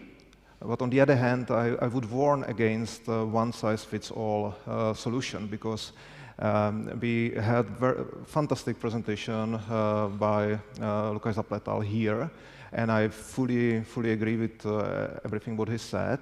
But we have other clients that live in the different environment, and you have to accommodate the kind of service to the client's need, not to the way how you feel that the clients need to be served. Would you like to comment on that? I absolutely agree. Nothing to add. So maybe just back what you said with the young people, that they are not trained, or lawyers are not trained in the technology and the business management and so on. And so, is this their fault, or is it something we owe to the people? Because what's interesting now, and specifically for law firms, I think that we are losing the attractivity for the students of law. And I saw some studies saying that never in the history were so many people who successfully passed the legal faculty, but they don't want to practice law. They would like to do something different, or maybe a mixture. They don't want to practice law. And if you see the rankings, I'm sure that you see the rankings of the students about the attractivity of the employers in the law area, like 10, 15 years ago, like first 10 were only law firms, Magic Circle and everything, and now. I think that you are the first one and you are like 15 or something like that. And then maybe like till first 30 were another 5, 6. So why is it? Can we change that? Well, if I may comment on this, and this is something that the lesson which I have learned, or which I had to learn in the last years, when I had a lot of discussions just with young people on just business hours, how long have you to stay in work? And I didn't understand the discussion, because I said, well, you know, when I was an associate, I mean, quite a long time ago, but I invested all my time because my goal was always to become as soon as possible partner. And I had to understand that for those people who start with us today, they have different goals. And work-life balance, for instance, is this beautiful description of what they expect. And if we don't adopt to this, and again, it's about change management, we simply have to say, well, for those people, in order to be attractive as a law firm, I simply have to accept that there are other interests, and if I cannot adopt and change to their needs, then I will not get the best talent. Yeah, I think the first starting point, which is not easy, is to recognize that the problem is on our side, not on their side. So if we cannot stay and say, well, those young people do not understand what they need, we need to change. And I think, I'm speaking for our firm, we try to keep our firm open for new promotions, for example. So we want to give young people the perspective that they may become a partner quite soon, and we try to be understood in this way. But I don't think that it's the only solution. I think the priorities changed, and we need to find a complex solution. We need to enable those young people to feel that they are working for some general purpose. I mean, in the general interest on projects. That are those things that attract young people, and we need to find the way how to deliver those projects to them. Just one comment from my side. I think we also have to. It must be clear to all of us that, I mean, there are a lot of law firms on the market now. And on one side, we have to be attractive that these students decide becoming a lawyer and wanted to work in a law firm. But there are so many competitors, international firms, national firms here. So it's always about the difference. And it's very difficult to offer the difference. Fully agree, but if you speak about the competition in that sense, that we compete for the best people, it's much more colorful. It's not only about the law firms, because really, if you do not follow, if you have not seen like the attractivity of the employees in legal area, let's have a look. I believe you will find it on the internet, and you will see who are really the Czech army, for example. And others. Yeah. So it's much more colorful than only law firms, and I think that we are not the best one, and we are losing. But Roberto, you said I think that very interesting point, and it was in the morning. Christoph mentioned that about the legal profession, that the lawyers do not want to serve clients only, but also the society. Yeah. And I think it applies to the younger generation even more than our generation. And I think that this is something what they want. The Deloitte generally has a slogan, "Impact that matters," and that's exactly what they want. And I think that if we are able to do it in a clever way, that we really develop the practices that we help the society and do it in a clever way that we are also paid for that, then we will be the winners. No, I absolutely agree, and although I'm more than 40, I still feel young, and I also feel that I need to work for society. So I think it's even more for young people, and as I said, I mean, we need to offer this opportunity even if they work for the law firm. So it's a change of paradigm, in my opinion, and it brings me to the fact that we recently in our firm adopted kind of like 10 commands how to do our business. It's very simple commands like be complex, be innovative. But one of the commands is help others. I mean, because we need to establish this feeling, this atmosphere within our law firm in order to enable them to identify with the brand and to the CSR and so on. And this might be one of the key. I think it was mentioned by several speakers today, and it was the word collaboration. And I think this is where we are moving. It's to change the mindset, like from two sides to collaboration, doing things together. I think this is the key, and if you give the clients the feeling that you really collaborate, then that's the best way. And I would add not only cooperate with the client, but cross-cooperate with the other professions. That's something that we did in our firm, that we combined the legal and economic advice, and it was worth. I mean, it's not without some issues, but it proved to be the right direction. So I would say I would be happy to introduce a new combination of the legal advice and something else. Thank you for saying that.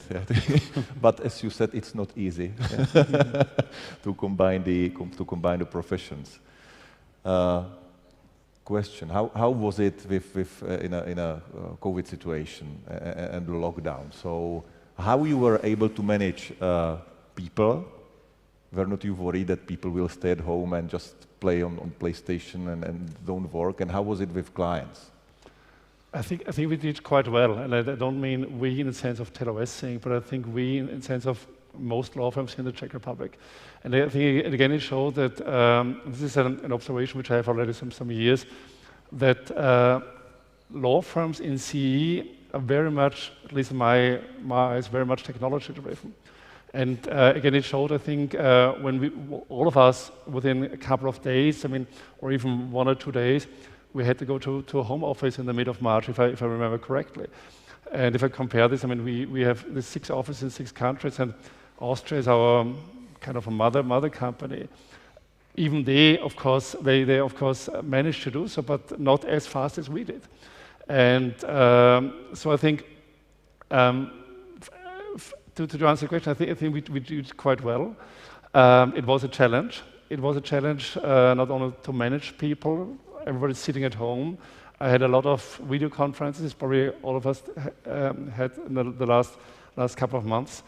But the clients, of course, were in the same situation. And I think we really did better than I was a little bit concerned in March if we would manage to cope with the situation.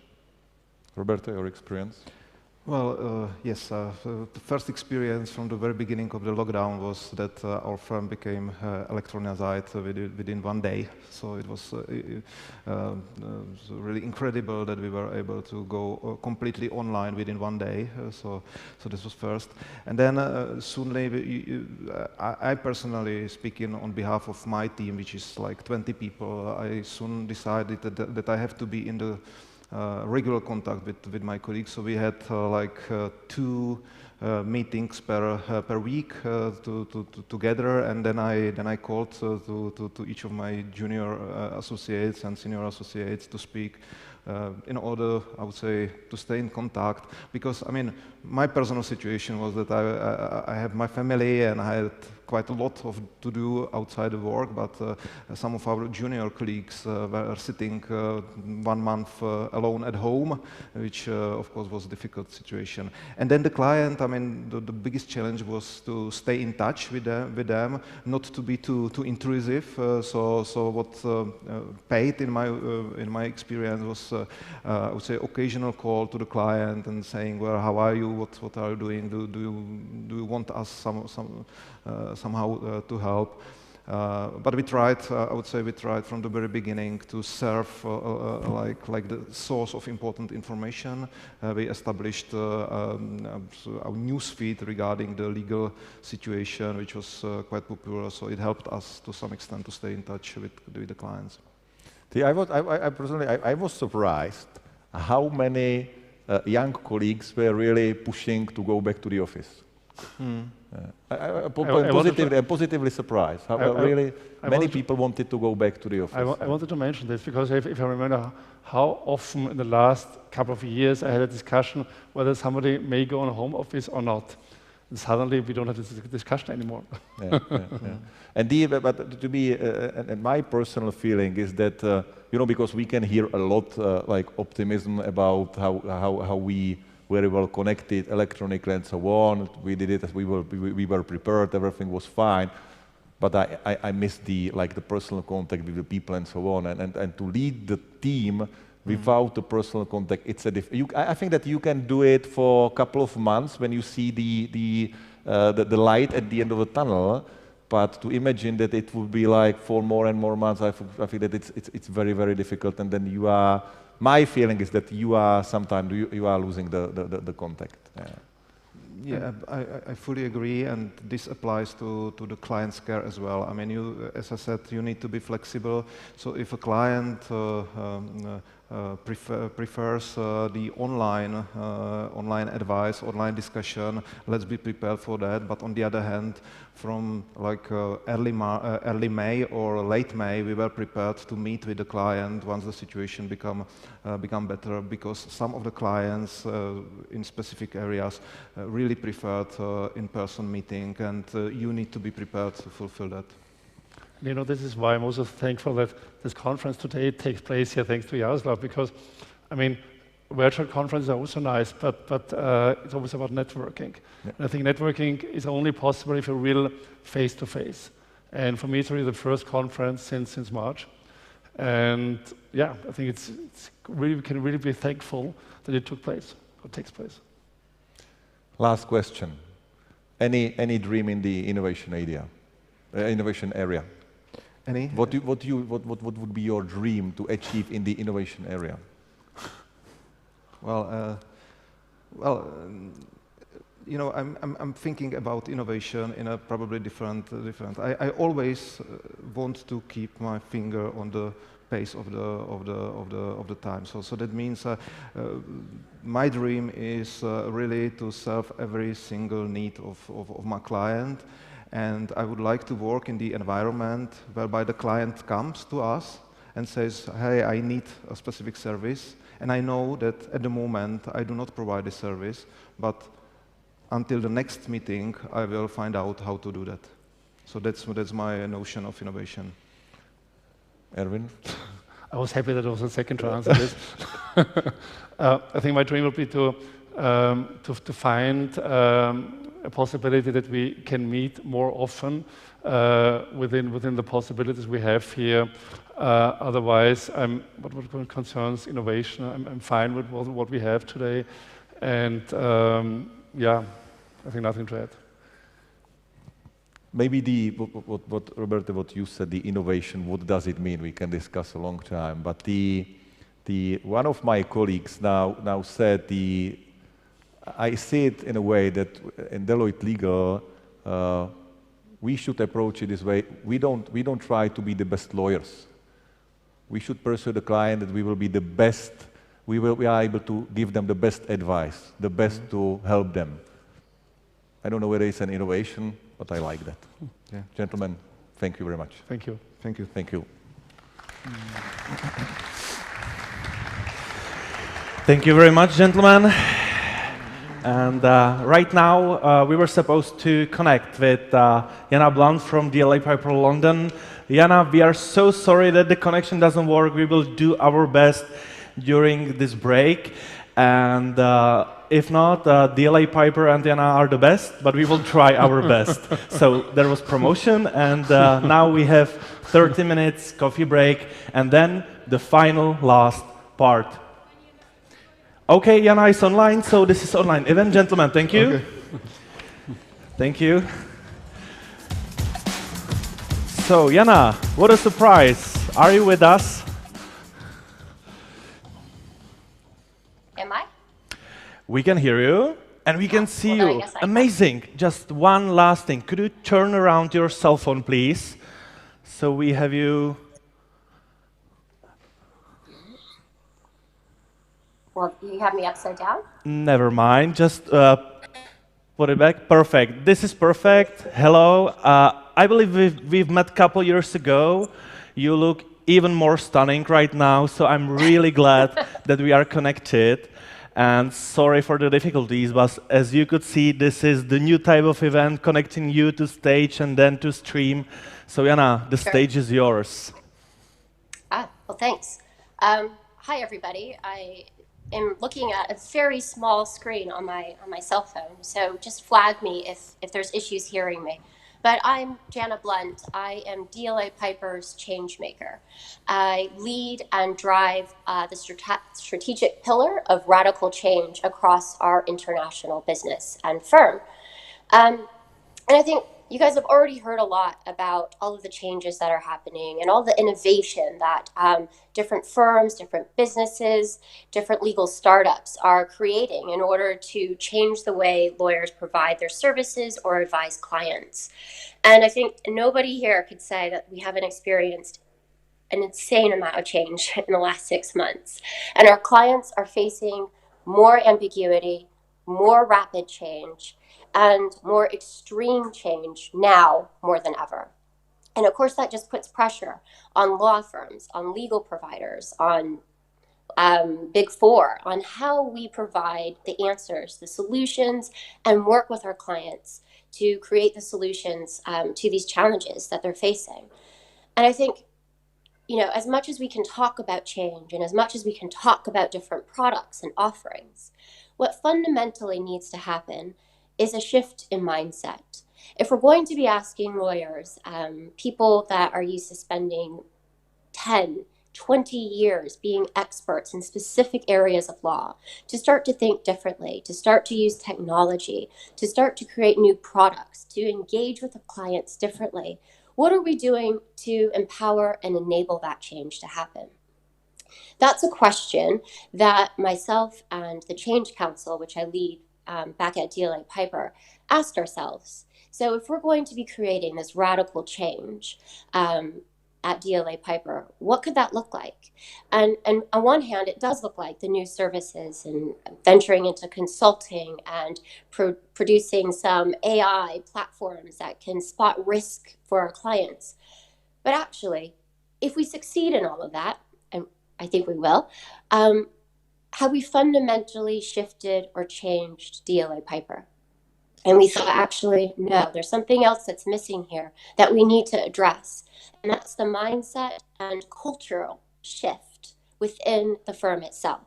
So we've embarked on a quite radical program of first creating our own bespoke DLA design thinking framework. And why did we land on design thinking? Well, because at the very Change Council meeting, I thought, if we go into this meeting and we brainstorm in this typical ways and we try to come up with new ideas, but using the old methods and old approaches, do we really expect to come up with something radically different? I think not. So how could we bring in different approach and a different methodology, work as a Change Council to come up with those radical ideas? And actually what we found was the more and more we thought that way, brainstormed that way, had sessions using design thinking, it was creating a shift in our own thinking, in our own approach, in our own mindsets. And that led to the of, what if we could roll and provide this training for everyone, all 8,000 plus people in the DLA Piper international business? If everyone could start to live these mindsets, that would radically shift DLA Piper. So what do I mean? What are these mindsets I keep talking about? It's 3 mindsets that sit behind our DLA design framework. And those are understand, create, and implement. To go a bit deeper into each of these, when I say understand, we really want people, whether that's a lawyer, whether that's an IT, whether that's market, BD, HR, we want everyone to think beyond the question presented, beyond the problem that you're trying to answer or that the client comes to you with. And we want to enable everyone to think a little bit deeper. Think about the motivations behind that question. Think about the drivers behind that challenge. Think about the emotions that that client is experiencing and feeling about this challenge or problem that they've presented you with. And just dig a little bit deeper. Something that a trick or tip that everybody here could try is something called the 5 whys. Someone else at our firm has said that he thinks about it as the 3 wise men, just so that he remembers and reminds himself to do this. And that is, when someone comes to you with a question, you need to ask why, not just once, but a few times. And perhaps not just by saying why repeatedly, but really trying to dig deeper. And you can try this yourself. You can go to a friend and just start with a question like, can you tell me something that's really bothering you right now? I'm sure they'll be able to come up with something. And then ask why. Why is that bothering you? Why does it make you feel that way? What is it about that experience that really, really gets under your skin? And when you start to do that, you start to really get down to the internal motivations, the things that really, really matter to that person. You can start with the challenge up here, and by the time you end, you realize, actually, if we could solve this problem over here, that is what the client or the person really needs. And this will be great for a moment. We should definitely try to tackle this. But if we get to this core bit over here, that's really where the value is. And that's where we want to be. The second mindset that we're trying to embed and instill in everyone in DLA is this mindset around create. Again, with all these challenges and all these problems that we're facing, we need to come up with novel solutions. These are challenges that we've never encountered before. These are situations we've never found ourselves in. I've never presented on my iPhone, propped up on my laptop in my landing space in my house before. So we're all facing new, different challenges, and that requires us to come up with new, novel, different ideas and solutions to these challenges. Something here that we can practice, or you could take away yourselves in the create mindset, is framing the question differently. So instead of just trying to listen to a client and spot a place that we can plug in, it's trying to spot an opportunity where we can create something new. And when we get to that point where we want to create that something new, we should reframe the question as to how might we enable, empower, help our client to sleep better, to present to Prague and on YouTube in an efficient and effective way, whatever that challenge is, but making sure that we reframe that question with our client or our user at the center. This is really about bringing in some of that divergent thinking. A tool or tip that you guys can take back is when you're trying to come up with some answers and you're wanting to brainstorm, ask yourself, how would NASA do this? What would a 5-year-old say? What would we do if money wasn't an option or an object? Really let yourself go divergent in your thinking and explore and access these different parts of our brain that we might not always tap into in our day-to-day work. We're all creative, actually. It's just about using some different approaches and methodology to tap into that creativity. And then, of course, the last methodology or mindset that we are embedding and teaching through the DLA design framework is to implement. It's no good having great ideas if you can't make them into a reality and turn them into something that creates that value for our clients. And when I say implement, I think one of the main mindset shifts that we're trying to encourage our lawyers at DLA Piper to do is to think about the difference between a pilot and prototyping. In design thinking, we talk a lot about prototyping. And why? How is that different from piloting? When you pilot, you're already thinking, this is our idea, and now we're going to test to see if it works. And you're wedded to this idea, you're wedded to this concept, you're wedded to this business proposition that you've created, and now you're going to test if it works. With prototyping, you're still in a space of learning, of being curious, of testing your assumptions, of Failing fast. I think you hear a lot about failing fast, but what does that mean in practical terms? It definitely doesn't mean go out and invest millions of pounds and thousands of hours into developing a product or an idea or a concept. Failing fast should be safe. And it's not just safe because your leadership allows you to do it. It's safe because you're doing it in a different way. And that's what prototyping is all about. One thing that everyone can do, again, when you're at your desk and you're thinking about something and you have a great idea, is instead of just going with this idea and asking people how you can make that happen, you can take that idea and start to think about what are all the underlying assumptions that have to happen in order for this idea to work. So an example of what I mean is, if I have the idea, there's a really bad echo. If I have the idea of creating an amazing reusable straw, what are the assumptions that underlie that? 1, people like straws. 2, people are comfortable with using the same straw over and over again. 3, people will carry around a straw. And you start to understand, actually, before I launch this reusable straw business and product, I need to better understand my end users and make sure that I have answers to all of those assumptions. And if I don't, I'm learning quickly. I'm failing fast. I haven't invested a lot, but I know now that what I need in order to make a successful straw business. In sum, those are the 3 mindsets that we're rolling out within the DLA design framework. All of this is in an effort to do what I think the previous speakers were talking about, which is really partnering with our clients, really understanding what it is that they need, the challenges that they face, the stress that they're under, in order to co-create with them these new products and ways of working in a quick and real way. And that's going to be it for me. I think that's my 10 minutes.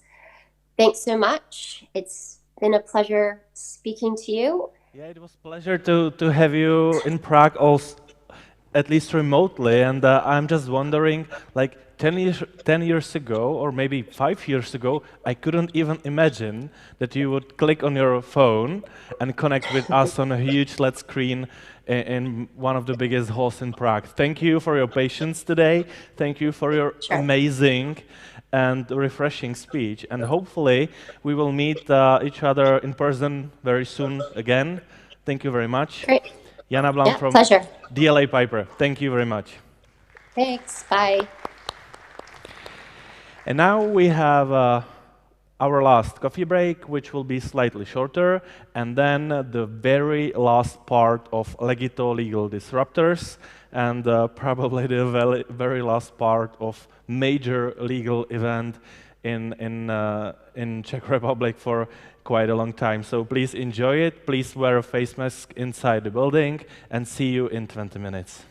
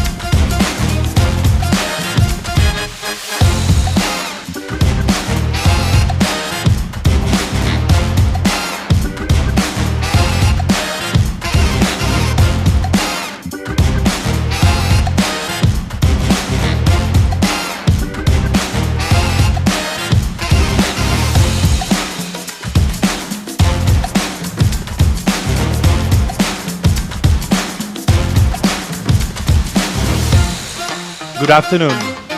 Live from Prague, it's final part of Legito Legal Disruptors 2020. A full in-person conference about legal disruptors, legal innovations, legal tech, mental health, also legal recruiting, but also very important topic, legal marketing. Luckily, in our region, there are two guys who are specializing in legal marketing, who are really, really good at legal marketing, and they are doing really amazing conference. Well, of course, ours is better from my point of view, but if you are near Poland next year, definitely check these guys. Please welcome Marcin Tomčák and Jacek Stanislavski.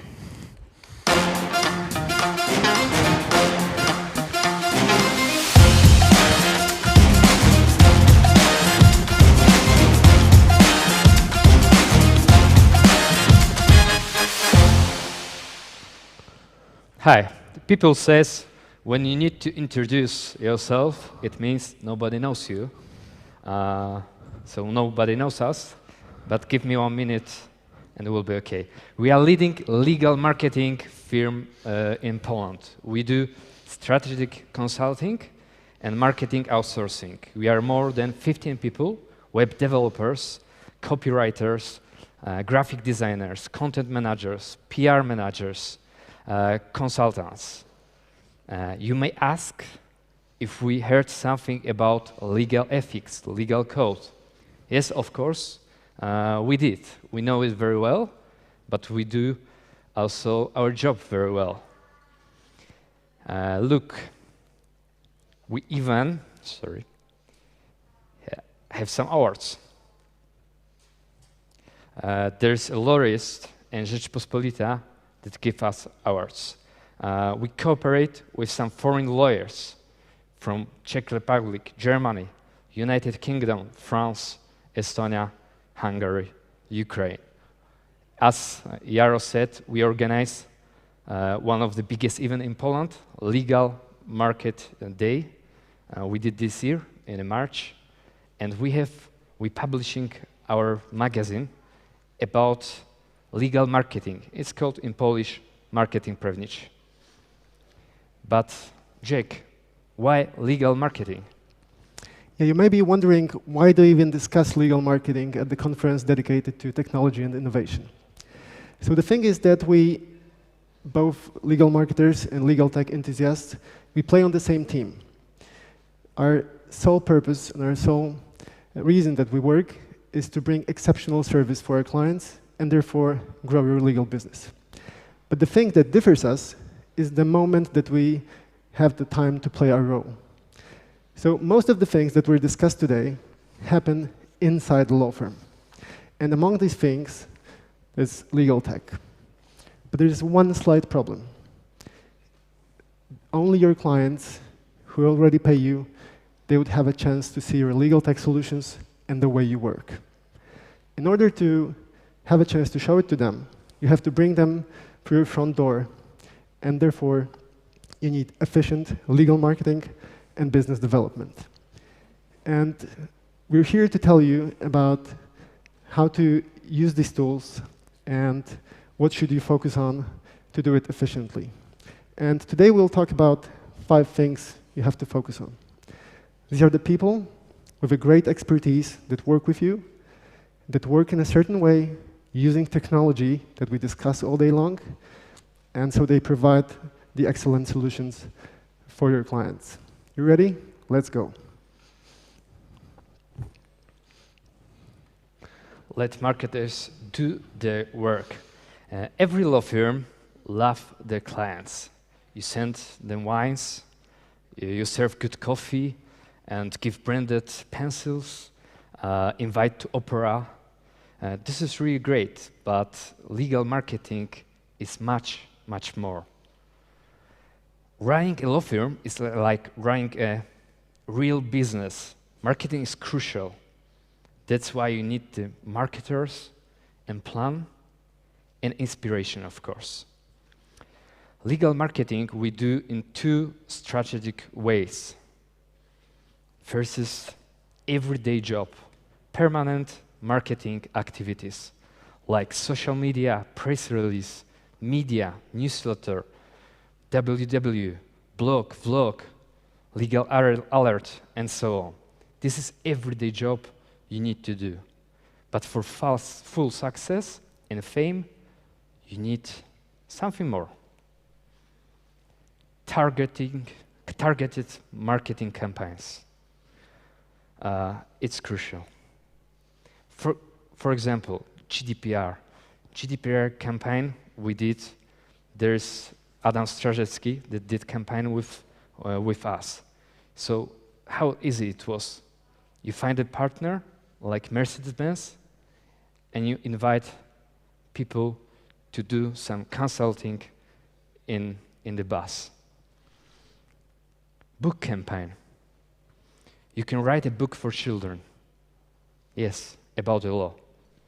It was done by Polish law firm from Poznań. Hobby campaign. You can support other passions. You can support cycling or sailing and develop your brand. Or you can be an expert, Jack? Yeah, you can say that you are very successful law firms by having these three things. So you have experts, you have their expertise, and you have their experience. But if you're among most of the law firms, you're doing one thing wrong. You're presenting all these things to your prospective clients in an extremely boring way. And how come? You're a specialist, you use legal technology, you know the law very well. But the thing is that probably, let's say on your website, there's a list of people, list of your areas of practice, and that's it. You're delivering nothing more.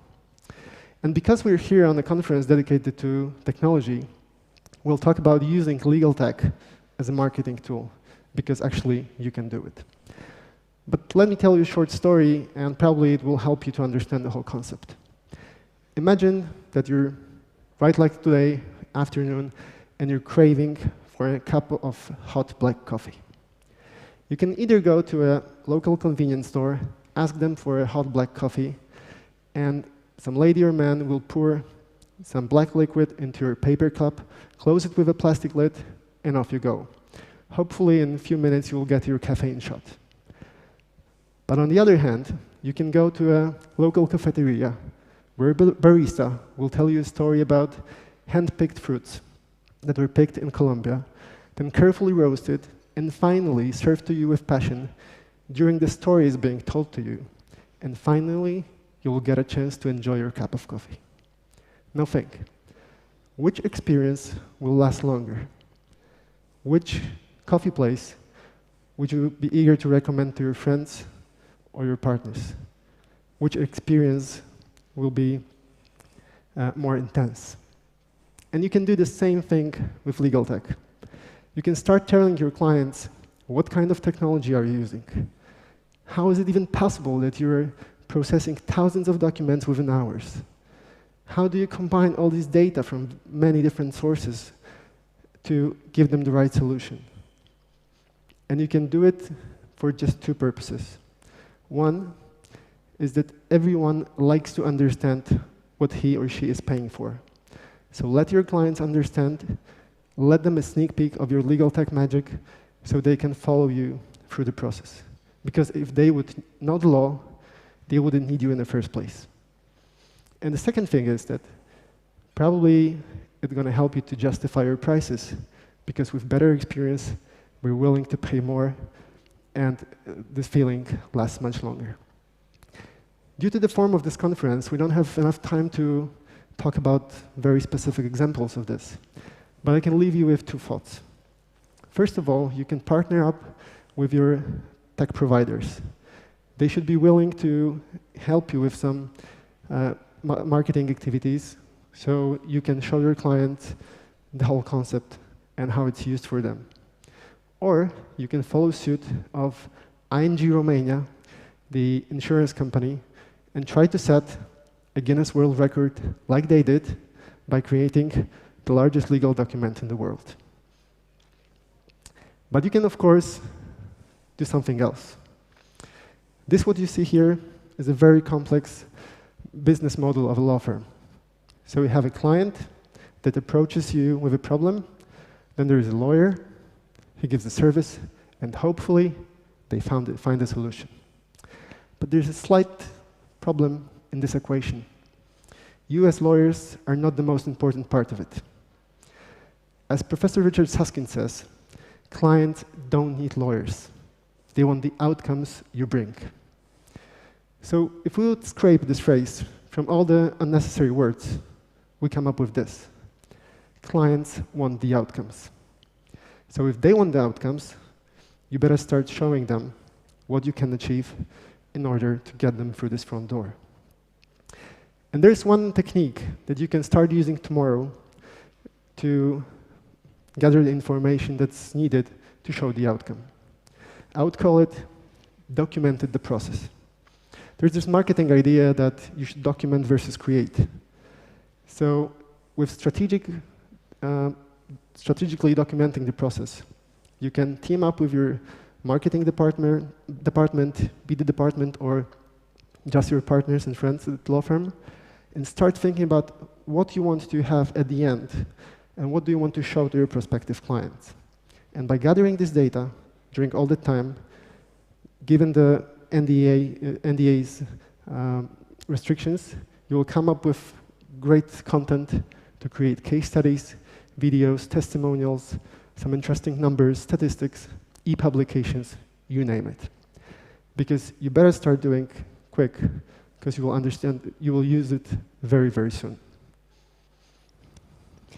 Much has been already said about LinkedIn, but does it work?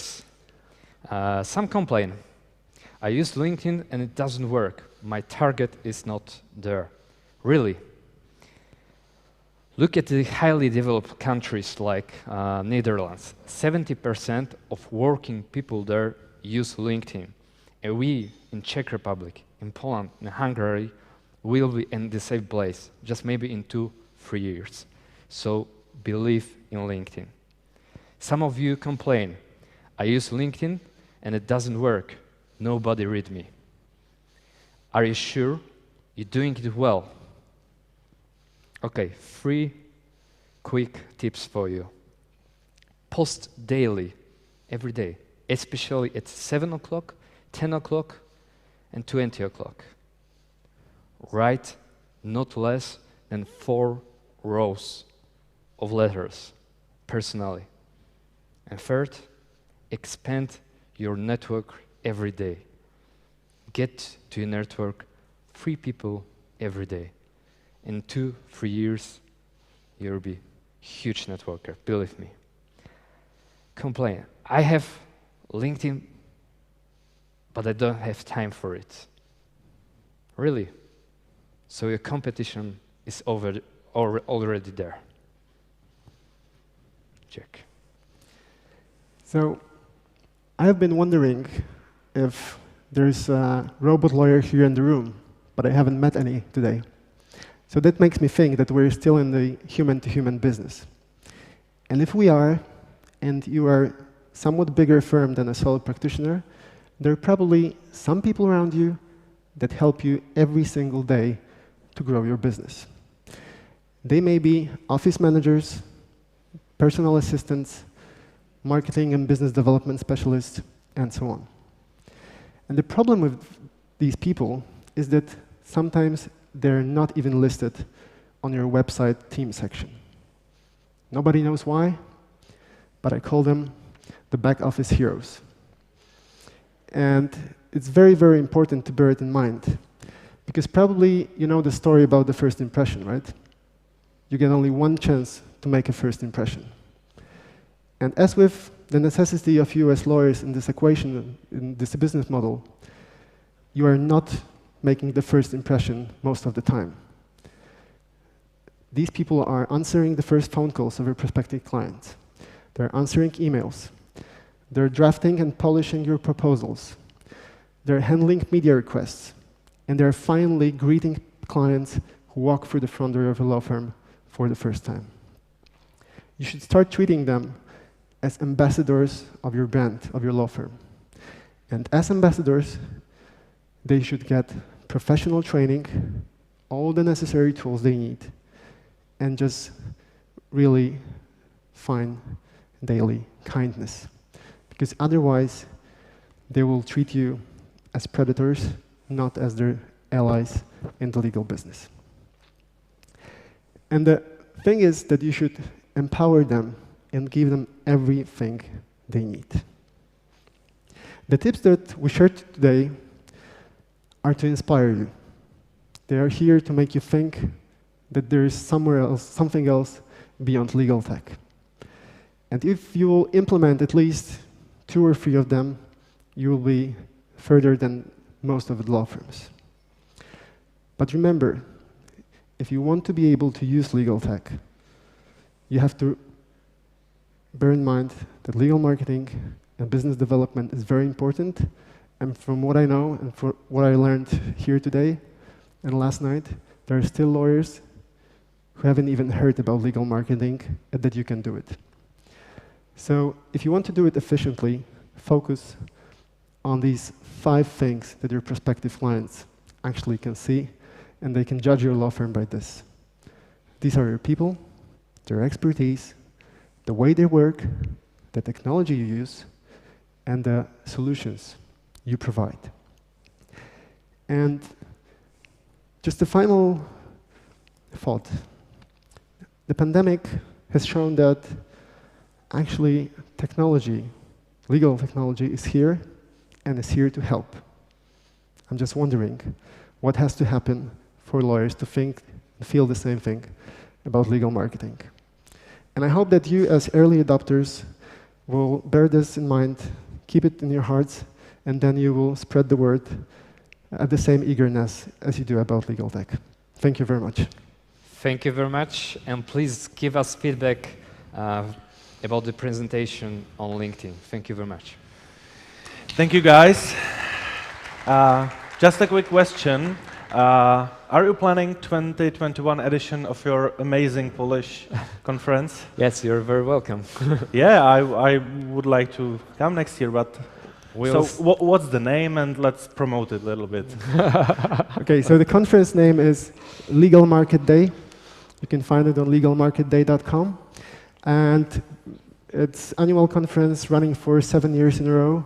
We're very inspired by last year's conference run by Jaroslav, so thank you very much for the inspiration. And it covers broader topics, so business development, marketing, legal tech, and law firm management. You're very welcome, and the 2021 edition is already on its way. Thank you, guys. Thank you very much. Thank you. Jacek Stanislavski and Marcin Tomczak. Thank you. Thank you. Bye-bye.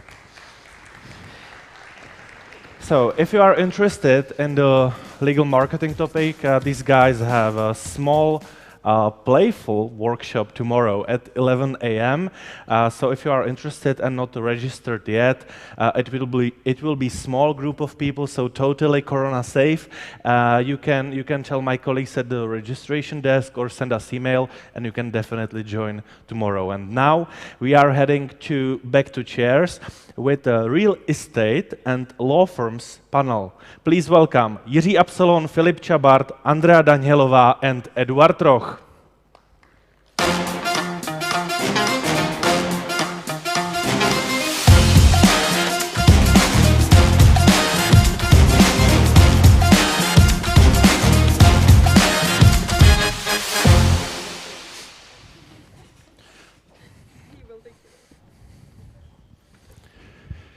Good afternoon, ladies and gentlemen. It's a great honor to be here on the stage with these amazing guests that will share with us their experience with implementing innovation legal tech projects. Please welcome Filip Čabart, partner at Havel & Partners, Andrea Danielová, Chief Operations Officer at Fincentrum Reality, and Jiří Absolon, partner at Delta Legal.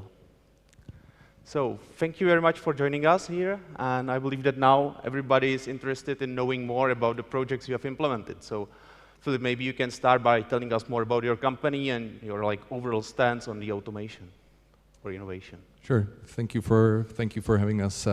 It's like this. Whenever I hear the word innovation or automation, I always cannot help myself but to think of this really tangible, technical development, this clever little new gadget, and then I come to realize these are extremely rare in the legal services industry, with a few notable exceptions, of course. And especially if you are working in banking and finance, as I am. The thing is that our deliverable is extremely fixed. Our client has a goal he wants to reach, and he basically has only two things he asks of us as lawyers. One is, find me the best legal solution you can to get me to the goal, and the other one is, you put it on paper, and quite literally lots of paper. What you see behind me is a standardized set of financing documentation for a medium-sized transaction. It's quite a few documents, as you can see, and without it, it's not really happening. But it gets you thinking. It's look, we as lawyers, our greatest value is in finding and creating legal solutions, but still we do have to manage impeccable paperwork. And this is where our approach to automation innovation comes from. We have to, or we can do very little about a final deliverable that's fixed. But we can always challenge and improve the way how we get there. So we are continually looking for opportunities how to make the way easier, how to optimize it, and create more space for the actual brain work. Thank you very much. Andrea, I know you are innovation enthusiast, so can you share with us more about that? Yeah. Our company is very open to innovation and technologies. But it's nowadays, because in the past it was actually very hard to make this hard decision as every manager has to or have to face with. And it's about our limits that we are setting to ourselves. And the most common limitation is a question about your time, your money, and your manpower. And every time it's really exhausted and very hard to make this decision. It is this right time to start with automation or not. And I'm very glad that we make this hard decision and started with automation. And I heard really interesting information in one tech conference that innovation that you made today will be reflected in your business more or less in 5 years. So I really, it was really touching for me. And I really realized that it is true. And if we are not starting with innovation today, our competitors will be light years ahead, and we never catch up with them. Thank you very much. Jiří, could you tell us more about your company and your approach to the innovation? Yes, thank you for, first of all, thank you for invitation for this interesting conference.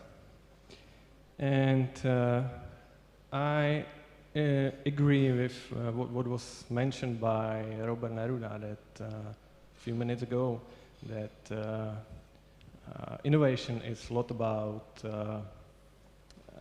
adaptation to new situation, or even better, for situation which will tomorrow brings. We are, let's say, a little bit smaller law firm than Havel Holasek at the moment, and so when we started, we have to somehow find what is appropriate for us. We didn't want to develop tailor-made products. We rather focus on the market to find what is what is useful for us or for our clients. And therefore we use, for example, cloud immediately after it was clear that is okay from regulatory perspective. We started to use Microsoft Teams even before March, before COVID situation, and it's 3 or 4 years when we started to use Legito, but not all these new tools, platforms are good. Some were something like dead-end streets. So chats we try to implement them, but that it proved not to be useful, and we still consider emails like the best way to communicate internally or externally. Or our internal know-how database wasn't a big success. So, yeah. Okay, thank you very much. So, Philip, maybe can I ask you what factors have influenced your choice of document automation tool, and how did you go about choosing one? Sure. It was actually quite a lengthy process. It all starts with a question, well, what kind of solution are we actually looking for? What do we need it for? And how do you actually identify an opportunity to automate? We started the process, which we are calling process mapping, and it's pretty straightforward. We are basically evidencing and recording in detail all of our internal processes, all the tasks they consist of, and we are trying to identify repetitive patterns. And if we do identify one, we start looking for solutions. What can we do to optimize this process? Mm-hmm. Sometimes it's just a small process adjustment. It does not require any software solution at all. But when we identify something more robust, we start thinking about, okay, this would deserve an automated process. Is it effective to implement it? That's the first question we are always asking. Will it actually take us more time to implement it than to use it? The second question would be, what is the upside? What does it actually do for us? Does it save us time? Does it provide higher quality output? And the third one, and I think this is definitely the most important one, is will people be using it? We have implemented quite a few software solutions in our years in Havel and Partners, ranging from document management, CRM, time tracking, all the way to document automation. And if you learned anything, it was that the interface is everything. No matter how good is your software solution, if the people are not using it, it's absolutely worthless. So the solution has to be intuitive. It has to be fast and responsive. And in the end, it definitely has to deliver. And only after you fulfill these criteria, you are starting to doing the calculations whether the solution is or is not economically viable. Great, thank you. Andrea, what was your motivation to start with the automation? We consider a lot of factors before we started with automation, but our goals was pretty clear, and it was minimize the vexing administration, be more efficiency, spend less time on the admin work, and so on. And the real reason when we realized that we need automation was in the moment when one lawyer creates, for example, one purchase contract around 2 hours, and for example, in just one contract in one case, and for example, the brokers spent around almost 4 hours in just the admin work during this process in one case, and it was really crazy. And maybe you ask, why 4 hours, what he or she is doing there. And there is a lot of steps. For example, they have to meet with the client, check his ID, put the data from the ID to our CRM, then rewriting it to do a lot of templates, a lot of relative document. Then they have to sign before print it, sign it, scan it, and send it to the client's email. It's a really long process during this one case. So we tried, developed our own system in CRM, and I don't say we failed, but we really soon realized that this is not the right method, because we need this automation quicker than developed years and years and spend a lot of money on that develop. So for example, that was the reason why we connected with Legito and started to use already done automated technologies system, which is in Czech market for us. And they were ready to help us, and it was really great. So that was the main factor when we started with automation. Thank you very much. Luigi, what about you? When we started to find some way for automation, We didn't want to just find platform which insert some material data from commercial register or some other register into one document, just to put few options and download this one particular document. We want to find some solution which will create all set of documents for particular matter. Because usually these documents are related and there is no reason why this data should be inserted in each document. So this was our first important requirement for automation. Then we are lawyers, we are not IT guys. Our bread and butter is law. So we didn't want to spend so much time to program or hire someone to program templates. We want to do it in-house, but it has to be possible to do it by lawyers. So it has to be long short, it has to be user-friendly. And last but very important criteria was that such platform has to be constantly updated to a new situation, like digital signature, like you will introduce this closed library soon, something which will be prepared for another years, nothing which is just one package ready for now, and after 5 years it will be old. Great, thank you very much. Maybe Philip, could you tell us more about what documents or processes have you automated? Sure.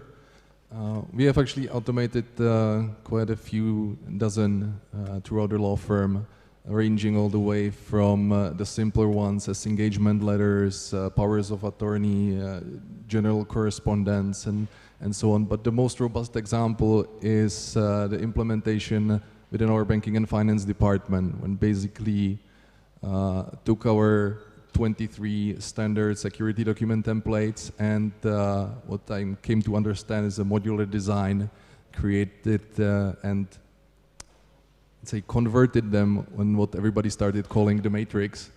And of course it's a process that you know more about than any other person in the room. Where as I understand it, instead of just filling in the blanks and the empty spaces, the documents themselves are being dynamically constructed according to a form that basically describes the entire transaction, and the outcome is a set which is unique for each individual transaction of specified security documents. Per each transaction, that's about 30 documents. And this brings us back to the economical viability, because we're counting it with about 80 of these transactions a year. And even though we are not able to use Legito on all of them, even partially, it definitely pays off to have this kind of solution in this kind of volume. Thank you very much. Andrea, your virtual assistant is amazing. What's there automated? Thank you. Firstly, before I started with virtual assistant, maybe I like to say that we have started our automation process in 2 stages. Firstly, we focusing on the legal department, when thanks to Legito, thanks to automation of their documents or our documents, we are able to create 3 contracts in the same time as in the past. So I think it's really great. And in the same time, we made special systems called legal robes, like the coat, you know, that the judges and lawyers wear. And the reason why we named this like this was because the company lawyers can wear. We don't have opportunities and the position to wear these robes. So I'm pretty sure that we are only company that our in-house lawyer can use legal robes every day. So I'm so glad for that. And this is the virtual communication between brokers and lawyers, which really speed up their work and the task and the goal of these all cases. And then we started to focus on brokers. And as I said, it was really a long time with admin work that they spent. So we create for them the virtual assistant. And the virtual assistant, it's an available assistant 24/7 for them. And it's a lot of small system counting in a really big system. I don't know how to say that better.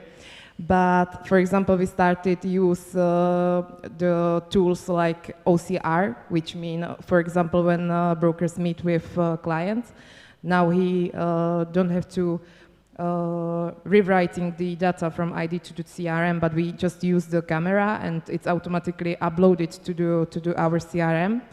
So this is the one big steps which really saving time for them for that. Then they choose the right templates that they need, the right contracts and relative document. And thanks to Legito, just by pressing one button, they've got a pre-filled contract ready to sign. And then everybody maybe suppose that now it's the time to print it and sign it. And we just cross this border. And thanks to bill signed by Legito, the brokers is able to sign all contracts on the tablet. It's immediately transformed to the PDF files, and automatically sending back and uploaded back to the CRM, and automatically send it to the emails client. So we really save a lot of time. And now, instead of 4 hours, our brokers working on these steps or taking these steps around 15 to 20 minutes. So wow. We are really happy for that. Great, thank you. Jiří, you automated many templates as well, right? Can you tell us more about how many you automated in-house? Of course. First of all, but I have to say that, as I mentioned, creating templates through Legito, let's say it is user-friendly, but still it takes time. So it's important to measure whether effectivity, considering time to spend on creation, the template, and how many time you use the particular document is effective.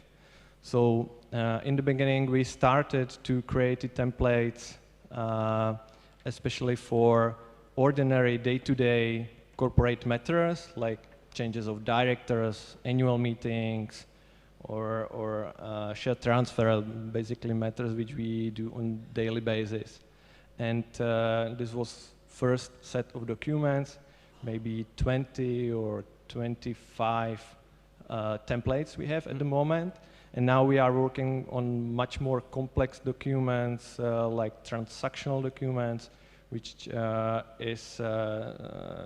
consist of these smaller parts of templates together with number of other options, which is much more complex and time-consuming. Thank you. So I bet, Eduard, that you understand the message. Yeah, we still have 5 minutes. Yes, sorry about that, but we will move the session to Legito block. Nice. That will continue, that will live forever. So, but I will give you space for final words. But we have one really interesting guest from USA waiting online, so we don't want to let him wait way too long. Then he would be probably mad at us. Sorry, Mark, but we are going there. We are going there. Okay. No final words, so I'd like to thank very much Eduard Troch for perfect hosting, Filip Čabart, Andrea Danielová, and Jiří Absalon. Thank you very much. Thank you. Thank you. Basically, we are counting viewers. I am Instagramming live, and we are YouTube live, which means that now we have almost all social media platforms. And the reason is simple, because I'm going to introduce a real live legal innovation superstar. He has been in the trenches and have served as a managing partner outside General Counsel, court-appointed receiver of large multinational businesses, and also legal, and now here comes the word that I can't pronunciate, entrepreneur. He never stops to surprise his followers, and I'm really glad that he is connecting with us today from Washington, USA. Please welcome CEO of Legal Mosaic and Executive Chairman of the Digital Legal Exchange, Mark Cohen.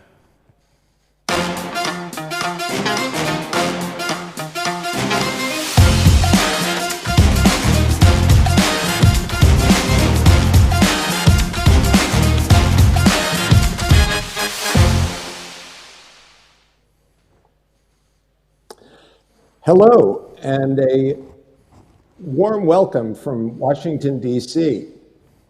I hope you're not hearing any reverb. I'm hearing a bit of it, but hopefully our technical crew will be able to remedy that. So it's the, hello. We can hear you, Mark. We can hear you. It's all yours. Great. Thank you. So I've been asked to wrap up the day by giving a bit of good news. And I was thinking about it. Where is the good news for legal in the age of COVID-19? And what came to mind was a Chinese word for crisis, which they use only two characters to describe. Two characters are, one, challenge, and two, opportunity. So I'd like to speak for the next 15, 20 minutes on where are the challenges and where are the opportunities, particularly during the time of COVID, for those of us in the legal industry. Well, the challenge part is really sort of the easy part, and I think we can get through that very, very quickly. The challenge is really about there are multiple layoffs, there are furloughs, there are pay cuts, pay reductions, and most of all, there's lots of uncertainty. We wonder, how is technology going to change our industry? Are we going to, or are many of us going to be replaced by robots? And what about people from other industries who may actually come in? And unbeknownst to us now, what if Amazon or Google were to decide that they wanted to get into the trillion-dollar global legal industry? What impact would that have? Well, these are all legitimate concerns, to be sure. But I'm here really to focus not so much on the challenges, which are self-evident, but on the opportunity. And the opportunity, simply stated, is to build a better legal industry. After all, let's look at our track record. It's not very good.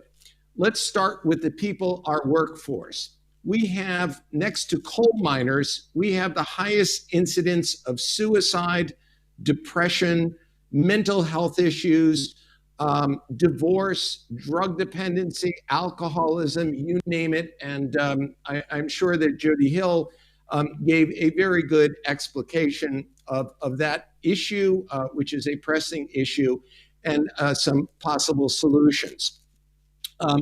But I think that in terms of opportunity, not only can we have a happier, healthier workforce, but we can do a much better job for our clients and our customers. Now, some of you lawyers in the audience may say, why is he using the word customers?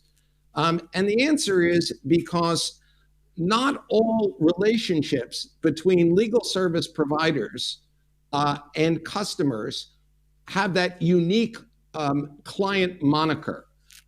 Clients are certainly an integral part of the attorney-client relationship, but today, law is much more than just lawyers or law firms. And it is equally about technology and process and business and other kinds of skills, whether it's data, whether it's marketing. We've heard from some of the marketing folks.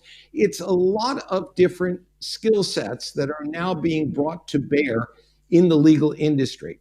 And so we really do have an opportunity, if we use the tools that we have, we tap into different disciplines with different competencies, we create new models. The real opportunity here is to improve upon our record, to make law more accessible to more people, and frankly, to deliver legal services more effectively. There was a recent survey conducted in the UK by Cambridge Business School, a Judge Business School, that concluded that even among the top law firms, and the #1 law firm that a particular large client would use to give its most important legal matters and other matters, that the only 25% of that law firm's clients said that they would recommend their go-to law firm to other companies or those in the industry. That is not a very enviable track record. So there is a tremendous opportunity for us to improve upon the industry, both from the client-customer perspective as well as our own workforce. And by the way, we can do a much better job for society too. If we are more inclusive, if we speak in plain language, if we do not have these arcane customs that people do not understand, law, if it is to be done correctly, in my view, should be something that the larger society understands. It shouldn't be shrouded in dark robes and mystery. It's against that backdrop that I think we can really start to zero in on what is the impact of COVID on our industry, and how, for those skeptics in the audience, can you say, how can this guy actually be saying that COVID is going to do something positive? And I think there is already a sufficient amount of evidence, and mounting constantly, to suggest that COVID-19 can be thought of really as the great accelerator. And what do I mean by that?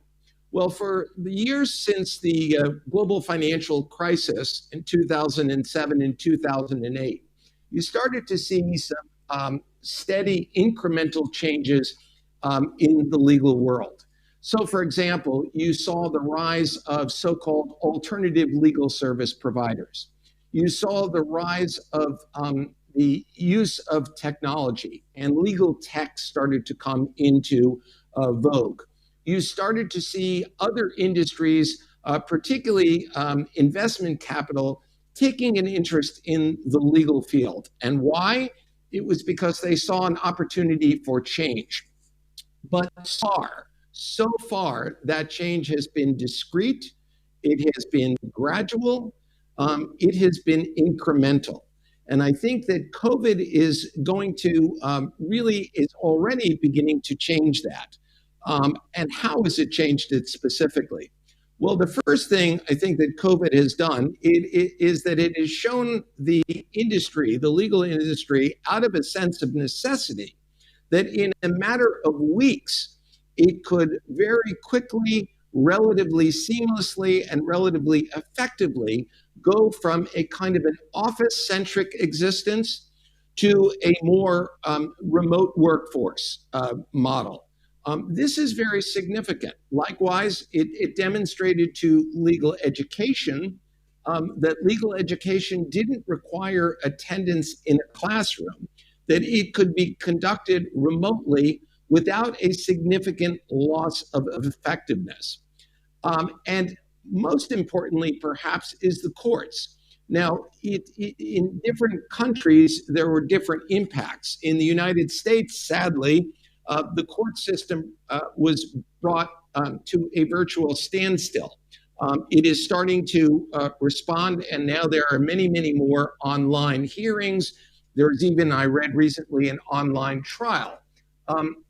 But make no mistake about it, there's much room for improvement. But my good friend Richard Susskind from the UK is backing a remote courts global project that now has 56 countries actively participating, where the goal is to shift courts from being a physical place to more of a process, and to use technology and other means to allow the average citizen to begin to resolve some of the disputes that they have with other citizens without having to go to formal courts for intervention. That is, I think, emblematic of the potential and the kinds of accelerated changes that COVID-19 is bringing into the industry. And I think that all of this is very, very potentially encouraging, because COVID has cast a bright light on new ways that we have for delivering legal services, acquiring legal education and training, and engaging in a more effective, more accessible, more, frankly, much reduced cost of resolving disputes. But this is just really the start. As a GC friend of mine based in the UK, he leads a very, very large global telecommunications company, said to me recently, he said, "Mark, COVID is a death knell to legal industry incrementalism." The translation is that there is going to be increasingly less change at the margins and much more fundamental change. So let's talk about what are some of these changes, and then I'll wrap up by saying how will these changes likely impact you and your careers and those of other lawyers and legal service providers. Well, in a nutshell, some of these changes are that law is not solely about lawyers anymore. Let me repeat that. Law is not solely about lawyers anymore. And I think coincident to that is the fact that legal services are no longer exclusively provided by law firms or increasingly by in-house legal counsel. So you have new entrants into legal services. And it's not just new types of law firms, but it is equally companies like United Lex or like the Big Four, who are not, by the way, just accounting firms. They are multidisciplinary professional service companies. And these companies are capitalized. These companies are very, very technologically sophisticated. These companies use data. These companies render their clients multidisciplinary responses and solutions for complex business challenges, not just legal solutions. And I think that's very important to note, that lawyers think that legal risk is the most important risk. Well, surely in certain instances, it is an important risk. But make no mistake about it, in today's business, legal risk is just one of a constellation of risks that business faces. And for lawyers to be effective in terms of assessing legal risk, they must, one more time with feeling, they must use data as never before. They have to cease thinking about their opinion being driven by anatomical parts. For example, my gut tells me this, or my nose tells me that. That is not the way that business engages in decision-making processes. So as part of the opportunity of our legal industry, we have to start using data much more in a much more widespread and thoughtful way, because that's what business is doing. We also have to understand the word digital transformation. We have to understand that it is much more than simply the latest, greatest tech gadget.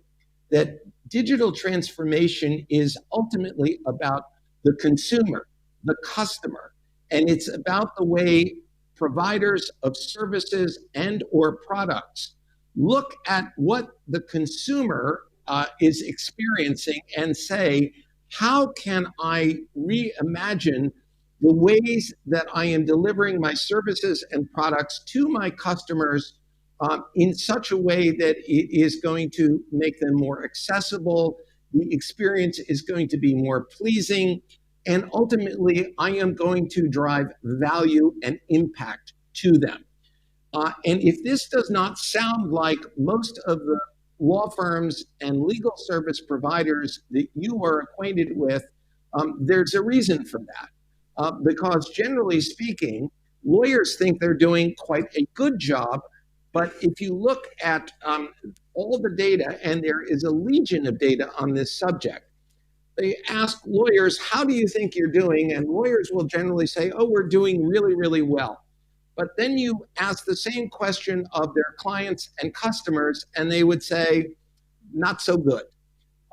These are both challenges and opportunities that are confronting our industry, and COVID is accelerating them because the pace of business is becoming so rapid, the changes are so profound that we as lawyers have both a challenge and an opportunity to keep pace with them.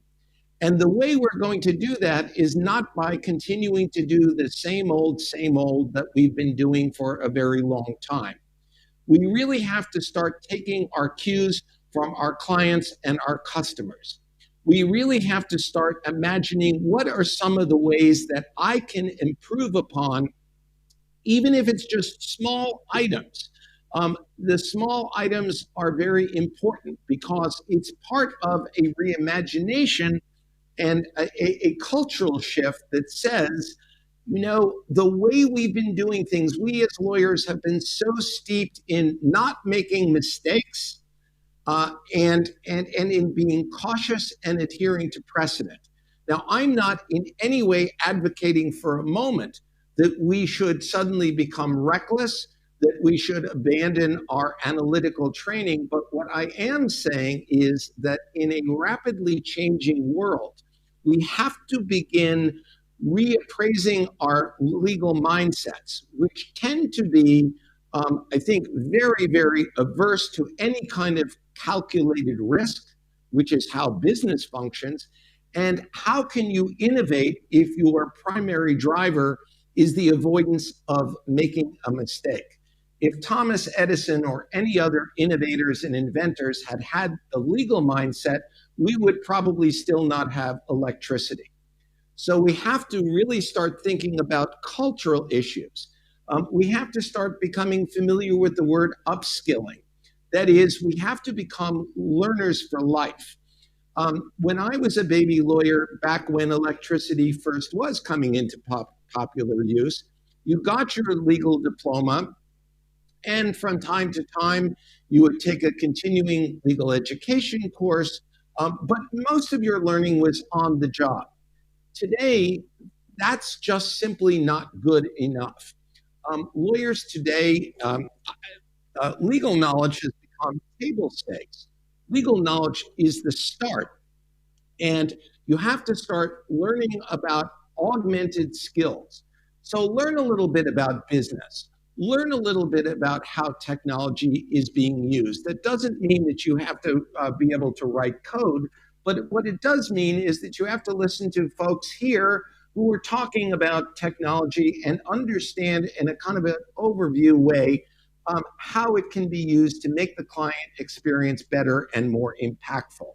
I think that to end, I will tell you that this is an age where when I was a young lawyer, basically there was a very linear path to a legal career. And that was that most lawyers would go into law firms. They would spend their entire career at law firms. But today there are many, many different ways that you can take your legal training and apply it to other kinds of fields that are increasingly intersecting in law. And for those who are prepared, I think it is a fabulous, fabulous way of embarking on a new legal career, a constantly changing legal career, which will ultimately be rewarding both for you, for your customers and for society. Thanks. I see that Jaroslav is in the background. Hello, Mark. And, Hi. hi there. Thank you for amazing speech. Actually, amazing closing remarks regarding the situation here in Czech Republic and in Central Europe. I think we have a lot to think about. But I'd like to ask you, I believe that you are organizing your own online conference in a couple of days. So maybe let's introduce people and maybe tell us what will be discussed there. Well, I think you're referring to the Financial Times, Yes. and they are doing a kickoff for a new program that they are starting. It's called Digital Lawyers. And I think it's very significant because it is a recognition by one of the leading business publications in the world that even the legal industry must go digital. And the challenge is, as I said in some of my comments, so it's a great question, Jaroslav, that most lawyers, as I say, have a very narrow and, dare I say, somewhat misguided view of what going digital means. We are all, to some extent, digital. I don't know many lawyers who haven't used or aren't familiar with Uber or Lyft or whatever the ride-sharing business is in your part of the world. I don't know many lawyers who don't have an iPhone or some other variation of it, or who haven't stayed at an Airbnb. These are all digital companies. These are all companies that have reimagined how people are buying and selling services. Law should not be and will not be immune from that process. So, Jaroslav, I am delighted to be asked to participate in that conference and in future conferences, because I think we are going to be hearing a lot more about law going digital. Yes, yes. See you in Prague next year, hopefully. I know we've been in touch for a couple years now, so hopefully next year it will be the right time. Thank you very much. Mark Cohen. My pleasure. Thank you, Jaroslav. Thank you, guys. And right before we go to the final segment, I have one question. Is there anyone in the audience from the very early morning? And be honest. I saw you first time, not speakers. Okay, lady in the white, we have something for you. This is little gift for your whole day attendance. Thank you very much. Please, round of applause. 8 hours in a row, maybe more than 8 hours in a row. And now I'd like to introduce for the final segment.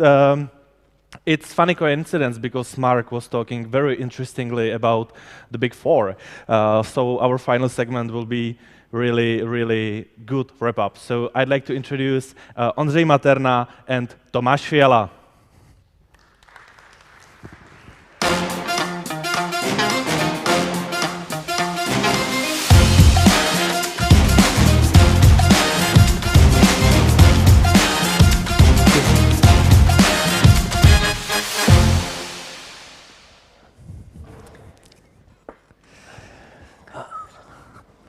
So, hello everyone. Good afternoon. Thank you very much, Tomáš, for accepting our invitation. We really appreciate it. I'm very glad to be here. Happy for this event to take place. Thanks to brave organizers and also to you, the brave participants who took courage to come in person. Perfect.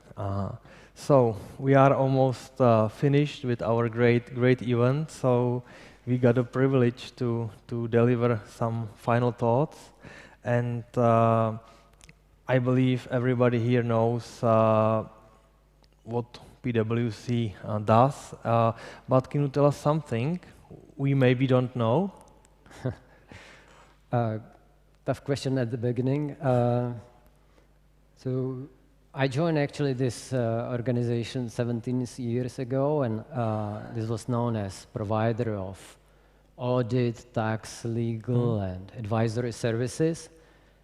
And just 2 years ago, I realized that every second new colleague that I am meeting in a kitchen during a coffee break is either a SAP consultant or data analyst or cybersecurity expert.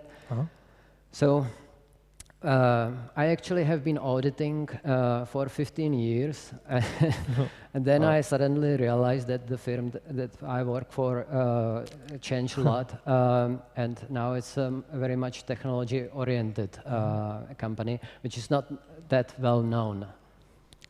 It's amazing. So can you share with us something about your innovation strategy? Well, of course that the innovation strategy is very much linked to, let's say, our business strategy. We are thinking where the business will be in 3, 4, 5 years' time, or maybe in longer term. And for that, we are trying to get ready. For example, audit will certainly go through substantial changes.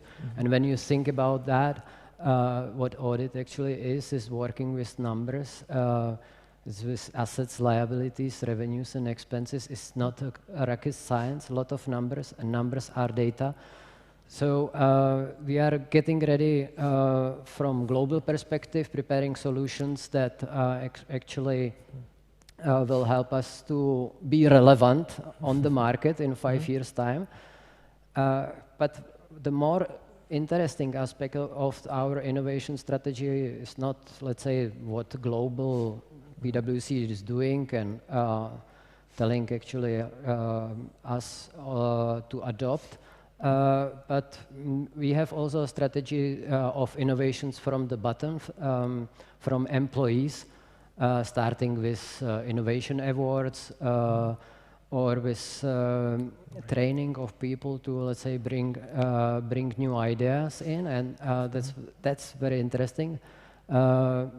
And for that, we actually, what we do is we try to digitally upskill people, because not everyone is actually an innovator or tech geek. And we realize that we have, let's say, perfect employees, all high performers, but not everyone is fan of tech and is lagging behind. Yeah, we are throwing in innovations, and these are not that well adopted.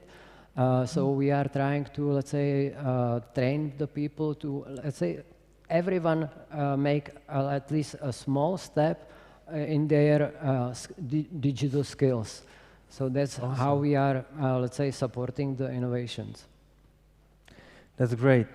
Thank you very much for sharing that, especially this PwC's upskilling for the Digital World initiative is really inspirational.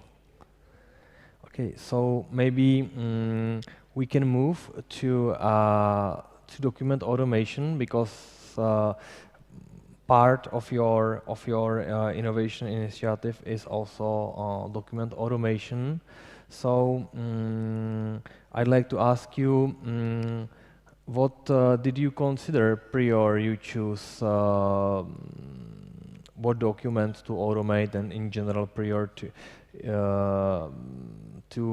deploying and implementing your document automation projects?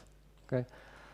So we started like 3.5 years ago, and we already had some legacy solutions for that, single-purpose solutions.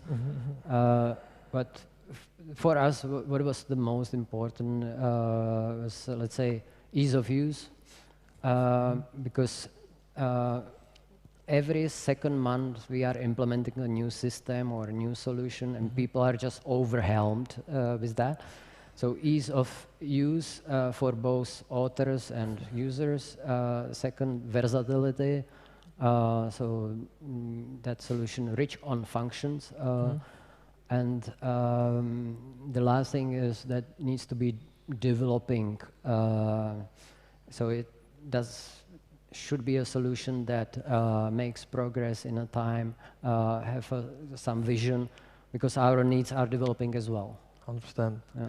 Yeah, perfect. Thank you very much. So maybe can I follow up with a question of, regarding your pilot project and what activities have you done actually before you start automating? Yeah, so we actually took a couple of templates that we wanted to automate, and we had 6 months pilot on that, and we're assessing potential volumes of coming from that automation. And what was interesting result for us, we said, okay, if we start to automate, then we do it rather large scale from the beginning. So we ask other offices in Central and Eastern Europe to join the initiative. And we actually started the automation for 29 countries immediately, because we saw that this is a big investment for the authoring, etc. And we need to, let's say, spread the investment across all the territories and get more benefits like this. That's amazing. Starting right away with 29 countries, it's really a large scale. So you mentioned that you've decided several templates you'd like to start with. Actually, in general, how do you choose the templates or processes that you will or you should automate? Yeah, it was mentioned here already a couple of times. So the critical factors for us have been the volumes. So we want to focus on something that is recurring, is boring job for people, so it's something that increases people's satisfaction in the job when we automate that, and something that also where we need to, let's say, avoid errors. So it's not only efficiency in time, but let's say the risk mitigation when we see documents that are risky. So it's always good to automate them if it's possible, to avoid, let's say, potential errors in the documents. Perfect. Thank you very much for sharing. So I'd like to continue with the question.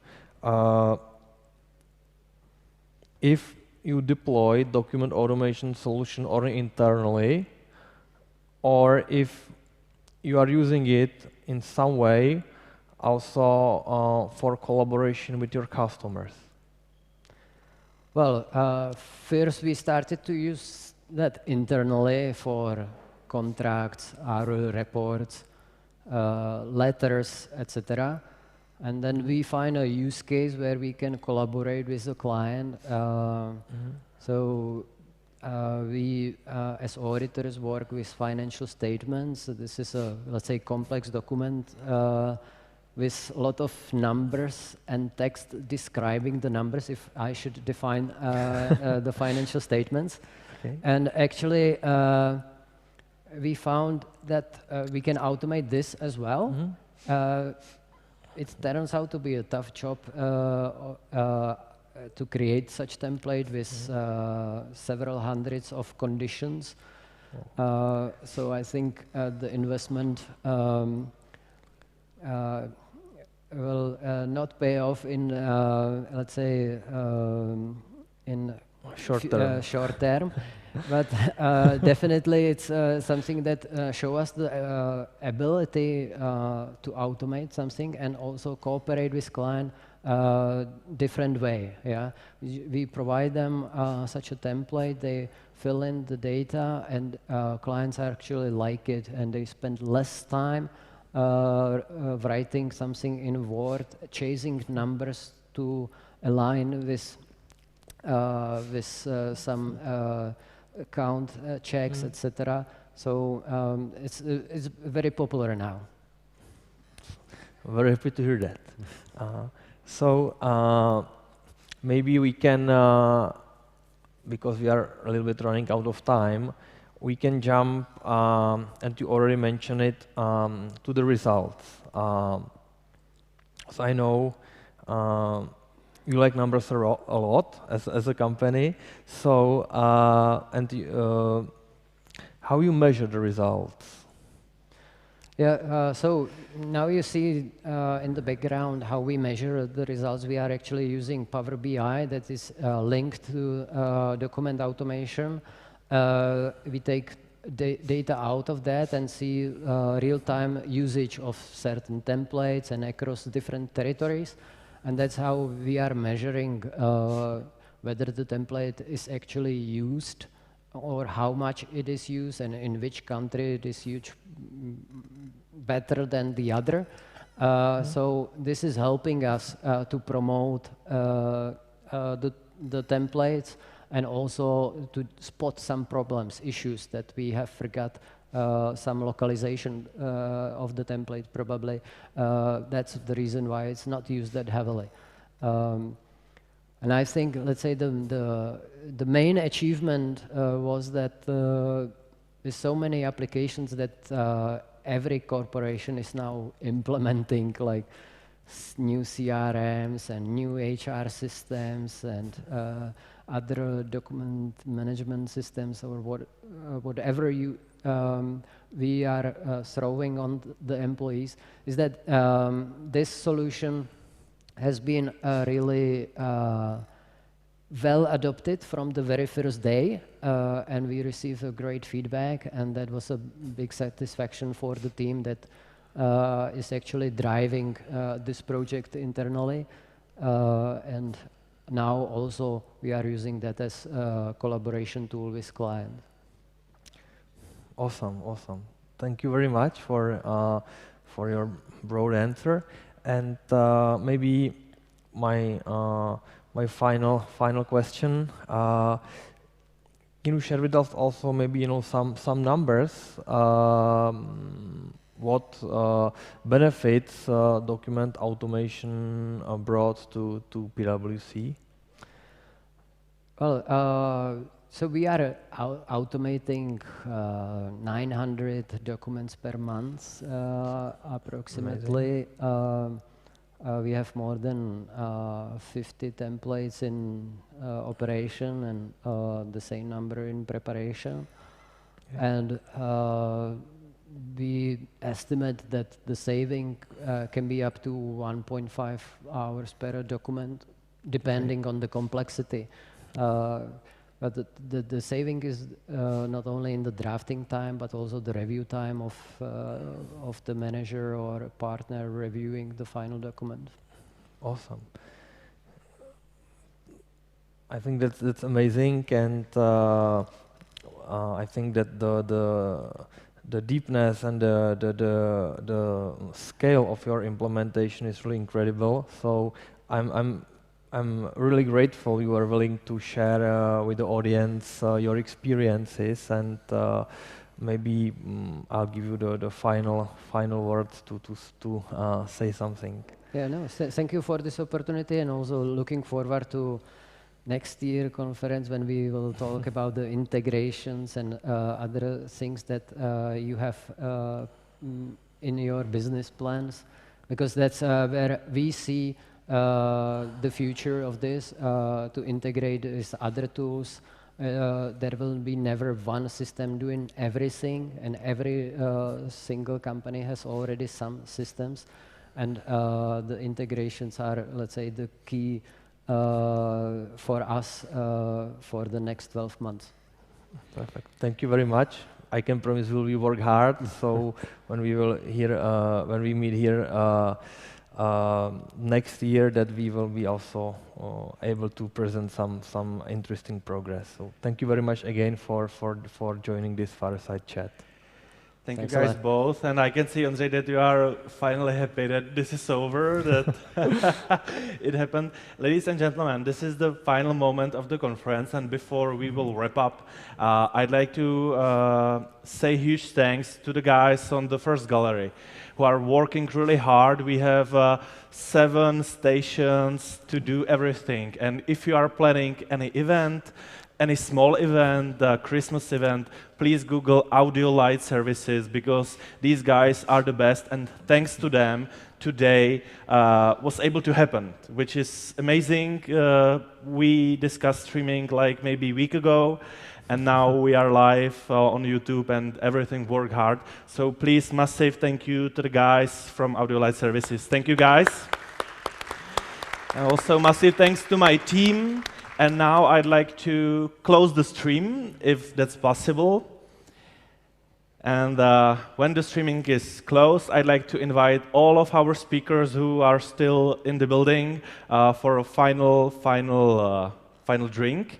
And you guys in the audience will get also something nice and bubbly for the evening that's coming. Thank you very much for coming. Thanks, Legito. Thanks all our sponsors. Thanks all speakers.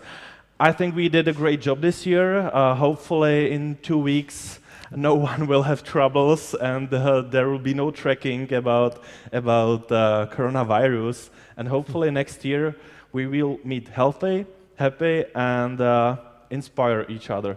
So I'd like to invite all of the speakers to stage. Come join us. We will have drinks, and you will get drinks too. And see you in a year, hopefully. Thank you, guys. Come here, speakers, please. Thank you. And we can play the outro music to enjoy it. And